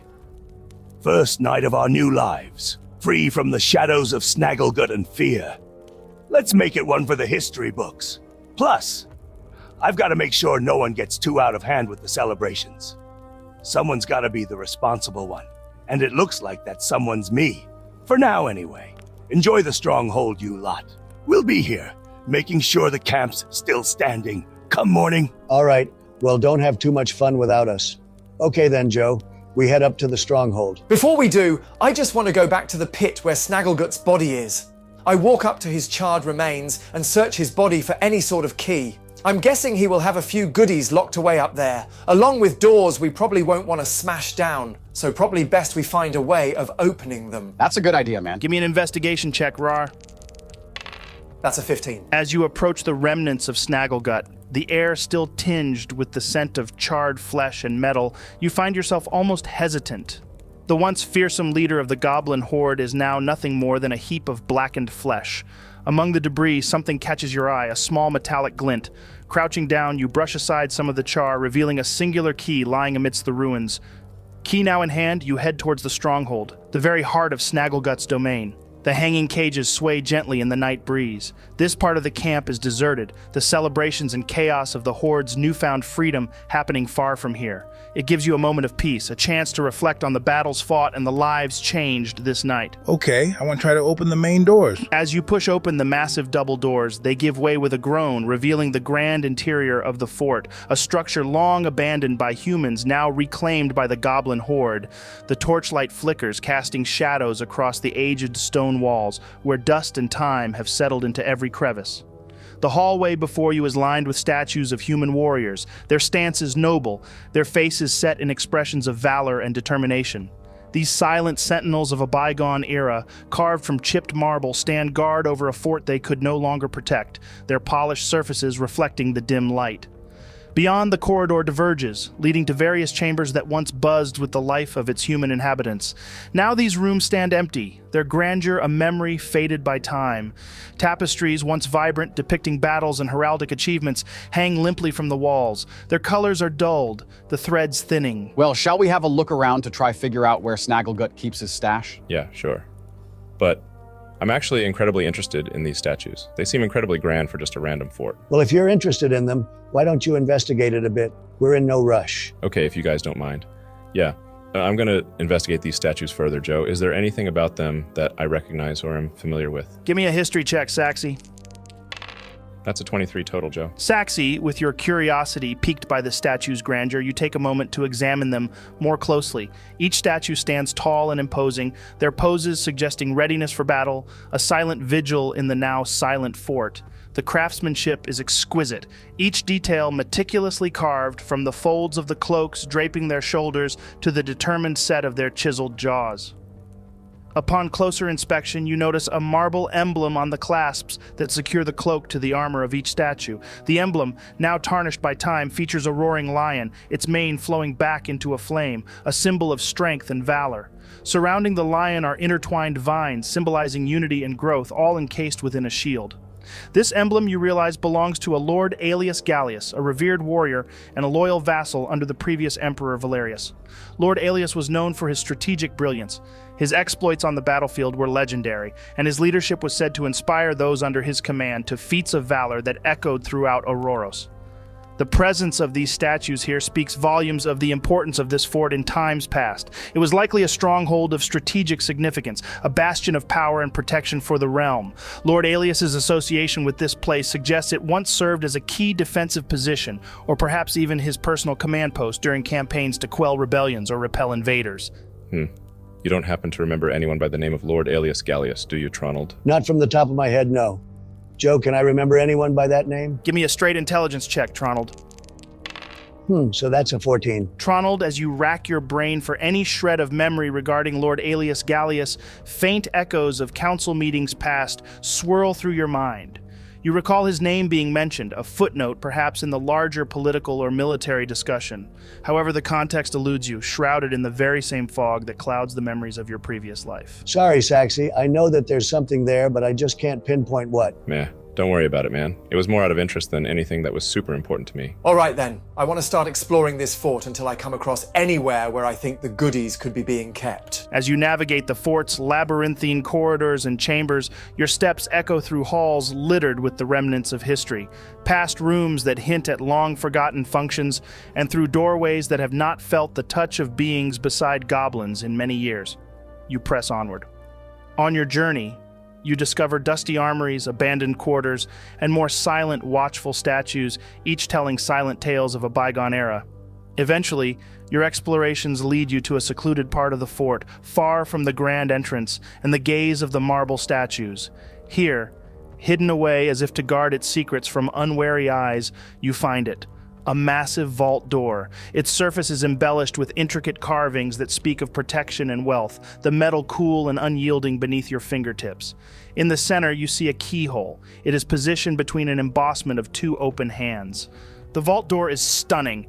Even after all these years of mistreatment, it does not show its age. So, what do you reckon the chances are that this key is for the vault? Given our current streak of luck, I'd say it's either exactly for that door, or it's for some completely irrelevant cupboard somewhere in the nowheres of this fort. What do you mean, given our luck? We've had brilliant luck.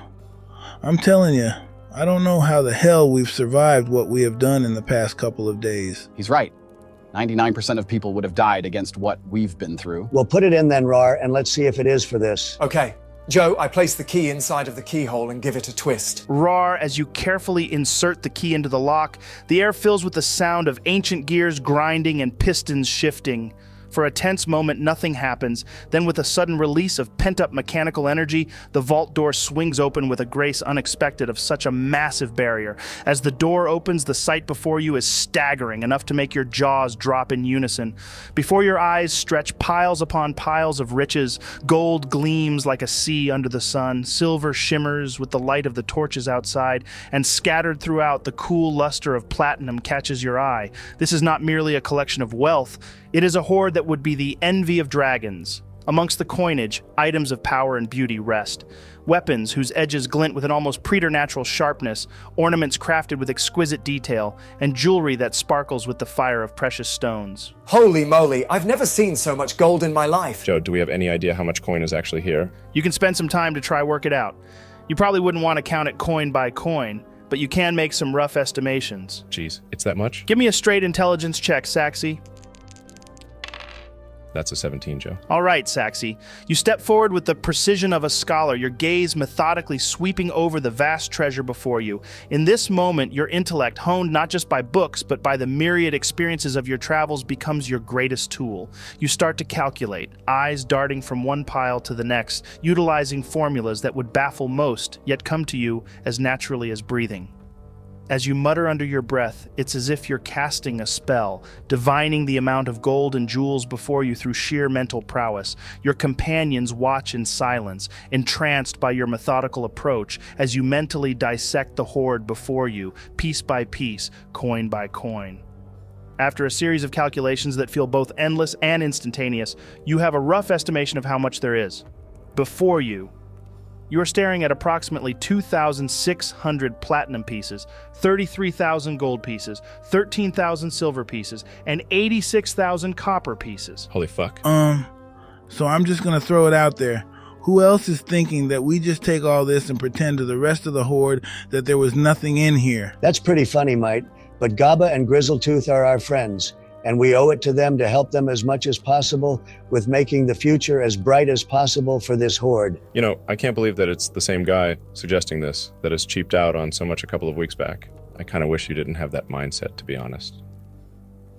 It's selfish of me, but think what we could do with all of this. But you're right.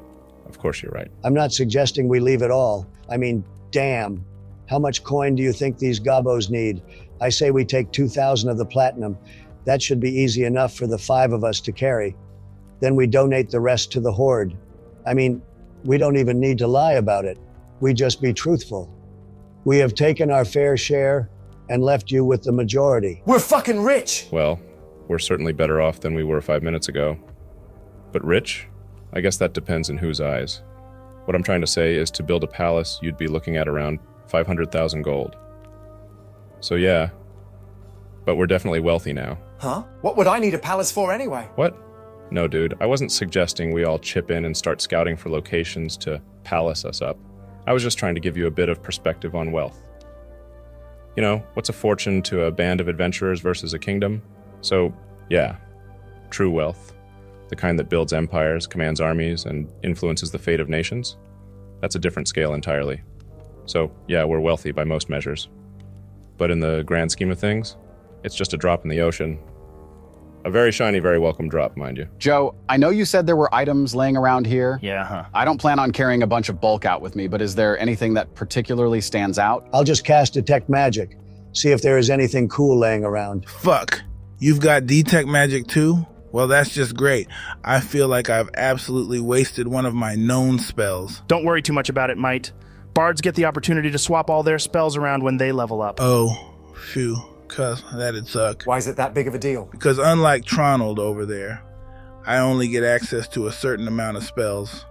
And Detect Magic is a ritual, so it means that Tronald can cast it even if it's not prepared.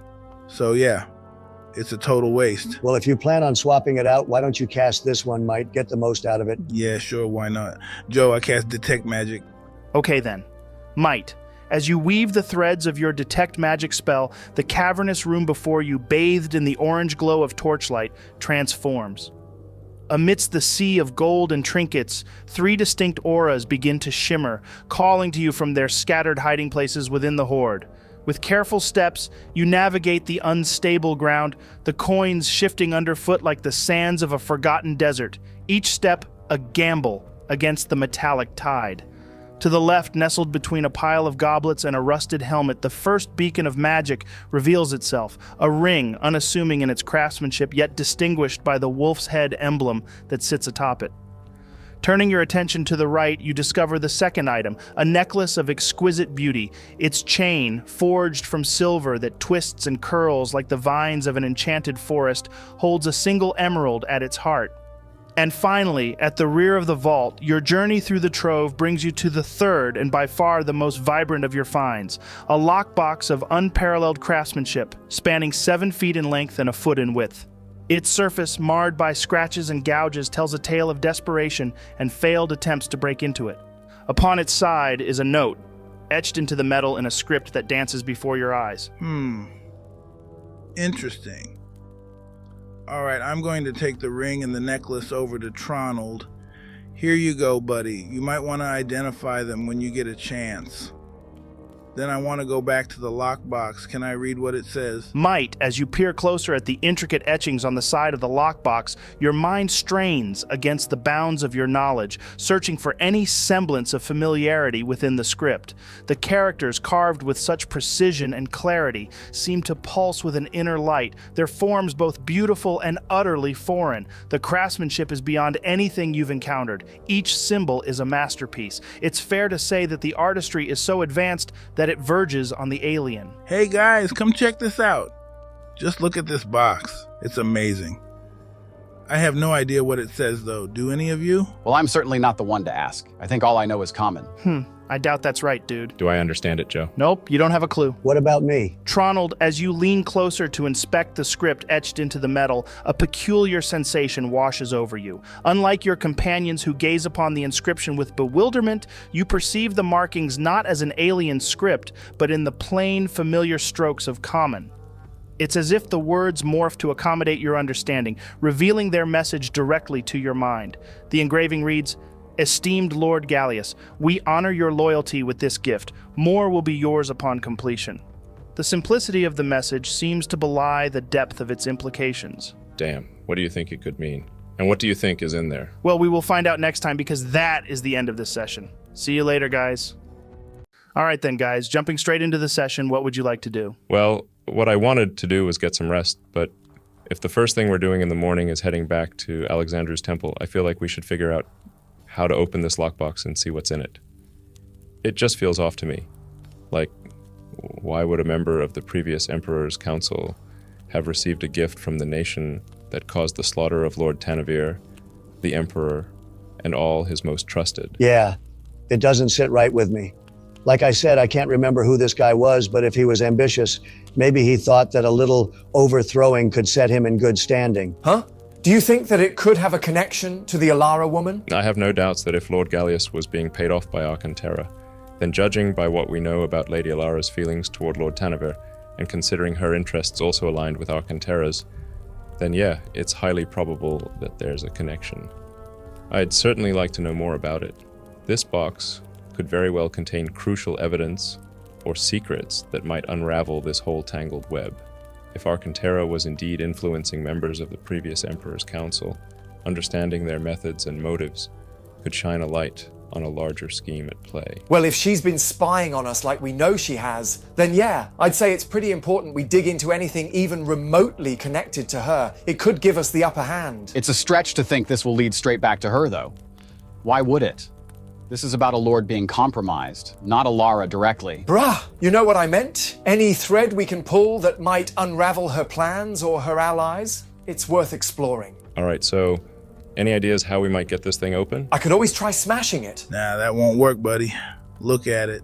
Snagglegut gave it his best, judging by all the scratches and scrapes. And look, it's still in one piece, practically laughing at his efforts. Exactly. But what's the harm in trying? Maybe it just needs a bit of actual strength. Give it a go then, buddy.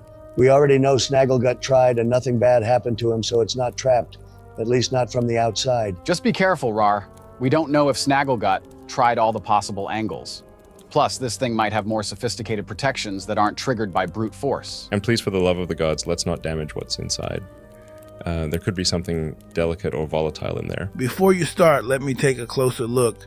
Maybe I can find a mechanical weakness or a hidden latch. And if I can't find anything, then I'll just try using my spell knock on it. It's worth a shot before we resort to the more direct approach. All right, give it a quick once-over, but then I'm taking a fucking swing at it. Joe, I want to investigate the box, see if there is anything that we're missing that could open it. I'm going to help you with this, Mite. Cheers, Saxy. Give me an investigation check with advantage, Mite. Oops, that's a 17. Mite, your fingers trace the contours of the lockbox, seeking out secrets hidden to less discerning eyes. The metal, cool and unyielding beneath your touch, offers no immediate answers, its surface seamless and immaculately crafted. As you examine each inch, your hope of discovering a hidden latch or a concealed keyhole dwindles.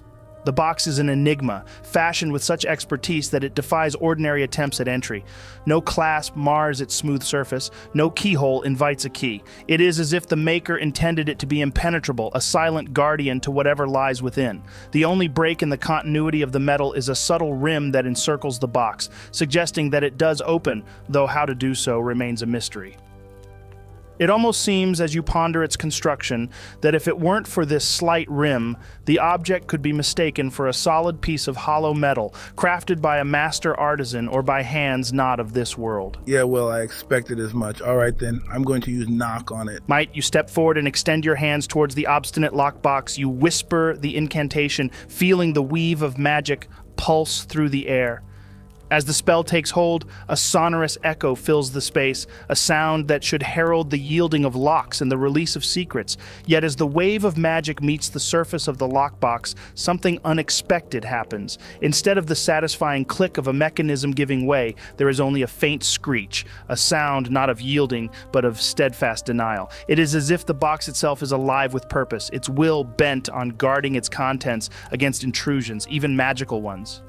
The screech lingers in the air like the cry of a defiant sentinel. It is a sound that seems almost pained, fraught with the burden of years of guardianship. The box remains resolutely closed, its secrets intact, its surface unmarred by your magical efforts.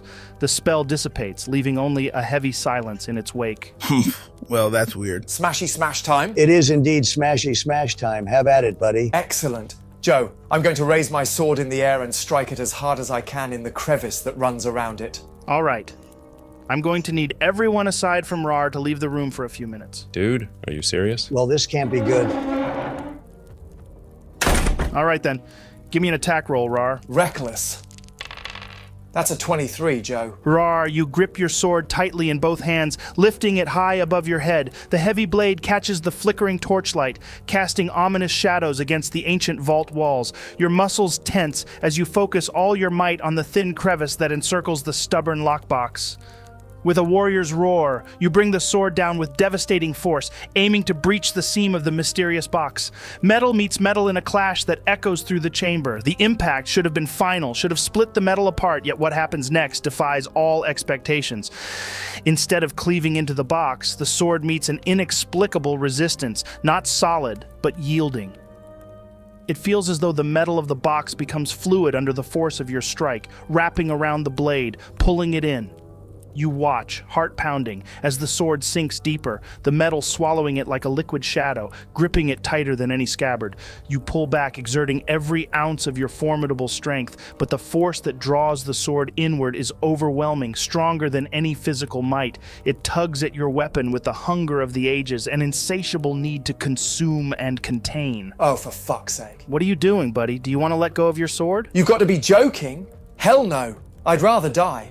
Well, maybe that's a bit extreme, so don't be getting any funny ideas. But no, I'm not letting go. You refuse to let go, Raarh. The metal pulls you in deeper, your hands gripping the sword with a warrior's resolve.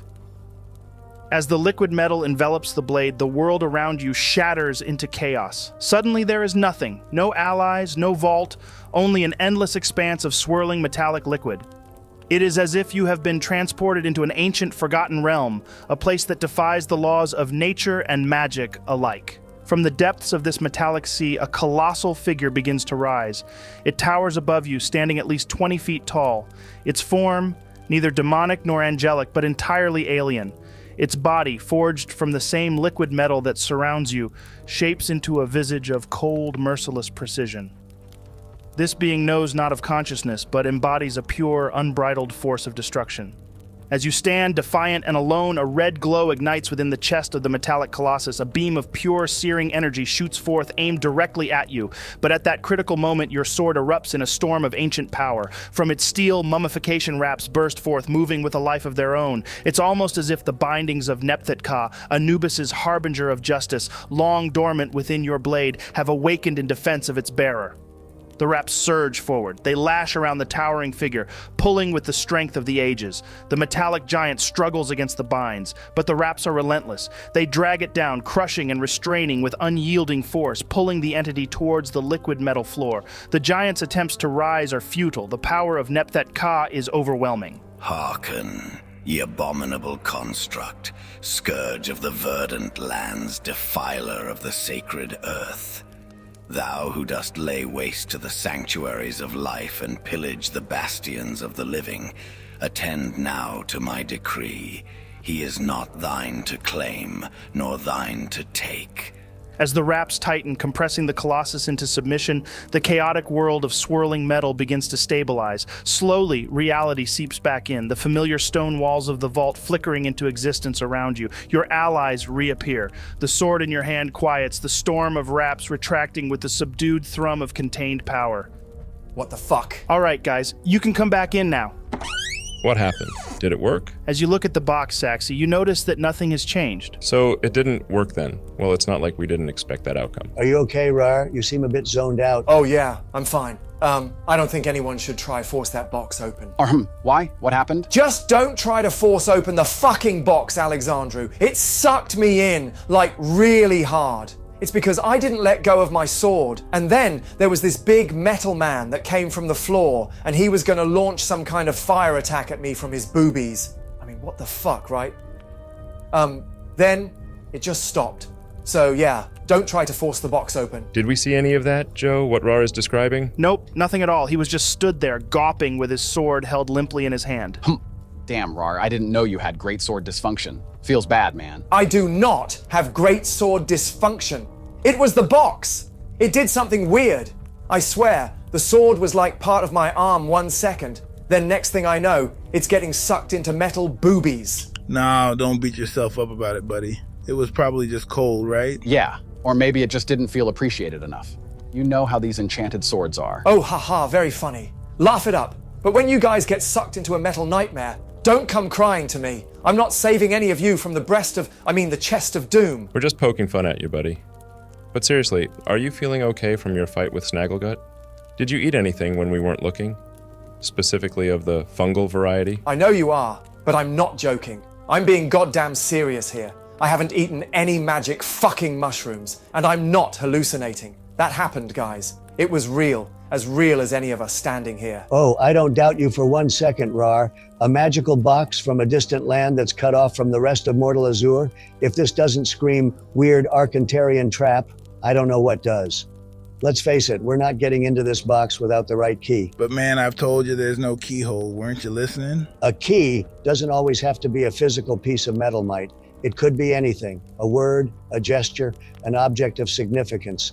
There might be hints about what that key is, hidden somewhere here, or maybe not, and we might never open this box. Well, if I had a box like this, with whatever crazy shit is in there, I'd keep the key on me at all times. Damn, dude. That's an excellent point. I bet if there is a key for it, it would indeed be on his person.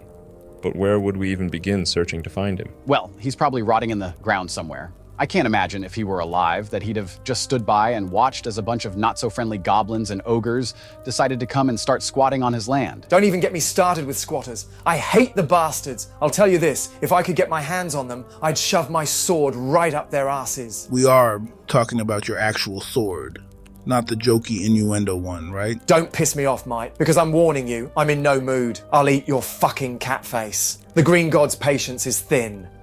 but I don't own a cat. Well, I'll fucking buy you one, let you name it Mittens, wait until you begin to love it, then I'll eat it. What the hell's wrong with you, man? Why would you eat my hypothetical cat named Mittens? Because I'm twice as fucking mean as I am fucking green. I just want to point out, putting the animal abuse aside for a moment, as we get stronger, you should dip your toes into Bard.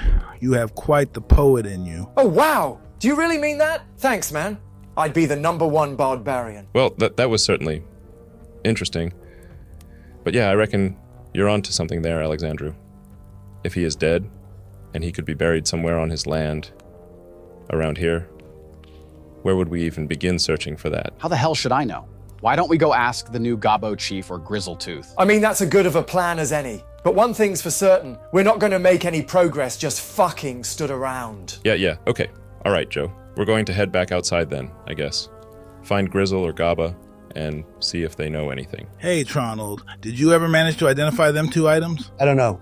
Joe, did I ever manage to identify them 2 items? Huh? Did you want to identify them 2 items? Yeah, I'd very much like to identify them 2 items. Sweet. Then yeah, sure, dude. You've managed to spend enough time to identify both items. Awesome. So, yeah, I managed to identify both items. Perfect. So what do they do? I don't know. Joe, what do they do? As you settle into the quiet focus required for the spell, Tronald, your hands hover over both the wolf ring and the vine necklace.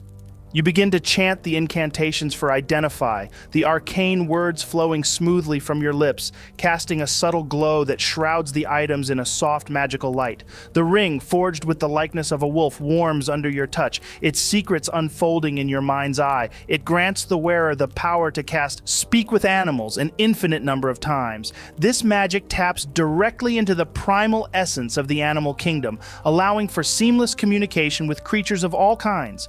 No attunement is required, making it immediately useful to whoever slips it onto their finger. Your focus then shifts to the vine necklace, which is intricately crafted with silver that twines like the stems of a vigorous plant, an emerald nestled at its heart. As the spell's energy probes its structure, you discover it allows the wearer to cast Speak with Plants twice a day. This piece, too, connects deeply with the natural world, fostering dialogue with the flora around you. Similarly, it requires no attunement, offering its gifts freely to any who wear it. Oh, come on, Joe. Seriously? Huh? What have I done wrong? You know exactly what you've done. Ooh, they sound interesting. I can't wait to give it a try. I've always wanted to speak to an animal or a plant before I ate it. You're actually a psychopath. And you're actually bald. He raises a valid point, Alexandrew. You are bald. Are we going to try find Grizzle and Gaba or what? Yeah, Joe, we head on out. Saxy, with a sense of purpose, signals to the rest of the group that it's time to move on. You follow him as he leads you out of the vault's mysterious aura, through the corridors of the fort, which now seem mundane in contrast to the magic-imbued confines you just exited. The fort's stone walls, cloaked in the shadows of torchlight, whisper secrets of ancient times as you pass, but you leave them behind, stepping out into the open air of the courtyard. The scene before you is one of raucous laughter and chaotic entertainment. You find Grizzletooth and Goba at the heart of a boisterous gathering of goblins and ogres. They have ingeniously turned frog tossing, a game you recall involves skill and precision, into a wild drinking game. Each successful toss of a small, surprisingly cooperative frog into a series of increasingly ridiculous targets, a bucket, a hollowed-out pumpkin, even an old helmet, elicits a cheer from the crowd and a round of potent, murky drinks. The targets are set up in a semicircle, and each participant must take a swig of the drink before tossing their frog. The frogs, for their part, seem to have grown accustomed to their role in the game, appearing resigned yet unharmed, often hopping back into the action without any prompting. All right then, Joe. I guess I'll walk over to Grizzletooth. Tronald, hand me the ring. Hand me the ring right now. Sure. Here you go, buddy. See what you've done, Joe. Why you thought it would be a good idea to give us them 2 magical items is beyond me. All right, Joe. I want to walk up to the frog tossing event, cast the spell from the ring, and say to the frog, "Hey there, frog. How are you?" Raarh, as you begin to make your way through the raucous crowd at the frog tossing event, you find yourself navigating a sea of enthusiastic goblins and ogres. They pat you on the back with surprising force and offer you their crudely concocted drinks, their faces split with wide, infectious grins. Yet despite the rowdy festivities around you, your focus is unwavering. You have your eyes set firmly on the guest of honor, the frog. As you approach the tossing line, your hand instinctively goes to the wolf ring on your finger, rubbing it gently. You feel a warmth flood through your body, a surge of magical energy priming you for communication with the natural world. Reaching the makeshift playing field, you spot the frog in question, a rather plump, glossy green creature sitting nonchalantly amongst a pile of leaves. Gently, with a surprising delicacy for a man of your stature, you scoop up the frog in both hands. Holding it level with your gaze, you study its calm, bulbous eyes, and with a grin, you begin to speak. A few moments pass before the frog eventually speaks back. Oh, hey there, you're another one of those bipedal frogs, right? Oh, I'm swell. Just living ma life to the fullest, being tossed around and whatnot. Yep, living the dream. Well, that's good to hear, I guess. Suppose you don't mind all the, being thrown around then. Mind it? Well, I suppose it's not the worst thing. It's like being a celebrity, really. Everyone's always cheering for you. You get to fly through the air, see the world from up high. And the landing's not so bad. Let me put it this way. I'd rather be with you guys than in the hands of the French. Truer words have never been spoken, Mr. Frog. But don't you get dizzy, being flung everywhere? Oh, all the time. But it's all part of the gig. You gotta learn to roll with it. And as for the fans, oh, they love a good spinner. They're all about the twirls and whirls. And I'll let you in on a little secret. The trick is to always keep smiling, even when you're upside down and backwards. Makes them think you meant to do it that way. It's all about style, my friend. Gotta keep it sassy, gotta keep it classy, give the people what they want. I like you, Frog. Why don't you come with me? You can be my pocket frog. Oh, I'd love that. Being your pocket frog? That sounds amazing. I've been dreaming of hitting the open road, seeing the world. From the day I was born, yep, them 20 weeks ago when I was just a little tadpole. Oh, how I've grown. I'm so excited. The places we'll go, the bugs we'll see. I hear there are flies out there as big as your thumb and ponds with water so clear you can see right down to the bottom. It's going to be a whole new adventure, a whole new set of tales to tell the kids. I just can't wait to hop along for the ride. Oh, wow. You have children? How many? Oh, yes, I have 2,581 little tadpoles, and they're quite the lively bunch.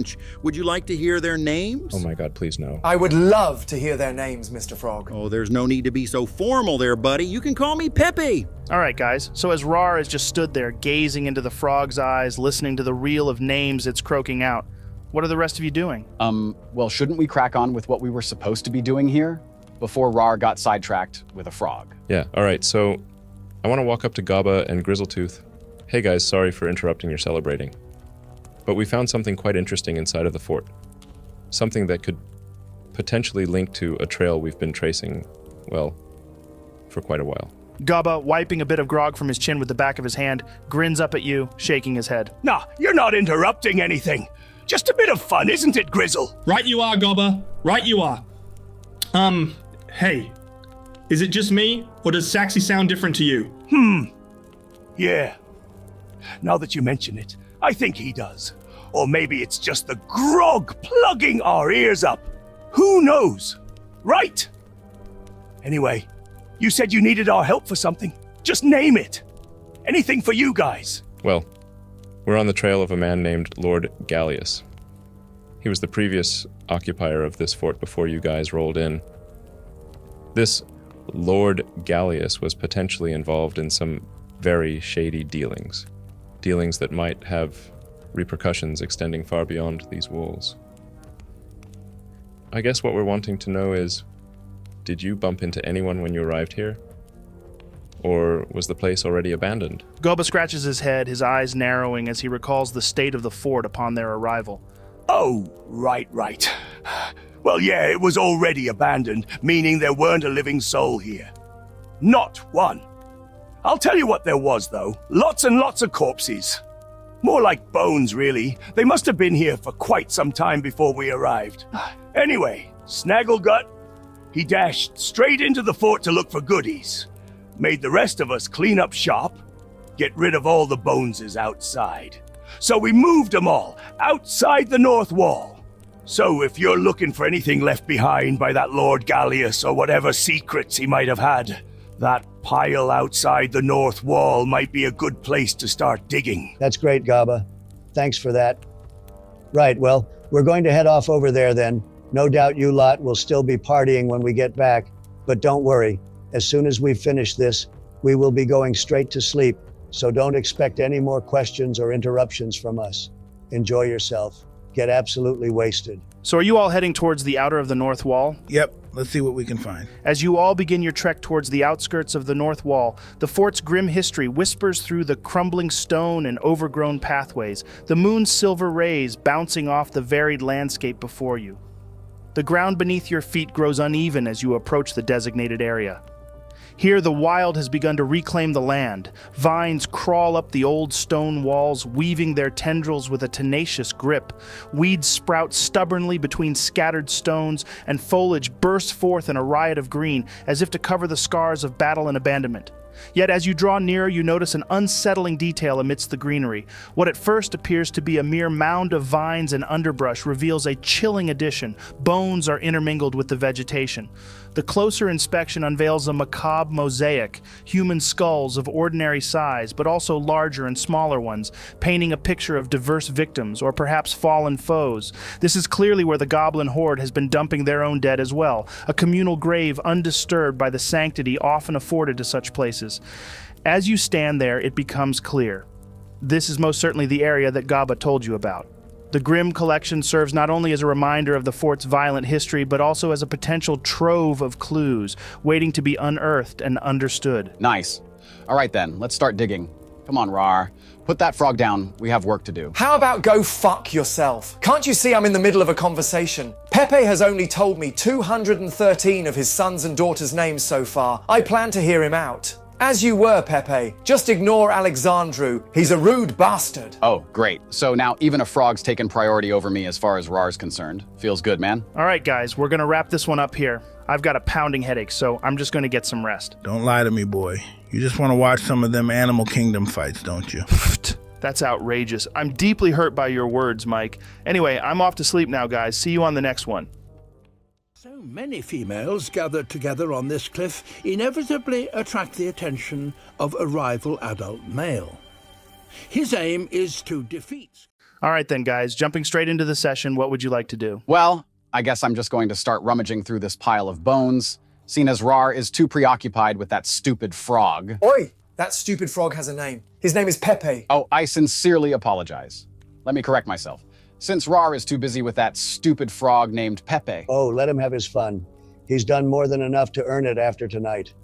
Let's all just begin searching, separating recently deceased from older. Organized. I like it. All right then, Joe. We spend the next however long searching for the corpses that were strewn around the fort's courtyard when Gaba first moved in. Okay, so whoever wants to take the lead on this, give me a strength check with advantage. So, who actually is the strongest after Raarh? You know, because he's distracted. The correct term you was looking for is preoccupied. I think it's actually you, Alexandrew. Are you being serious? My strength is 12. Well, yeah, that certainly beats my 10. And it's absolutely better than my 5. Oh my god, this is diabolical. So that's a 15 total. See, that's not even bad. I don't know why you were stressing. It's less that I was stressing, and more like I was shocked at how pitifully weak we all are. I prefer to think of us as well-rounded. As you all approach the morbid task, the air grows thick with the stench of decay. The mound of vines and foliage before you hides a grim collection, an unholy blend of recent death and ancient remains. Alexandrew takes the lead, his strength guiding the group as you begin to separate the intertwined foliage from flesh and bone. The first pile you form is of the recently deceased. The bodies still hold a semblance of the forms they once were, the skin pallid and stretched tight over stiffening limbs. The stench is overpowering, a sickly odor that clings to the back of your throat. Moving deeper into the mound, you reach what can only be described as that disgusting middle section where the bodies are in the throes of decomposition. Here, the flesh has turned to a slushy consistency, melting away from bones that jut out prominently. The smell here is even more acrid, a pungent aroma that mixes the tang of rotting vegetation with the foul stench of decayed flesh. Each movement sends a new wave of the nauseating scent into the air, and more than once you turn away, gasping for a breath of cleaner air. Finally, you come to the bones, bleached and dry, stripped of all but the most stubborn sinew. These relics of the long dead rattle hollowly as you gather them, the only sound in the grim silence that accompanies your labor. The bones, at least, do not smell. After about 45 minutes of this grim sorting, you stand back, surveying your work. The dead are now organized into 3 distinct piles, the recent, the rotting, and the bones. Well, that description was, grim. I could actually taste the smells you were describing. Oh no, that was me. I may have pooped. Sorry about that. That's fucking disgusting, dude. Can't you give us some warning next time? No, that'd take the fun away from watching you guys notice it. Huh? I can't smell anything. Oh, wait. Yep, there it is. Yuck. Ugh, what the hell have you been eating, man? Everything. I'm just going to put it out there. I feel like it was a well-placed poot. It certainly added to the flavor of the description. I wouldn't use the word flavor. All right, guys, we're getting a little sidetracked. Now that we've separated them all, we need to begin rummaging through them, searching for anything that could be used as a key. But remember, it does not need to be a metal key. It could be anything. Give me an investigation check with advantage, Tronald. That's a 19 total. Okay, then. As you delve into the pile of bones that have been deceased the longest, the bones, bleached white and dry, clatter and clink under your tentative touches. With Tronald's reminder ringing in your ears, you sift through the debris. The task is morbid, each movement unearthing remnants that might once have been cherished possessions or mere everyday items, now rendered strange by their long burial. Amongst the bones, your search yields a curious assortment of items. A rusted iron locket containing a faded painting of a hairy-looking dwarven woman, a set of miniature bone dice, intricately carved and yellowed with age, and a bizarrely shaped key made from what appears to be the tooth of some large, unknown creature. You also find a small, cracked hourglass, its sand long since stuck to the glass. Saxy, you uncover a piece of crumpled, dirt-stained paper. Unfolding it carefully, you reveal a note, written in common script, though the contents are anything but ordinary. It reads, "My dearest Molthrop, your scales glisten more brightly than the dew on spiderwebs at dawn. Your eyes gleam with the fire of the sun-scorched plains I adore. When you hiss, it's like the sweetest lullaby to my ears. I long to caress your cold reptilian skin and count every magnificent scale. Meet me by the swamp under the moon's full gaze where we can entwine our tales and whisper sweet nothings into the night. Forever yours, Steve." The letter is ludicrous in its romantic overtures to a presumably dragonborn lover. Meanwhile, Alexandrew, you discover another slip of paper, its edges frayed and the ink faded, but still legible enough to hint at importance. You hold it up, squinting at the script that twists and curls in a manner eerily reminiscent of the writing on the lockbox. Though you can't decipher the words, the style is unmistakable. Hey, Tronald, I think I found something. Hand it over then, let's have a look. I hand the piece of paper over to Tronald. Joe, can I read whatever's on it? As Alexandrew extends his hand to you, Tronald, the slip of paper nestled between his fingers catches the silver rays of moonlight. You take it from him, the parchment feeling both fragile and inexplicably heavy in your grasp. As your eyes fall upon the script, a strange sensation washes over you, a flicker of recognition as if the words were meant for you to read. To any other eye, the characters would twist and convolute into an indecipherable script, but to you they stand clear and direct as common. It is an oddity you've encountered before, Arcantarian script, a magical and ancient text. The message on the paper reads distinctly, "Open for me, for I have the key. The key is my voice. The key is myself." Nice job, Alexandrew. I'm almost certain that this is the key we were looking for. How can you be so certain? Well, because it literally says key like 3 times in the space of a sentence. Oh, well, yeah, that would be a fair assumption then. So what's the plan? We're gonna head back to the vault and see if this little piece of paper opens up the sucky box? Please don't refer to it as the sucky box. It makes it sound weird. Huh? But it is fucking weird. Yeah, but not that kind of weird. You know what? Never mind. No, I don't want to head back just yet. I think there's the potential for us to discover a lot more information here. Well, if you think I'm going to start rummaging again in that pile of rot and shit, you can fuck off, man. Get your big green god to help. All he's been doing this whole time is staring at that goddamn frog. His name is Pepe. And if you interrupt Pepe one more time from telling me about his children, I'm going to slap the shit out of you. Will you two calm the hell down? No, I don't need us to rummage through the corpses anymore. I just need you to show me which skeleton you got this sheet of paper from, Alexandrew. Oh, right. Well, why didn't you open with that? It was this one over here. I point to the skeleton I found the paper in, Joe. Because I do what I want when I want. All right, Joe. I make my way over to the skeleton. Then I want to check, see if it was obvious how he died. Damage to bones and whatnot. Okay, cool. Give me an investigation check. Bleh, that's a 12. Tronald, you approach the skeleton with a sense of purpose, your eyes scanning for any telltale signs that might reveal the circumstances of the deceased's demise. You kneel beside the bones and begin your investigation methodically, examining the skeleton from skull to toe. The bones are old, their surfaces pocked and weathered by time and the elements. Despite your earnest efforts, deciphering specific details proves challenging. The wear of years has erased finer indicators of trauma or struggle that might have been preserved under other circumstances. However, as your hands gently probe and shift the arrangement, one glaring anomaly asserts itself. The spine of the skeleton is not just damaged, it is utterly shattered. The vertebrae are fragmented so severely that it's a wonder the skeleton held together when you initially moved it. The destruction is centralized, suggesting a forceful, direct blow that likely spelled a swift and violent end. Wow, that's brutal. Huh? What is it? What have you noticed? His spine is utterly shattered. Like, damn, he was destroyed. You know what? I want to know how he died. It's too interesting to avoid.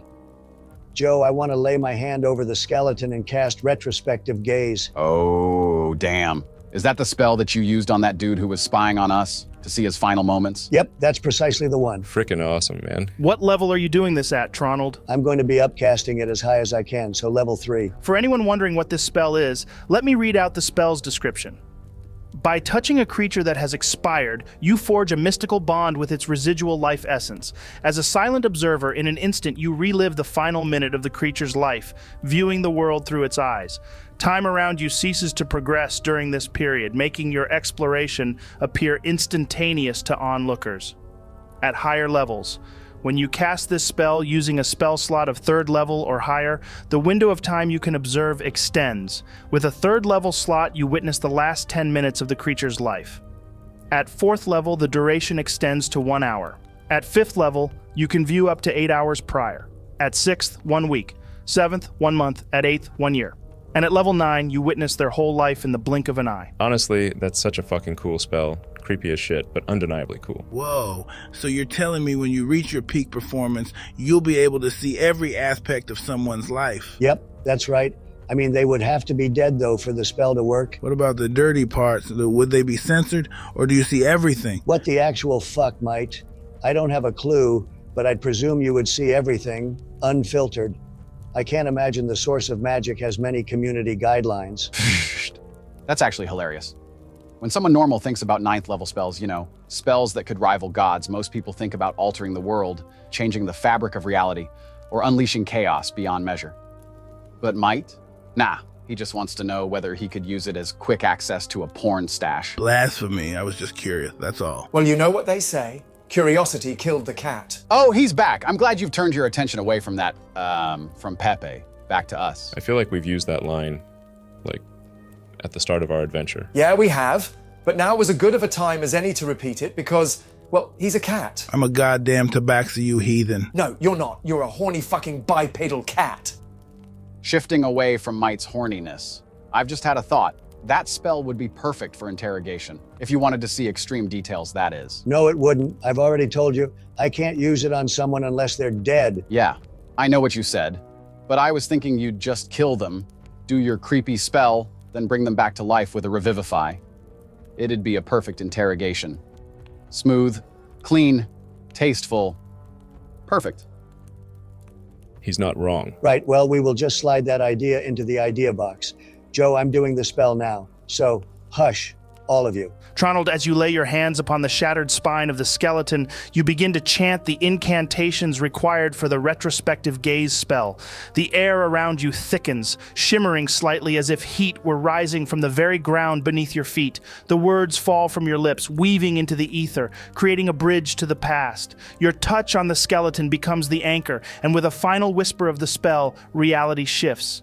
The present blurs, a whirlwind of colors and sensations as you are thrust backward through time. The world around you accelerates, shadows lengthen and shorten in rapid succession. The sun races across the sky only to be replaced by the moon in the blink of an eye, over and over, as days turn into nights in mere moments.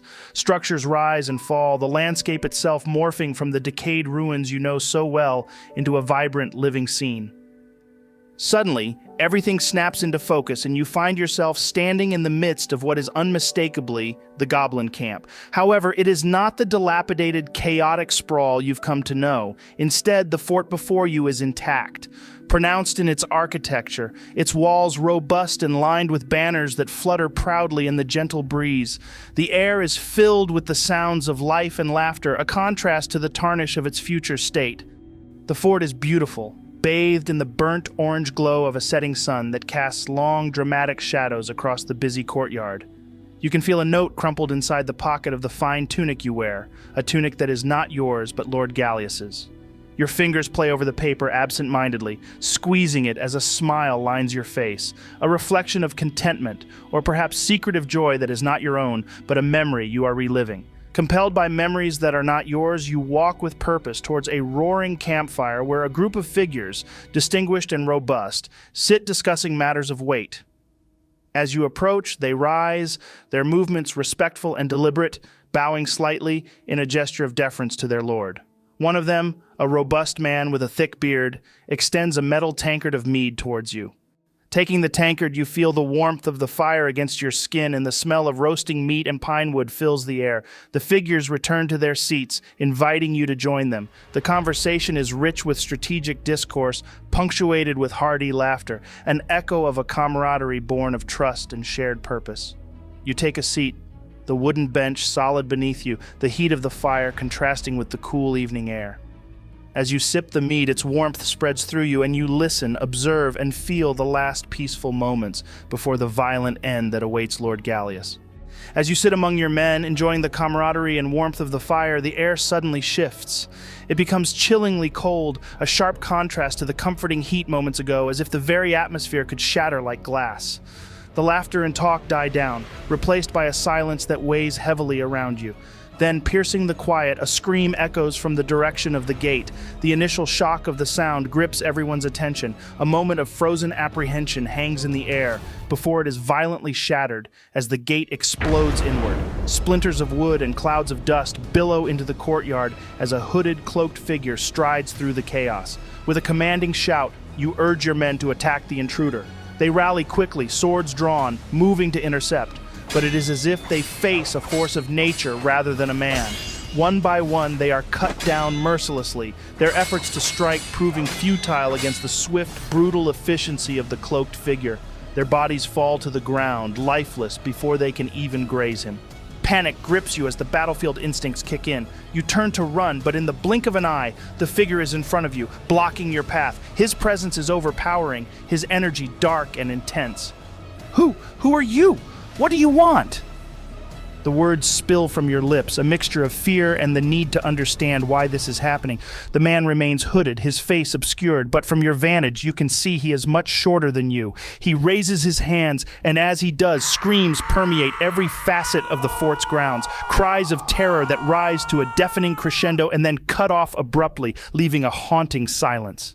He looks up at you, and his voice is cold, devoid of emotion. I want to kill you.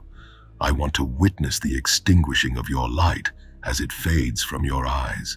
His words are simple, but they chill you to the bone. Before you can respond, he thrusts a fist into your abdomen. You feel an excruciating crunch as your spine shatters under his grip, your body going numb from the intense pain. And then, just as suddenly as it began, you are thrust back to the present. The vision ceases, and you find yourself standing by the skeletal remains, the touch of the bones under your fingers, the only link to the horrific past you just witnessed. Whoa. So somebody really didn't like this guy. I mean, really didn't like him. And by someone, I mean Vesurial. What? So it was Vesurial who killed him? Why? Yep, and not just him, but everyone. Seriously, he just came in like a bat out of hell and just started slaughtering everyone.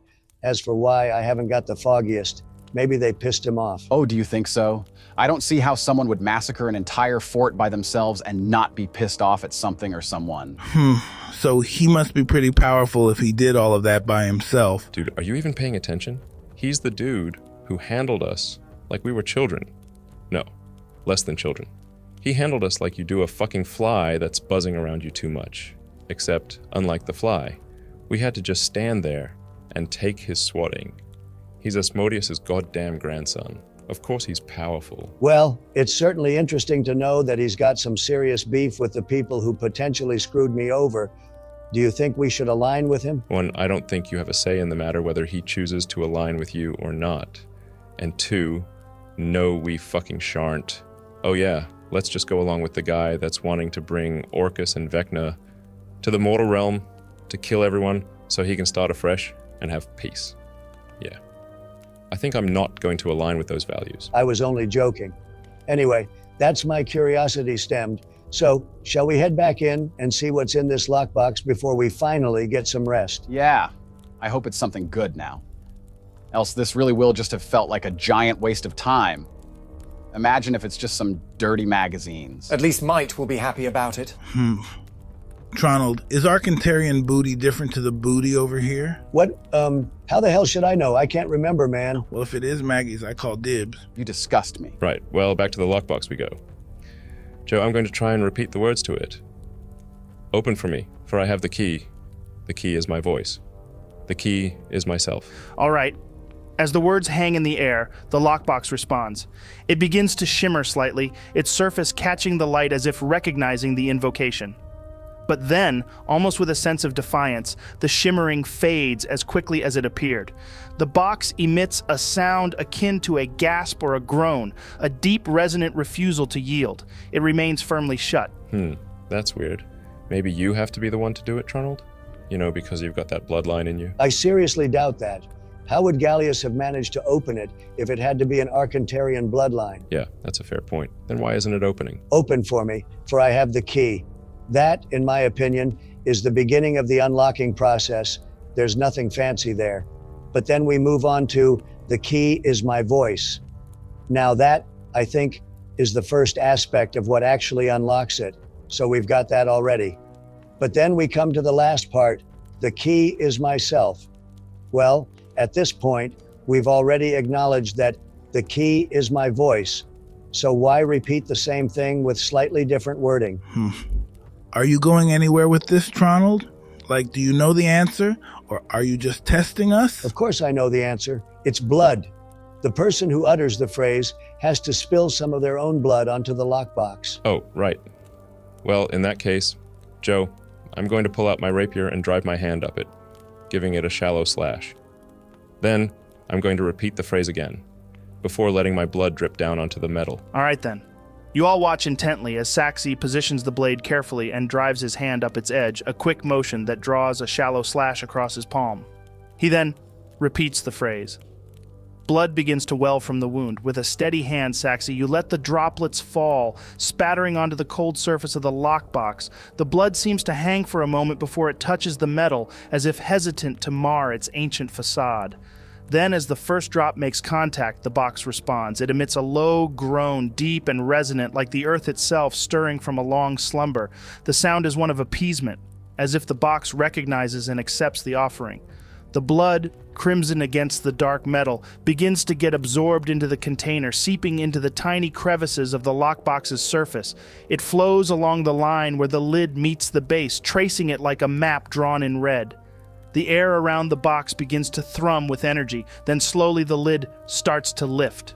It doesn't swing open as a normal box might, on hinges or a latch, but rises directly upwards, defying gravity. It hovers about 3 feet above the base of the box, suspended in the air by an unseen force. How long do you reckon we have before that thing closes? And do you think it'll just slam shut or close slowly like that?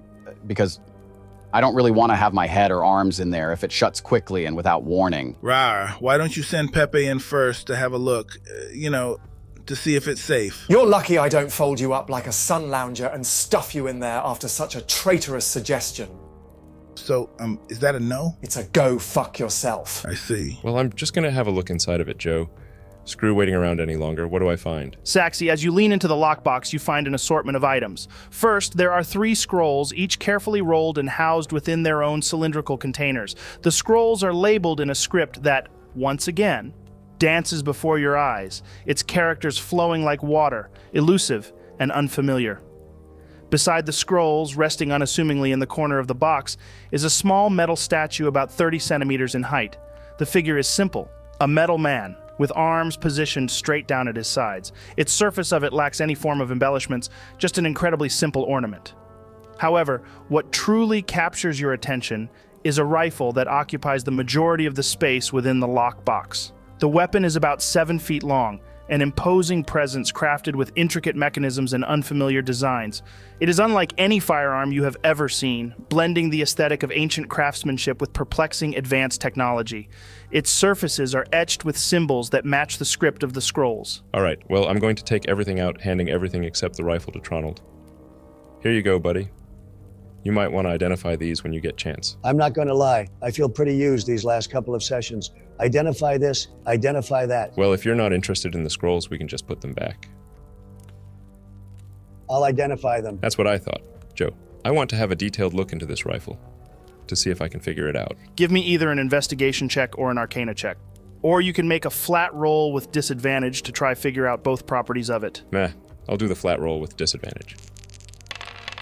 Okay, so that's a 14. Saxy, you delicately place the rifle on the floor. Your fingers glide across the surface, tracing the runes and glyphs that are not merely etched, but fully integrated into the structure of the rifle. These markings pulsate with a soft luminescence, indicating their active role in the weapon's function. Interestingly, traditional mechanical components like the trigger have been completely replaced by glyphs. Where you would expect to find a metal trigger, there's instead a complex glyph, glowing slightly under your touch. This sigil seems to sense your interaction, vibrating with a potent energy as your fingers dance over it. The barrel of the rifle, too, abandons conventional design. It is lined with fluted spirals, each carved deeply and filled with intricate runes that promise to stabilize and perhaps even guide the energies it discharges. These markings suggest that the weapon fires not ordinary bullets, but concentrated blasts of magical force, each shot dictated by the arcane scripts that spiral around the metal. Even the stock of the weapon disregards the use of the usual wood or metal for a material that feels both organic and fabricated, embedded with sleek, rune-covered panels. These serve as interfaces for what might be arcane adjustments, altering everything from the intensity and nature of the weapon's energy output to protective enchantments for the wielder. Holding the rifle, Saxy, you realize you're in possession of a masterpiece of magical engineering. This weapon does not merely blur the lines between magic and mechanism, it erases them. Ooh, woo! I want to test this bad boy out. Joe, I lift it up, aim it at an empty piece of wall, and fire. Hold on a second. Maybe you shouldn't— All right, man, you press your hand against the trigger glyph, the mystical substitute for a conventional trigger. Instantly, the internal mechanisms of the rifle begin to whir, a sound filled with power. The runes along the barrel and body of the rifle pulse vibrantly, lighting up in a sequence that suggests a buildup of arcane energy. The air around the weapon crackles slightly, an electricity that makes the hairs on the back of your neck stand up. However, just as the crescendo of mechanical and magical activity reaches its peak, it abruptly ceases. The whirring slows and the glowing runes dim, the rifle settling back into silence. It simmers down without releasing a shot, leaving a sense of anticlimax hanging in the air. No blast comes, no energy is discharged, and the wall remains untouched. That's a shame. Well, it looks like there's going to be a few more details about this that I need to figure out before I can actually use it. Will I be able to squeeze it inside my bag of holding, Joe? Yeah, sure, man. Right, well, I'm absolutely pooped, so let's get some rest. Aren't you going to identify that stuff first? Nah, I'll do it in the morning. It gives me something to look forward to. We probably don't need to keep watch tonight, do we? Seeing as there's hundreds of goblins out there willing to protect us? I'd suggest we keep watch anyway. I mean, Rattlebone is still out there. There's also Glink. So, yeah. We should keep a lookout just to be on the safe side. All right then, guys. So you begin to unload your gear and find comfortable spots amidst the confines of the vault. Actually, Joe, I'm going to cast Tronald's tiny tower. Might as well if we're being cautious. Okay, as a ritual or normally? Normally. Seeb's waiting 11 more minutes before sleepies. Cool. So, after around 1 minute, the familiar tower springs to life. You all step inside and get comfy, hoping for a pleasant night's sleep. All right then, guys. So you're now level 7. Have a think about what you want to choose, and we can discuss it at the start of next session. Hell yeah, man. Level 4 spells. Here we come. All right then, guys. So like I said at the end of last session, you're all level 7 now. Let's start with the HP increases. Alrighty. So that's an 11 total for me, which brings me to 90 health. That's nice. That's a 5 for me, taking me to 45. Oh, sweet. That's a 9 for me. So, that brings me to 56? 7 over here, bringing my max HP to 55. Whoa, that's an 8 for me, taking me to 48. Oh, excellent. So now I'm officially the guy with the least health. That should have been the case from the get-go, my man. Whether it should have been the case or not, I'm not best pleased about it. So has anyone got any cool shit this level? Because I ain't got anything apart from 4th level spells. What do you mean I haven't got anything apart from 4th level spells? 4th level spells are the bomb, dude. I've been waiting for these since Raarh butchered that poor old bastard in the tavern. I didn't mean it as a bad thing. I'm just saying that I haven't got anything else. What 4th levels have you chosen anyway then, Tronald? Wouldn't you like to know? Yeah, that's why I'm asking. Well, I'm not telling. But let's put it this way.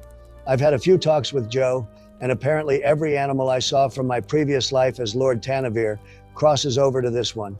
Pretty cool, right? What does visiting zoos have to do with 4th level spells, Boss Tronald? Everything. You don't have to call him Boss Tronald, you know? I know, but I like to. Anyway, I know what he's taken. Nice. Oh, well, in that case, this is going to get really interesting really quick. Don't tell me you've taken it too? Of course I have. How could I not? What the hell are you lot talking about? Oh, nothing. It's going to be a surprise. You like surprises, don't you, Raarh? Well, I did, but I'm not allowed them anymore, apparently. Huh? What do you mean you're not allowed them anymore? It's part of the rules, you see. Look, it says right here, feral instincts. I get advantage on my initiative rolls, and I cannot be surprised. What? No, dude. It says that you cannot be surprised as long as you rage at the start of your turn. Anyway, they're not remotely the same thing, man. Like, what the hell? How did you even come to that conclusion? All right, I'm gonna need you to slow the fuck down, Joe. Answer me this. Can I or can I not receive Mite and Tronald's surprise? Yes? I see. Anyway, so I get access to... I'm not finished, Saxy. Well, hurry the fuck up, dude. You're taking forever. The bear elk Batman moves at the speed he wishes. Anyway, so I also get instinctive pounce. This lets me move up to half my movement speed when I rage. You done? Maybe. Well, I'm going to take that as a yes. All right, so I get my Flash of Genius. This allows me to add my intelligence modifier to any check or saving throw that's done within 30 feet of me. I only get to do it 4 times per long rest currently, though. You know, I'm struggling to comprehend how we could ever fail an important check anymore. You know, with Tronald's Lucky, Silvery Barbs, and Portent. Then we've got Mite's Inspiration and whatever else he can do. Then, now we've got your stuff as well, Saxy. Kinda wild. Yeah, it's fucked. Well, what have you got this level anyway, Alexandrew? Oh, right. Yeah, I get access to Stillness of Mind, which lets me end an effect like Charmed or Frightened that's been placed on me, as an action. Then I get Evasion, which lets me half any area of effect damage I receive. Also, if I succeed the dex saving throw, I take 0 damage. Is that everyone then? I believe so, yeah. All right then. So what would you like to do? Oh, by the way, Joe, before I went to sleep last night, I imbued my ring of spell storing with 3 shields and 2 silvery barbs. Okay, noted. Which raises the question, is it okay for me to cast a 2nd level spell into the ring, only aiming for it to be a 1st level spell, such as shield? Yeah, dude, I don't see why not. As long as there's no upcast potential in the spell. Sweet.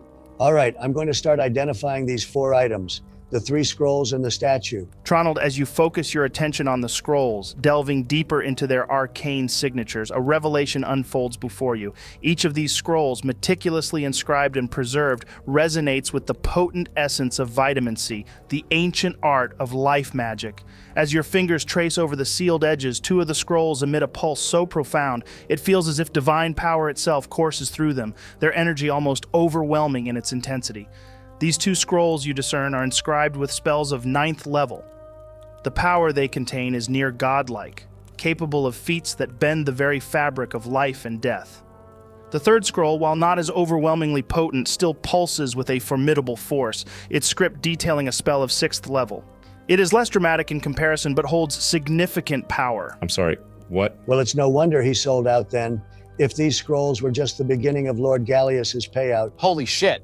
I'm lost for words. What do they do, Tronald? Joe, what do they do? Tronald, as you carefully unfurl the first scroll, the parchment crackling slightly under your touch, you are greeted by an intricate array of runes and script detailing a spell known as Chimeric Merge.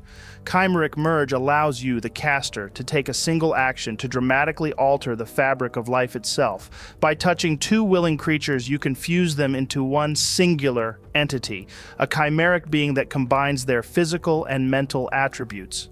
The new form that emerges from this fusion will possess a combined health pool and a synthesis of abilities and spells from both original creatures. Imagine the strategic possibilities. A warrior and a mage merging to create a being that can wield both sword and sorcery with equal finesse. However, the transformation is not only about power, but also form. The chimeric entity might sport multiple limbs, perhaps 2 heads, or even an array of sensory organs, adapting to the strengths of both donors.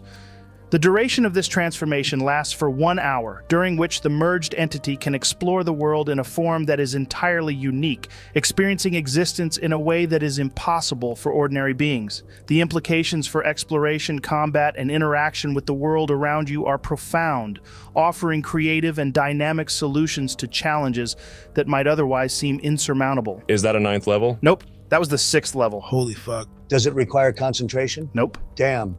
All right, let's dive into the 9th level spells. What do they do? Tronald, your hands tremble slightly with the weight of anticipation as you unfurl the next 2 scrolls, each one a repository of immense power and arcane knowledge. The first of these 9th level spells is known as Epic Shift. Epic Shift wields the very essence of time as its domain. With a casting time of 1 minute, this spell requires the caster to use both a fragment of a meteorite and a drop of Time Dragon's blood as material components, both of which are consumed by the spell. This underscores the rarity and the gravity of the magic you are invoking. Upon casting Epic Shift, you can alter the flow of time within a massive 500-foot range. You create a bubble where time can either accelerate to move 100 times faster or slow down to a near standstill, depending on your will. This temporal anomaly lasts for 24 hours, after which the area reverts to the normal flow of time. Creatures caught within the bubble when the spell concludes may suffer from disorientation or temporal shock due to the sudden reversion. The second spell scroll you carefully examine reveals the Life Matrix Synthesis. Life Matrix Synthesis allows you to directly manipulate the very blueprint of life within a 100-foot radius. The casting is swift, requiring only 1 action, but demands an orb of meteorite worth at least 10,000 gold pieces as a material component, which the spell consumes. With this spell, you tap into the foundational threads of existence to either evolve or devolve the creatures around you. Those evolved may gain new, enhanced abilities, such as increased strength, agility, or even new magical capacities at the DM's discretion. Conversely, those devolved might revert to a more primitive version of themselves, potentially stripping them of intellectual achievements and magical abilities. Both of these spells, Epoch Shift and Life Matrix Synthesis, offer incredible control over fundamental forces of nature, time, and life itself. Wow, well, they're going to be pretty handy. I doubt that, buddy. Not for a while, at least. What do you mean? What I mean is that they're scrolls, so they come with a use quantity of 1 time. I'll most likely just wait until I get strong enough to be able to actually learn them, then I can copy them straight over into my spell book. Now, I know what you're all thinking, but Tronald, what if we need them in a pinch? Which I would respond, yeah, sure, but only as a last-ditch effort. Remember, me using one of these things could not only backfire massively, but it could just fail. Then we would be down a scroll and no better off. What about selling them? I'm sure they'd fetch a pretty penny. Yeah, I'm sure they would. But that's part of the problem, isn't it? Has anyone here actually had experience in selling items so valuable? And who would even buy them? The most likely outcome is that everyone we go to wouldn't even be able to afford them. Then, if we accepted their offer, we would just be selling ourselves short massively. What about Charismatic Asmo? I'm sure he would be very interested in them. As for trying to rob us, I don't think he would be obvious about it. But then again, he is a merchant, and merchants are always just going to try benefit themselves over the customer. Nah, I doubt our boy Charismatic Asmo would do that to us. But yeah, if we were going to try sell him off, he'd definitely be the person to speak to. Asmo Prime has God knows how many shops across Auroros, so he'd have the coin. To be honest with you guys, even if he was interested in them and was willing to pay a lot of gold for them, I don't know how comfortable I would feel about selling these scrolls off. I mean, this magic is something that I created, in my previous life as Lord Tanavir. So the concept of just handing them out, ready for anyone to take, doesn't sit well with me. Yeah, that's fair enough, that dude.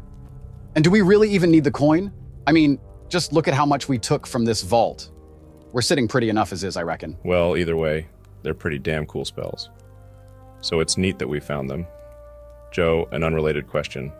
but I saw in the comments of the last video we uploaded someone suggesting something about the rifle I found. Now, would it be classed as metagaming if I took the advice of that comment? And if it was, I'm unsure how I can separate my own thoughts from what the comment said. Yeah, I know which comment you're talking about. Look, I'm not telling you what you can and can't do, but just keep doing things as you have been doing, things that would come naturally to your character. I know you're excited about your new toy, but just take it easy there, buddy. Hey, Tronald. What is it, Catman? You're not finished yet. You still need to identify that statue. If that was in the box of goodies, then my guess is that it's something sexy, too. Oh, I know, but we were just talking about, you know what? Never mind. Joe, can I identify this last item to see if it is indeed something sexy? Tronald, you turn your attention to the small metal statue. The statue, a simplistic representation of a humanoid figure, stands merely 30 centimeters tall, its metallic composition giving it a deceptively ordinary appearance. As you chant the incantations required for identification, your hands hovering over the statue, arcane energies swirl around the figure, revealing its true nature. The metal begins to shimmer lightly under the influence of your spell, indicating a latent magic waiting to be activated. Upon activation, this unassuming statue transforms dramatically. It grows 100-fold in size, morphing into a towering protector whose purpose is to defend the one who summoned it. This transformation is not only a physical enlargement, but also an awakening of the entity's potential as a formidable guardian. Holy hell, that's really damn cool. I fucking told you! I told all of you! That bastard was the one inside the lockbox that sucked me in and tried to fire a spell at me from its boobies. How about that? So you wasn't just being overly dramatic. I'm never overly dramatic. We should probably start making our way back to Alexandrew's temple now anyway. Yeah, it feels like we've been gone half a year. I'd probably say it's been closer to 2 weeks. Well, you know what they say, time flies when you're having fun. Huh? No, dude, that makes zero sense. I don't see how it doesn't. Makes perfect sense to me. Well, that explains more than you would care to admit. So shall we see if Gaba is awake? I feel like we can't just run off without saying bye. Are you okay, Tronald? Well, kinda. It's just strange, isn't it? We've been with Gaba for what feels like forever, and if I'm being honest with you all, I'm going to miss that raggedy little man. Yeah, I'll miss him too, brother. But he's got a horde to lead now, and us leaving doesn't mean we never have to see him again. Hell, we can see him as much as you want. Plus, we've got magic. Well, you've all got magic that can help you communicate with him, see how things are going and whatnot. So don't worry, he will never be too far away. All right then. Joe, I want to go and try find Gaba to say our goodbyes. Tronald, you turn away from the treasure trove of the vault and head back towards the heart of the goblin camp. The air outside feels cool against your skin, a refreshing change from the musty atmosphere of the fort's interior. As you navigate through the camp, the sounds of the previous day's festivities are replaced by the rhythmic snoring of exhausted gobos. After a brief walk of about 5 minutes, you see hundreds of goblins spread out across the clearing, each finding rest wherever they can. The ground is littered, some sprawled haphazardly, others curled up with makeshift pillows or under scraps of fabric, all of them snoring in a cacophonous symphony of post-celebration fatigue. Among this sea of bodies, you do indeed spot Goba, seemingly tucked in between 2 random goblins. Oh, he looks so peaceful. I almost don't want to wake him up. Oi, Goba! Wakey, wakey! Goba immediately jumps to his feet, doing a kick-up similar to Shawn Michaels. He grabs a knife from his back pocket and shouts, Holy shit! Ready your weapons, lads! The Germans are back! No, there's no Germans here, Gaba. It's just us. Blimey, Raarh! You nearly gave me a heart attack, you did! Thought I was about to be ambushed by... By Germans? Yeah, by Germans. I reckon I only caught about an hour of shut-eye. Look at that sun. Barely creeping up the sky. So what's the ruckus about then, eh? What's got you stomping around? What can old Gobba do for you today? Actually, Gaba, we just wanted to come and say bye to you. It's time we made our move and hit the open road. Oh, you're off then? Just like that? Well, can't say I ain't a bit gutted to hear it, but I reckon you've got your reasons. You're going to be a great boss, Gaba. And if you ever need anything, I'm sure that in no time at all, you're going to be a powerful wizard, capable of contacting us whenever you want. And we will drop in on you from time to time, see how things are going, either in the flesh or with magic. Oh, Gaba, by the way, you'll want to make your way into the fort's vault at some point soon. There's a hell of a lot of gold and treasures in there. We took what we thought was a fair share, but left the rest for you, so you can rebuild this horde in the image it deserves. Oh, thanks for that, boss. You lot take care out there, yeah? It's a wild world full of twists and turns. Make sure you keep those blades sharp and wits about you. And hey, don't be strangers, eh? This rowdy bunch will miss having you around to stir up trouble. Safe travels, Tronald, and the rest of you rascals. May the winds be at your back, and may your enemies never see you coming. All right, then. Oh, and when we're more established, got trade going and our troops trained up, if you ever need us for anything, whether it's for us to do some task for you, we will be there. Also, we will set aside a cut of our earnings for you. That's extremely kind of you, Gaba. All right then, Joe. I think it's time we make our move.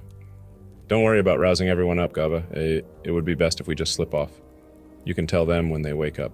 As all of you begin to make your way out of the goblin camp, the weight of departure settles heavily upon your shoulders. The camp, with its chaotic charm and rough edges, had become more than just a temporary shelter. It had become a home of sorts, a home that tried to kill you at every possible turn, a place of bonds forged in the heat of battle and solidified through shared struggles. Saxi, you lead the way. The familiar sights of the camp, the scattered remains of last night's revelry, the still smoldering campfires, the goblins strewn about in slumber, certainly paint a picture as you all tread quietly through the camp's makeshift pathways. Memories of fierce battles fought alongside these unlikely allies linger in your minds. The clash against Elder Rattlebone, the coup, and the fall of Snagglegut. These were not merely events in your journey, they were shared experiences that had turned comrades into friends. Friends who, despite their rough exteriors and unruly ways, you know would come to your aid without a moment's hesitation. The sound of your boots on the soft earth, the whisper of the wind through the trees accompany your silent departure. Every few steps, one of you glances back, taking in the view of the camp that is slowly receding into the distance. The silhouettes of the tents, the fluttering flags, and the familiar figures you are leaving behind grow smaller with each passing moment. After about 20 minutes of walking, you crest a hill, the final natural barrier that obscures the camp from view. As you reach the top, everyone pauses for a final look back. The camp is no longer visible, hidden now by the curve of the landscape and the trees dotting the hillside. Turning your faces forward, you step over the hill's peak and descend back into the wilderness that lies ahead. The path before you is uncertain, yet it stretches out invitingly, a promise of new adventures and stories waiting to be written. Wow. Well, I can't believe that side quest is done. I mean, the side quest itself had like 3 side quests in it, so yeah, it took a bit longer than expected. But the main side quest wasn't even a side quest. It was a side quest. The real side quest started when we was trying to take down the chains of brass, diverging from our original main quest of the Obetus. So what was Elder Rattlebone? Was that a side quest? No, it was a side quest. I see. And what about me? What about you? I mean, what kind of quest was I? I think you were also a side quest. Oh, I don't know how I feel about that. Growing up, I always wanted to be someone's main quest. Honestly, don't worry about it. We've gone so goddamn deep down the rabbit hole of side questception that I don't even fully know if we'll ever get back to the main one. But what exactly do we need to do before we're back at the main one now? Well, we need to go back to Alexandrew's temple, sort all that shit out, and tell them everything's going to be okay. Then I guess we need to deal with the chains of brass. If that's something you still all want to do. Then after that, I think we will be back onto the main quest. Don't forget about Celestia. You might have lost your maiden, but mine is still within reach. What the fuck, dude? That's far too soon. Also, your maiden? Since when was Celestia ever your fucking maiden? I don't know. It just sounded cool when I said it. So where does Captain Jake Eagle fit into this? I don't think he does, dude, but who the hell knows? Oh, that's a shame. I liked him. He was cool. Oh my God, I can't believe I nearly forgot. What about that dirty little man, Kobe? Oh, yeah, I mean, are you still after vengeance with him? Or has everything with the Obetus and Visurial got a bit too messy now? Personally, as far as vengeance goes, I don't really care anymore. But it's not about vengeance, it's about sending a message. So yes, I would very much like to see what he has to say for himself. Fair enough. All right then. First things first, let's just continue to make our way back to Alexandrew's temple. It's up to you guys, but we can either stop for rest at the farm and see how Sisu is doing, or just stay in Tronald's tower the whole time. I don't think he was called Sisu, dude. Well, does anyone remember his name? Because it would be pretty embarrassing if we rocked up to his house, and we have totally forgotten what his goddamn name is. It was Harland. What the hell, man? I just don't get it with you. Sometimes you show the mental capacity of a 5-year-old, then you go all genius on us. Can you confirm if that was actually his name, Joe? Yeah, I can confirm his name is Harland. Damn. All right then. So let's just stop in my tower until we get to the farm. Then we can stop there, see how he's doing briefly, and let him know that the goblin threat is taken care of. Okay then. Well, for the sake of speed, since you've already traversed these roads, we can just say that you're closing in on the farm. Is there anything you would like to do prior to your arrival there? Have you just forgotten the farm's name? Is that why you stumbled on it? Dude, lay off me, will you? It's in my notes somewhere, but I'd have thought you would have wanted me to crack on with the story rather than take 5 minutes to find a goddamn farm's name. It's called Clearbrook Farm, Joe.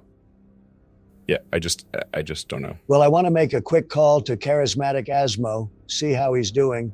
I'd be interested to know if Lady Alara has been back in since our last conversation with him. Oh! Tell him I've got a pet frog! Dude, why the fuck did you need to scream that? I don't know. Thought it was important. You did the right thing, Raarh. One should always scream if they think something is important. I'm not sure that's true, but whatever. All right, Joe. I want to call up Asmo and say, hey there, my charismatic beauty. Has Lady Alara been back in since we last called? Also, Raarh has a pet frog now. A few moments pass before you hear a voice inside of your head, Tronald. Oh, hey there, my sexy little wizard. Oh, yeah, she came back in, accidentally told her she was hot. Nice. Is it greener than him? Raarh, can you hold Pepe up to your face, please? I need to check something. Sure thing. Joe, I activate the ring. Hey, Pepe, I'm just going to get you out of your slumber and hold you to my face. Don't be alarmed at the sudden shift in brightness. Oh, hey, Raarh. Yeah, that's not a problem. Just, oh, shit, my eyes. But it's okay. I forgive you, buddy. So, what is it you're wanting to check? You're not planning to toss me into any games or ponds today, are you? Because let me tell you, my tossing days should come with a bit more warning. Oh, no, I don't think we will be throwing you anywhere. But let me double check. Tronald, what are we checking? Charismatic Asmo wants to know whether Pepe is greener than you or not. Ah, right. Yeah, we're not throwing you anywhere today, Pepe. It's just our friend, Charismatic Asmo, wants to know whether I'm greener than you. Oh, I see. Well, let me know what he thinks. I'd be interested to know that myself. It's not every day someone questions whether a big tough guy like you might outgreen a frog like me. Makes you wonder, huh? It does indeed, Pepe. It does indeed. So, Tronald, what's your verdict? I don't know. You're both green, that's for certain, but you're different types of green. I'm not sure whether I can say for certain if one of you is greener than the other. What do you think, guys? I need your input. Well, Pepe is more of a waxy green, whilst Raarh is more of a bog of touch me, and you'll be infected green. Well, I've never been very good at telling my shades of green apart, so I honestly don't know. Well, I've never been very interested whether Raarh is greener than a frog or not, so I honestly don't care. What do you think, Nepthet? I look into thee both and see green without a doubt. But if I were pressed to choose the greenest, it would be thee, Raarh. Thy vigor and spirit outshine even the verdant hue of yonder frog.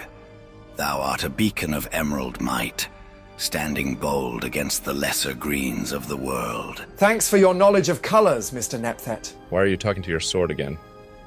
I mean, it's never actually responded to you. Do you just hope to gain some insight from it or something? Well, whatever he's doing, it's starting to creep me the fuck out. Yeah, that's it.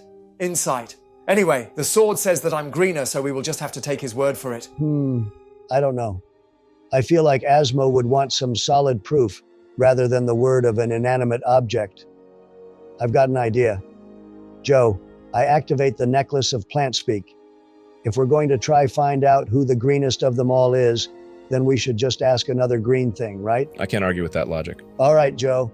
I'm going to walk over to this bush and ask it, hey, Mr. Shrub, who do you think is greener? My friend over here or the frog? The bush, rustling slightly as if gathering its thoughts, responds with a leafy murmur that the magical necklace translates into, Ah, eh bien, c'est en effet une excellente question.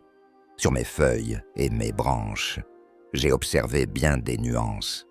Pourtant, à mon avis, la grenouille possède un vert éclatant, riche et profond, semblable aux mousses qui ornent mes racines. Ton ami, gros et audacieux, porte un vert d'une teinte différente, plus sourd mais fort.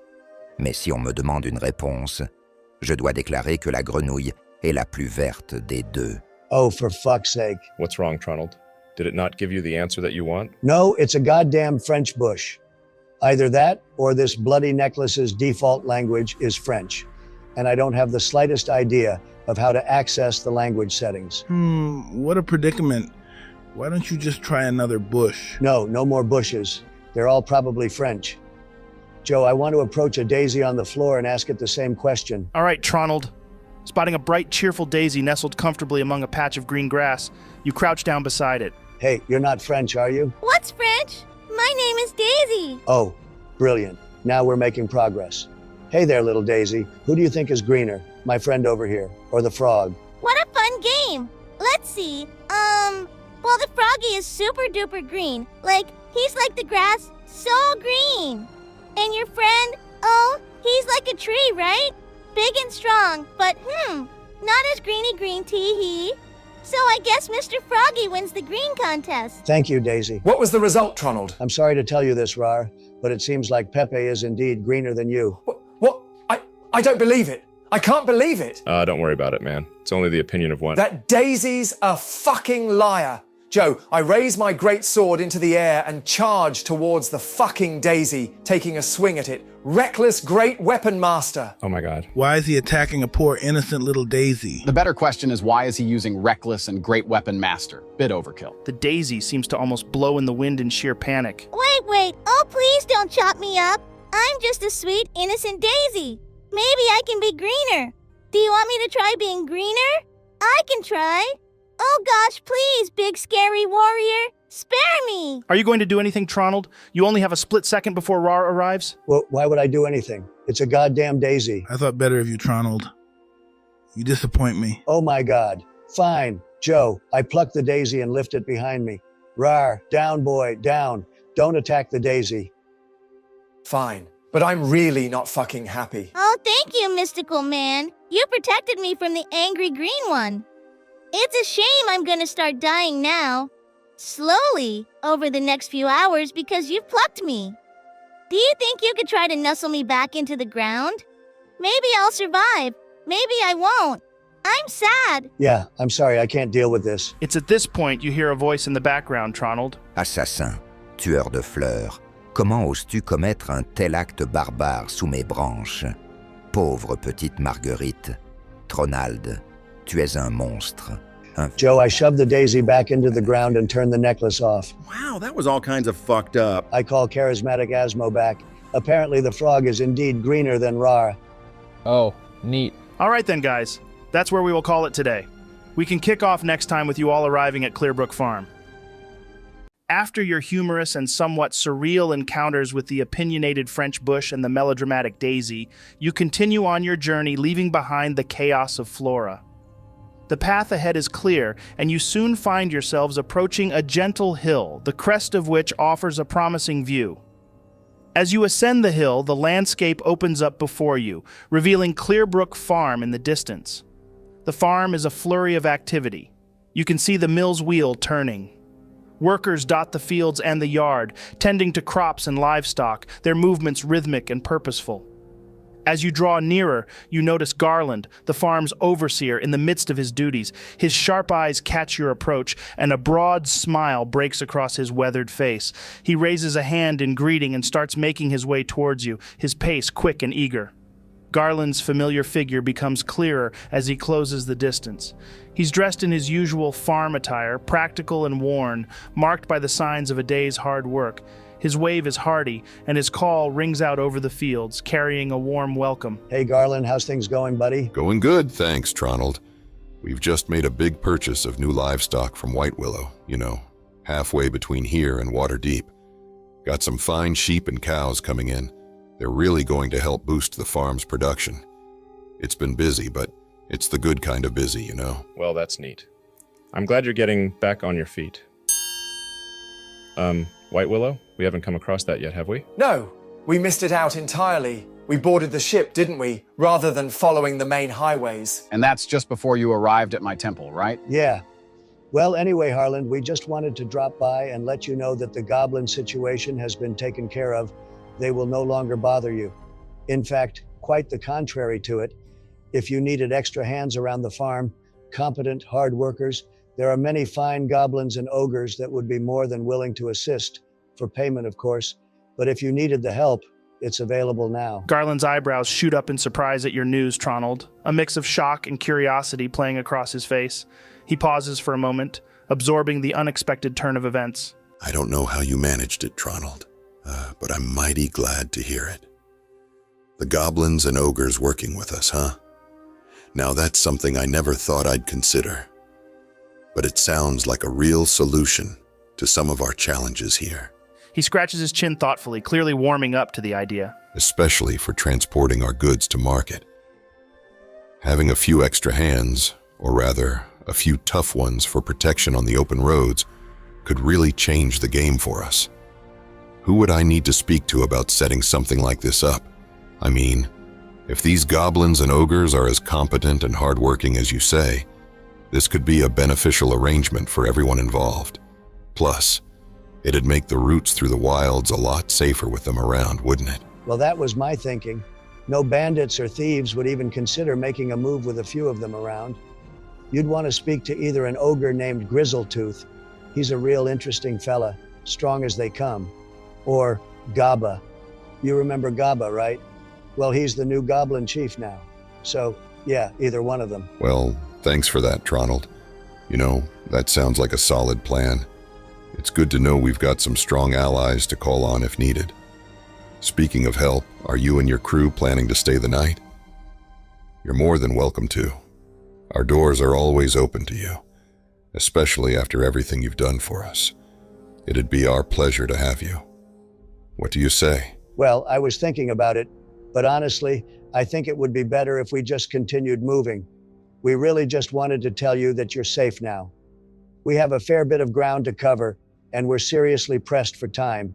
You see, we have to get back to Alexandrew's temple because one of his friends is incredibly sick. We don't know how much longer he has left. Garland nods understandingly as you explain the urgency of your situation, Tronald, his expression turning to one of concern. After a brief pause, he brightens with an idea. If it's haste you're after, then why don't you take 5 of our horses? They're not racing standard by any means, but we breed them ourselves. I can offer them to you for much cheaper than what you'd pay at a city stable. They're strong, reliable animals, bred to handle the roads around here. They should help you make up some time on your journey. That would be incredible. How much would you want for them? Well, we would usually sell them off at 40 gold each, but for you guys, I'd sell you 5 of them for 80 gold. Ooh, that's awesome. Yeah, it could really help. No, that just wouldn't work for us, Harland. If you'd sell 5 of them for 200 gold, then we will buy them off you for 200 gold, no less. Ooh, make a persuasion check for me, Tronald. Huh? What? Why does he have to make a persuasion check for that? It's called reverse haggling, Saxy. Have you never heard of it? I was once a master of this. Back before I met you guys, that is. Right, I bet you were. I was. Don't you believe me? Oh no, I fully believe you, Raarh. In fact, I probably believe you more on this than anything else you've ever said. Raarh, the master of reverse haggling. Damn, that's only a 13, Joe. All right. I'm afraid I can't do that, Tronald. Best I can do for you is 150. This is so fucking weird. All right, 150 it is. Joe, I'm going to try extra change him with sleight of hand, giving him 17 platinum pieces instead of 15. Ooh, give me a sleight of hand check, buddy. Have we fallen into an alternate universe or something? Because I'm hella confused. God damn it, that's a 12, Joe. As you hand the platinum pieces over, Tronald, something unexpected happens. He counts them.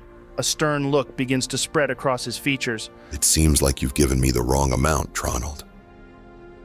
I'm going to assume it was unintentional, but because of that, I'm afraid I can't give you 5 horses anymore. You're going to have to take 6. Oh, come on, Garland. What the hell am I supposed to do with an extra horse? I don't know. That sounds like a you problem. Garland, I swear to the great green god that if you don't give me 5 horses, I'll come back here in the dead of night when you're sleeping. I will enter your house and I will fill every single one of your drawers with gold. Ooh, give me an intimidation check, Tronald. Finally. That's a 17, Joe. All right. Please calm down. Let's not go to such extremities. I'll give you the 5 horses for 17 platinum instead of 15. That's what I thought. Garland accepts the 17 platinum pieces, and with a nod of appreciation, his rough hands close around the cool metal before he tucks them into the leather pouch at his belt and turns, striding purposefully towards the stables that stand robustly at the edge of the farm. The air is crisp with the scent of hay and the earthy musk of horse as Garland disappears inside the wooden structure. The distant sounds of horses snuffling and the creak of leather fill the air, blending with the rustling leaves and the soft murmurs of farm life continuing around you. After a few minutes, Garland reemerges, leading 5 sturdy horses by their reins.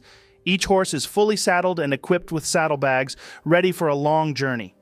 The saddlebags, made of durable leather, hang from the sides of the saddles, perfect for storing supplies and necessities.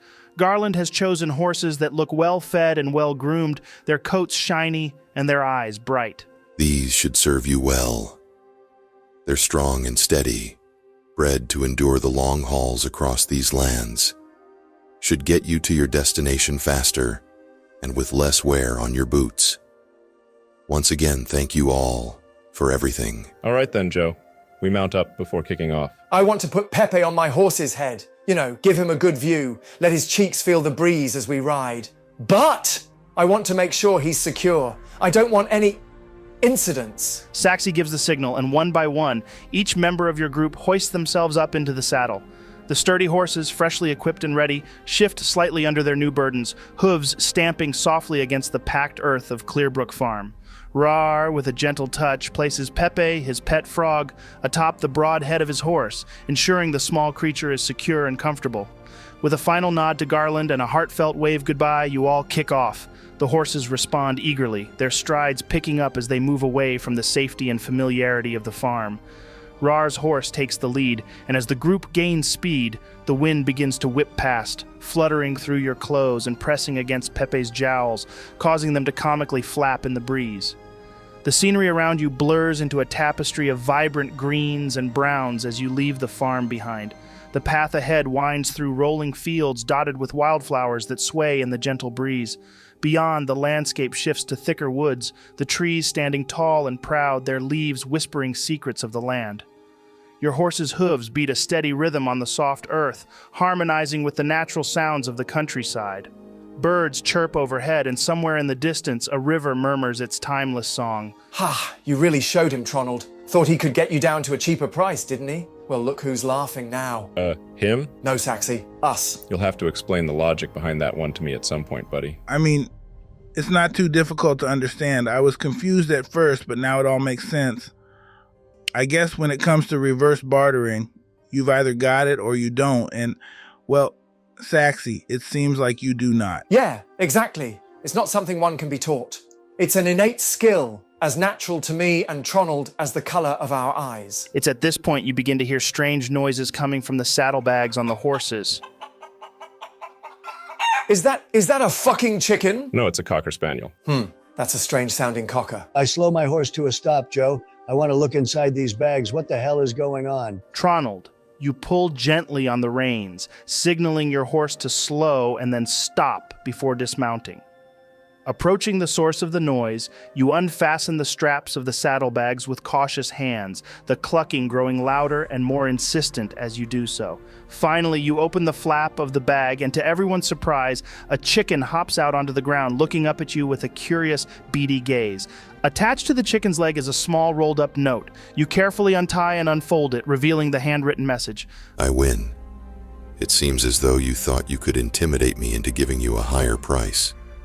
So I thought I'd give you a little something extra. Her name is Gertrude. Treat her well. That bastard. He got me.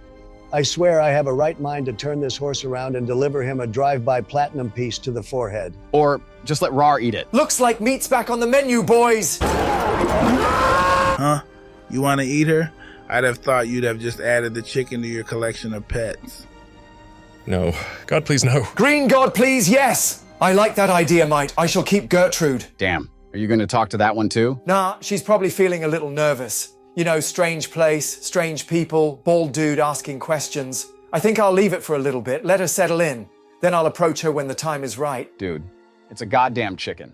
not some hot girl you're eyeing up from across the dance floor. Exactly. There is no reality where chicken is less important than some girl. To be honest, chicken is probably one of the most important things in life. Think about it. Where would we be without them? No more Eggos, no more Nuggies. I wouldn't want to be part of a world without Eggos and Nuggies. The man does like his chicken nuggers. Gertrude starts making some strange noises, looking as though she's straining. I think she's about to poop. Here, you take her, Raarh. With pleasure. Hello, Gertrude. My name is Raarh. Raarh, as Tronald carefully hands you Gertrude, the chicken, she quickly settles into your arms. You can feel her warmth and the slight flutter of her heart as she snuggles closer to you, seemingly finding comfort. Just as you're adjusting to her weight and soft feathers, there's a surprising sensation on your arm. Within moments, and with little fuss, Gertrude lays an egg right there, which gently rolls onto your forearm, still warm. I pick it up. All right. I look at it for a few moments. Okay. Then I splat it on Alexandrew's head. Take that, Baldy. Fuck! What's your goddamn problem? Calm down, bro. It's just a prank. Wow. Well, there was absolutely no need for that. But I'm glad you did. It was funny. Joe, I cast Firebolt at Alexandrew's head. Let's cook this Eggo. You do what? Give me an attack roll, Tronald.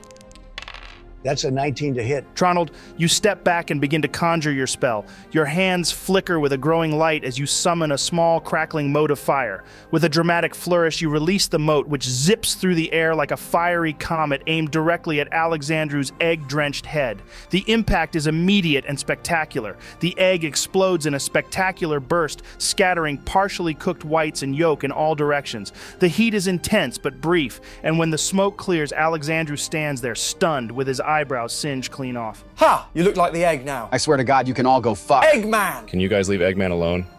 We're never going to get to Eggman's temple if we just keep trying to cook food on him. Yeah, Joe, I walk up to Alexandrew. Here you go, buddy. This should help wash it off as I pour my water skin over his head. Might, you sympathetically approach Alexandrew, water skin in hand, ready to assist in the cleanup effort. You unscrew the cap and gently tilt the water skin, allowing a steady stream of cool water to cascade over Alexandrew's egg-splattered head.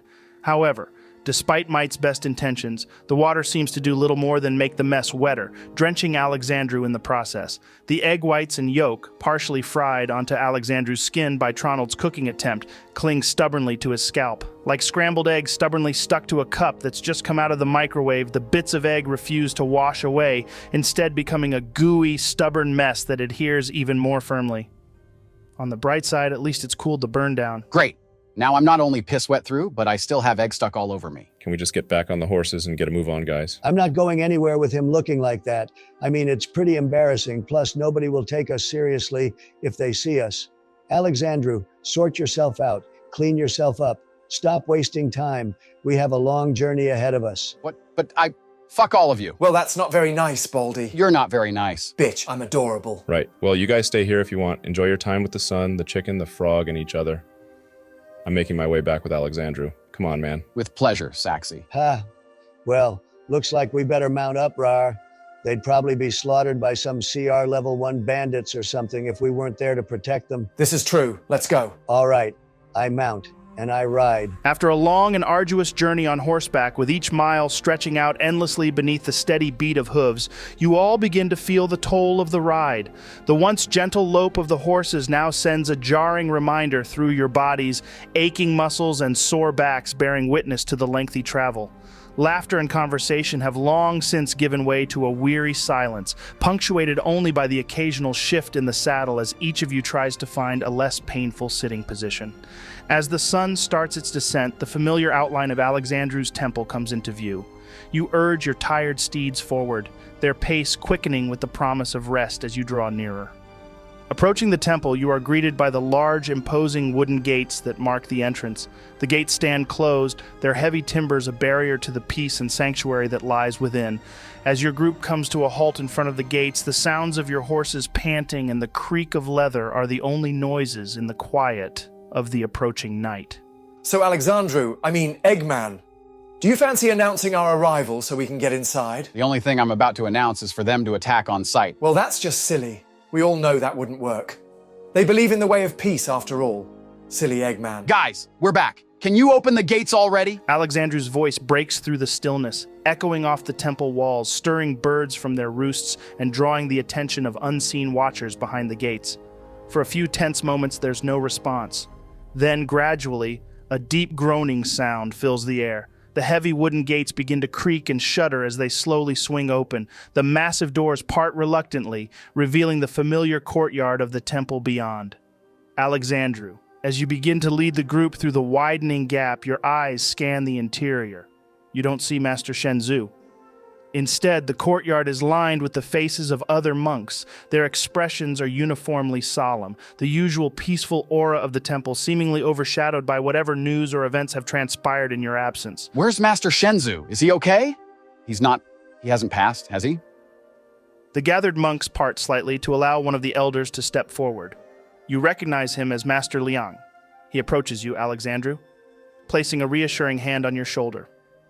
His face is lined with age, and a small, sad smile tugs at the corners of his mouth, softening the worry that lingers in his eyes. No, he has not passed into the realms beyond. Not yet. His voice is low and comforting amidst the quiet murmur of the courtyard. He is very ill, though. You have arrived back just in time. He has been asking about you, you know, relentlessly. I think he has been holding on for you. Please follow me, Alexandrew. I will take you to him immediately. Turning, Master Liang leads the way, his robes brushing against the stone pathways of the courtyard. Contrary to your expectations of ascending the usual stairs to the temple's inner sanctums, he guides you around the main building to a beautiful, secluded section that overlooks the sprawling forest and the distant glimmer of the sea. The area is tranquil, the sounds of nature blending with the distant crash of waves, creating a serene atmosphere that feels worlds away from the worries of illness and time. There, in this peaceful overlook, Master Shenzhou lies on a bed that has been thoughtfully moved outside, allowing him the comfort of nature's embrace in his frail state. As you approach, something in the atmosphere shifts subtly. Master Shenzhou seems to sense your presence. Slowly, he turns his head toward you, and his large, turtle eyes light up with a soft glow.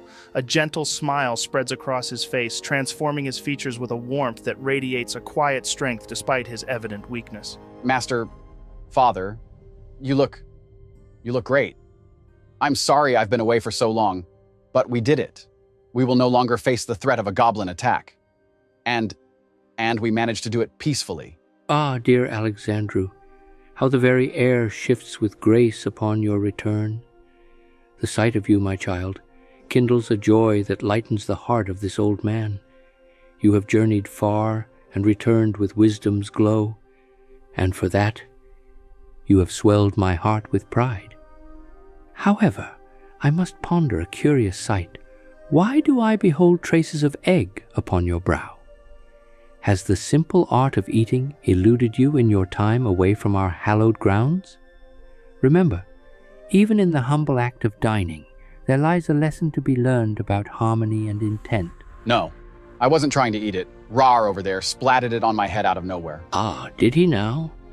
It seems then that Raarh is a good friend indeed, to extend your lessons beyond the conventional path. Such moments, unexpected and lively, are also a vital part of the tapestry of your training.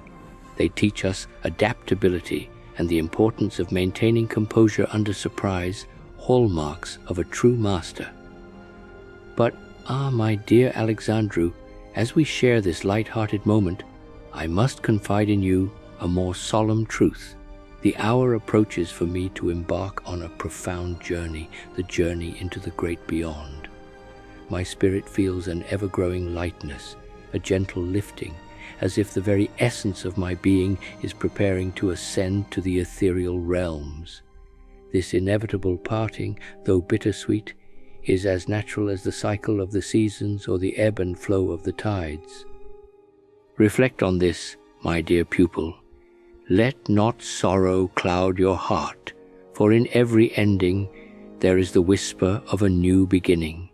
Embrace the lessons we have shared and carry them forward with the same courage and wisdom you have shown thus far.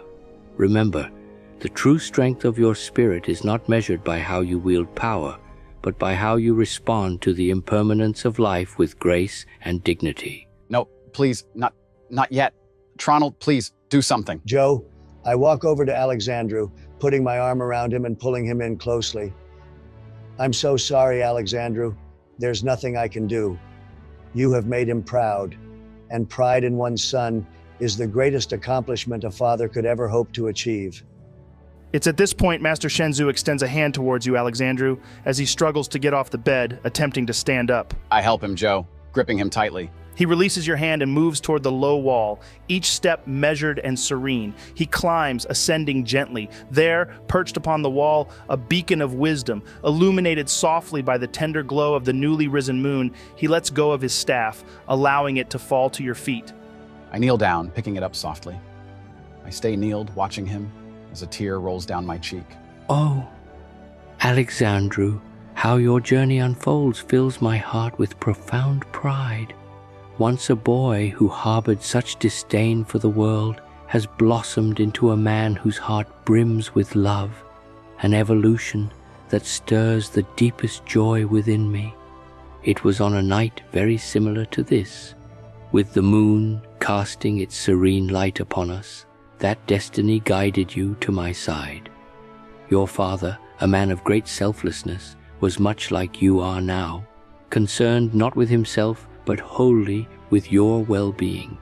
Whether he remains on this earthly plane or has ascended to a higher one, if he is no longer with us, together we will watch over you. Together we will look down with immense pride at the extraordinary man you have become. Watch over our temple, Alexandrew, for my mantle now rests on your shoulders. Watch over your brothers and sisters. Master Bate. As you watch, Master Shenzhou begins to transcend the earthly bounds, his form dissolving into ethereal light. Around him, the air shimmers with a gentle radiance as if he is becoming moonlight itself. Slowly, gracefully, his presence unfurls into countless particles, each a whisper of his spirit, floating upwards into the embrace of the night sky. The world around you hushes, bearing witness to this sacred moment as he merges with the infinite, his essence scattering among the stars, forever a part of the universe's vast, serene expanse. Wow. Master Bate, then, I'm proud of you, man. You've made all of us proud. You will be a great leader. I know you will. Yeah, you could tell how much he loved you. How much he trusted you to wear his mantle with honor and pride. And we love you too, brother. You know that, right? Yeah, I'll be the first to admit it. I'm a bit of a dickhead sometimes, I know that. But I'm a dick to all those I love. Yeah, and no matter what you think of yourself, in combat you're a beast. So then, what's the next chapter for Master Bate? I've decided I'm going to stay here, guys. My people need me. I've loved every second of our journey. From me dying to being against all odds. I love you all, and I will never forget you. But my people need me. They need someone to guide us through this new world. Oh, come here, you. Joe, I run up to Alexandrew, giving him a big hug. Let me get that damn egg off you. Can't have a leader looking like shit. I begin eating the egg off his forehead. I don't try resist, Joe. I just smile. Thanks, Raarh. Damn. I feel all emotional. I don't want to cry. Just let it out, Catman. Oh, and guys, I know you're heading into some serious shit. And I know that things are going to get messy. Really messy. Just know that when that time comes, that me and the rest of us will be willing to fight, willing to die for our family. Now, Tronald, you are special. Not just because of your connection to Lord Tanavir, but because of your ideals, what you live by. Get out there and find Celestia. Bring her back to you. Make good on your promise. And Tronald, if that Lady Alara or Vizuriel give you any trouble, kick their ass. And I think that's where we will wrap up this session. Andrew, you've been incredible, man. Truly, Alexandrew was such a good character. Maybe we can get you back on in the future. Yeah, I'd like that, man. Good luck to all of you. You'll smash it.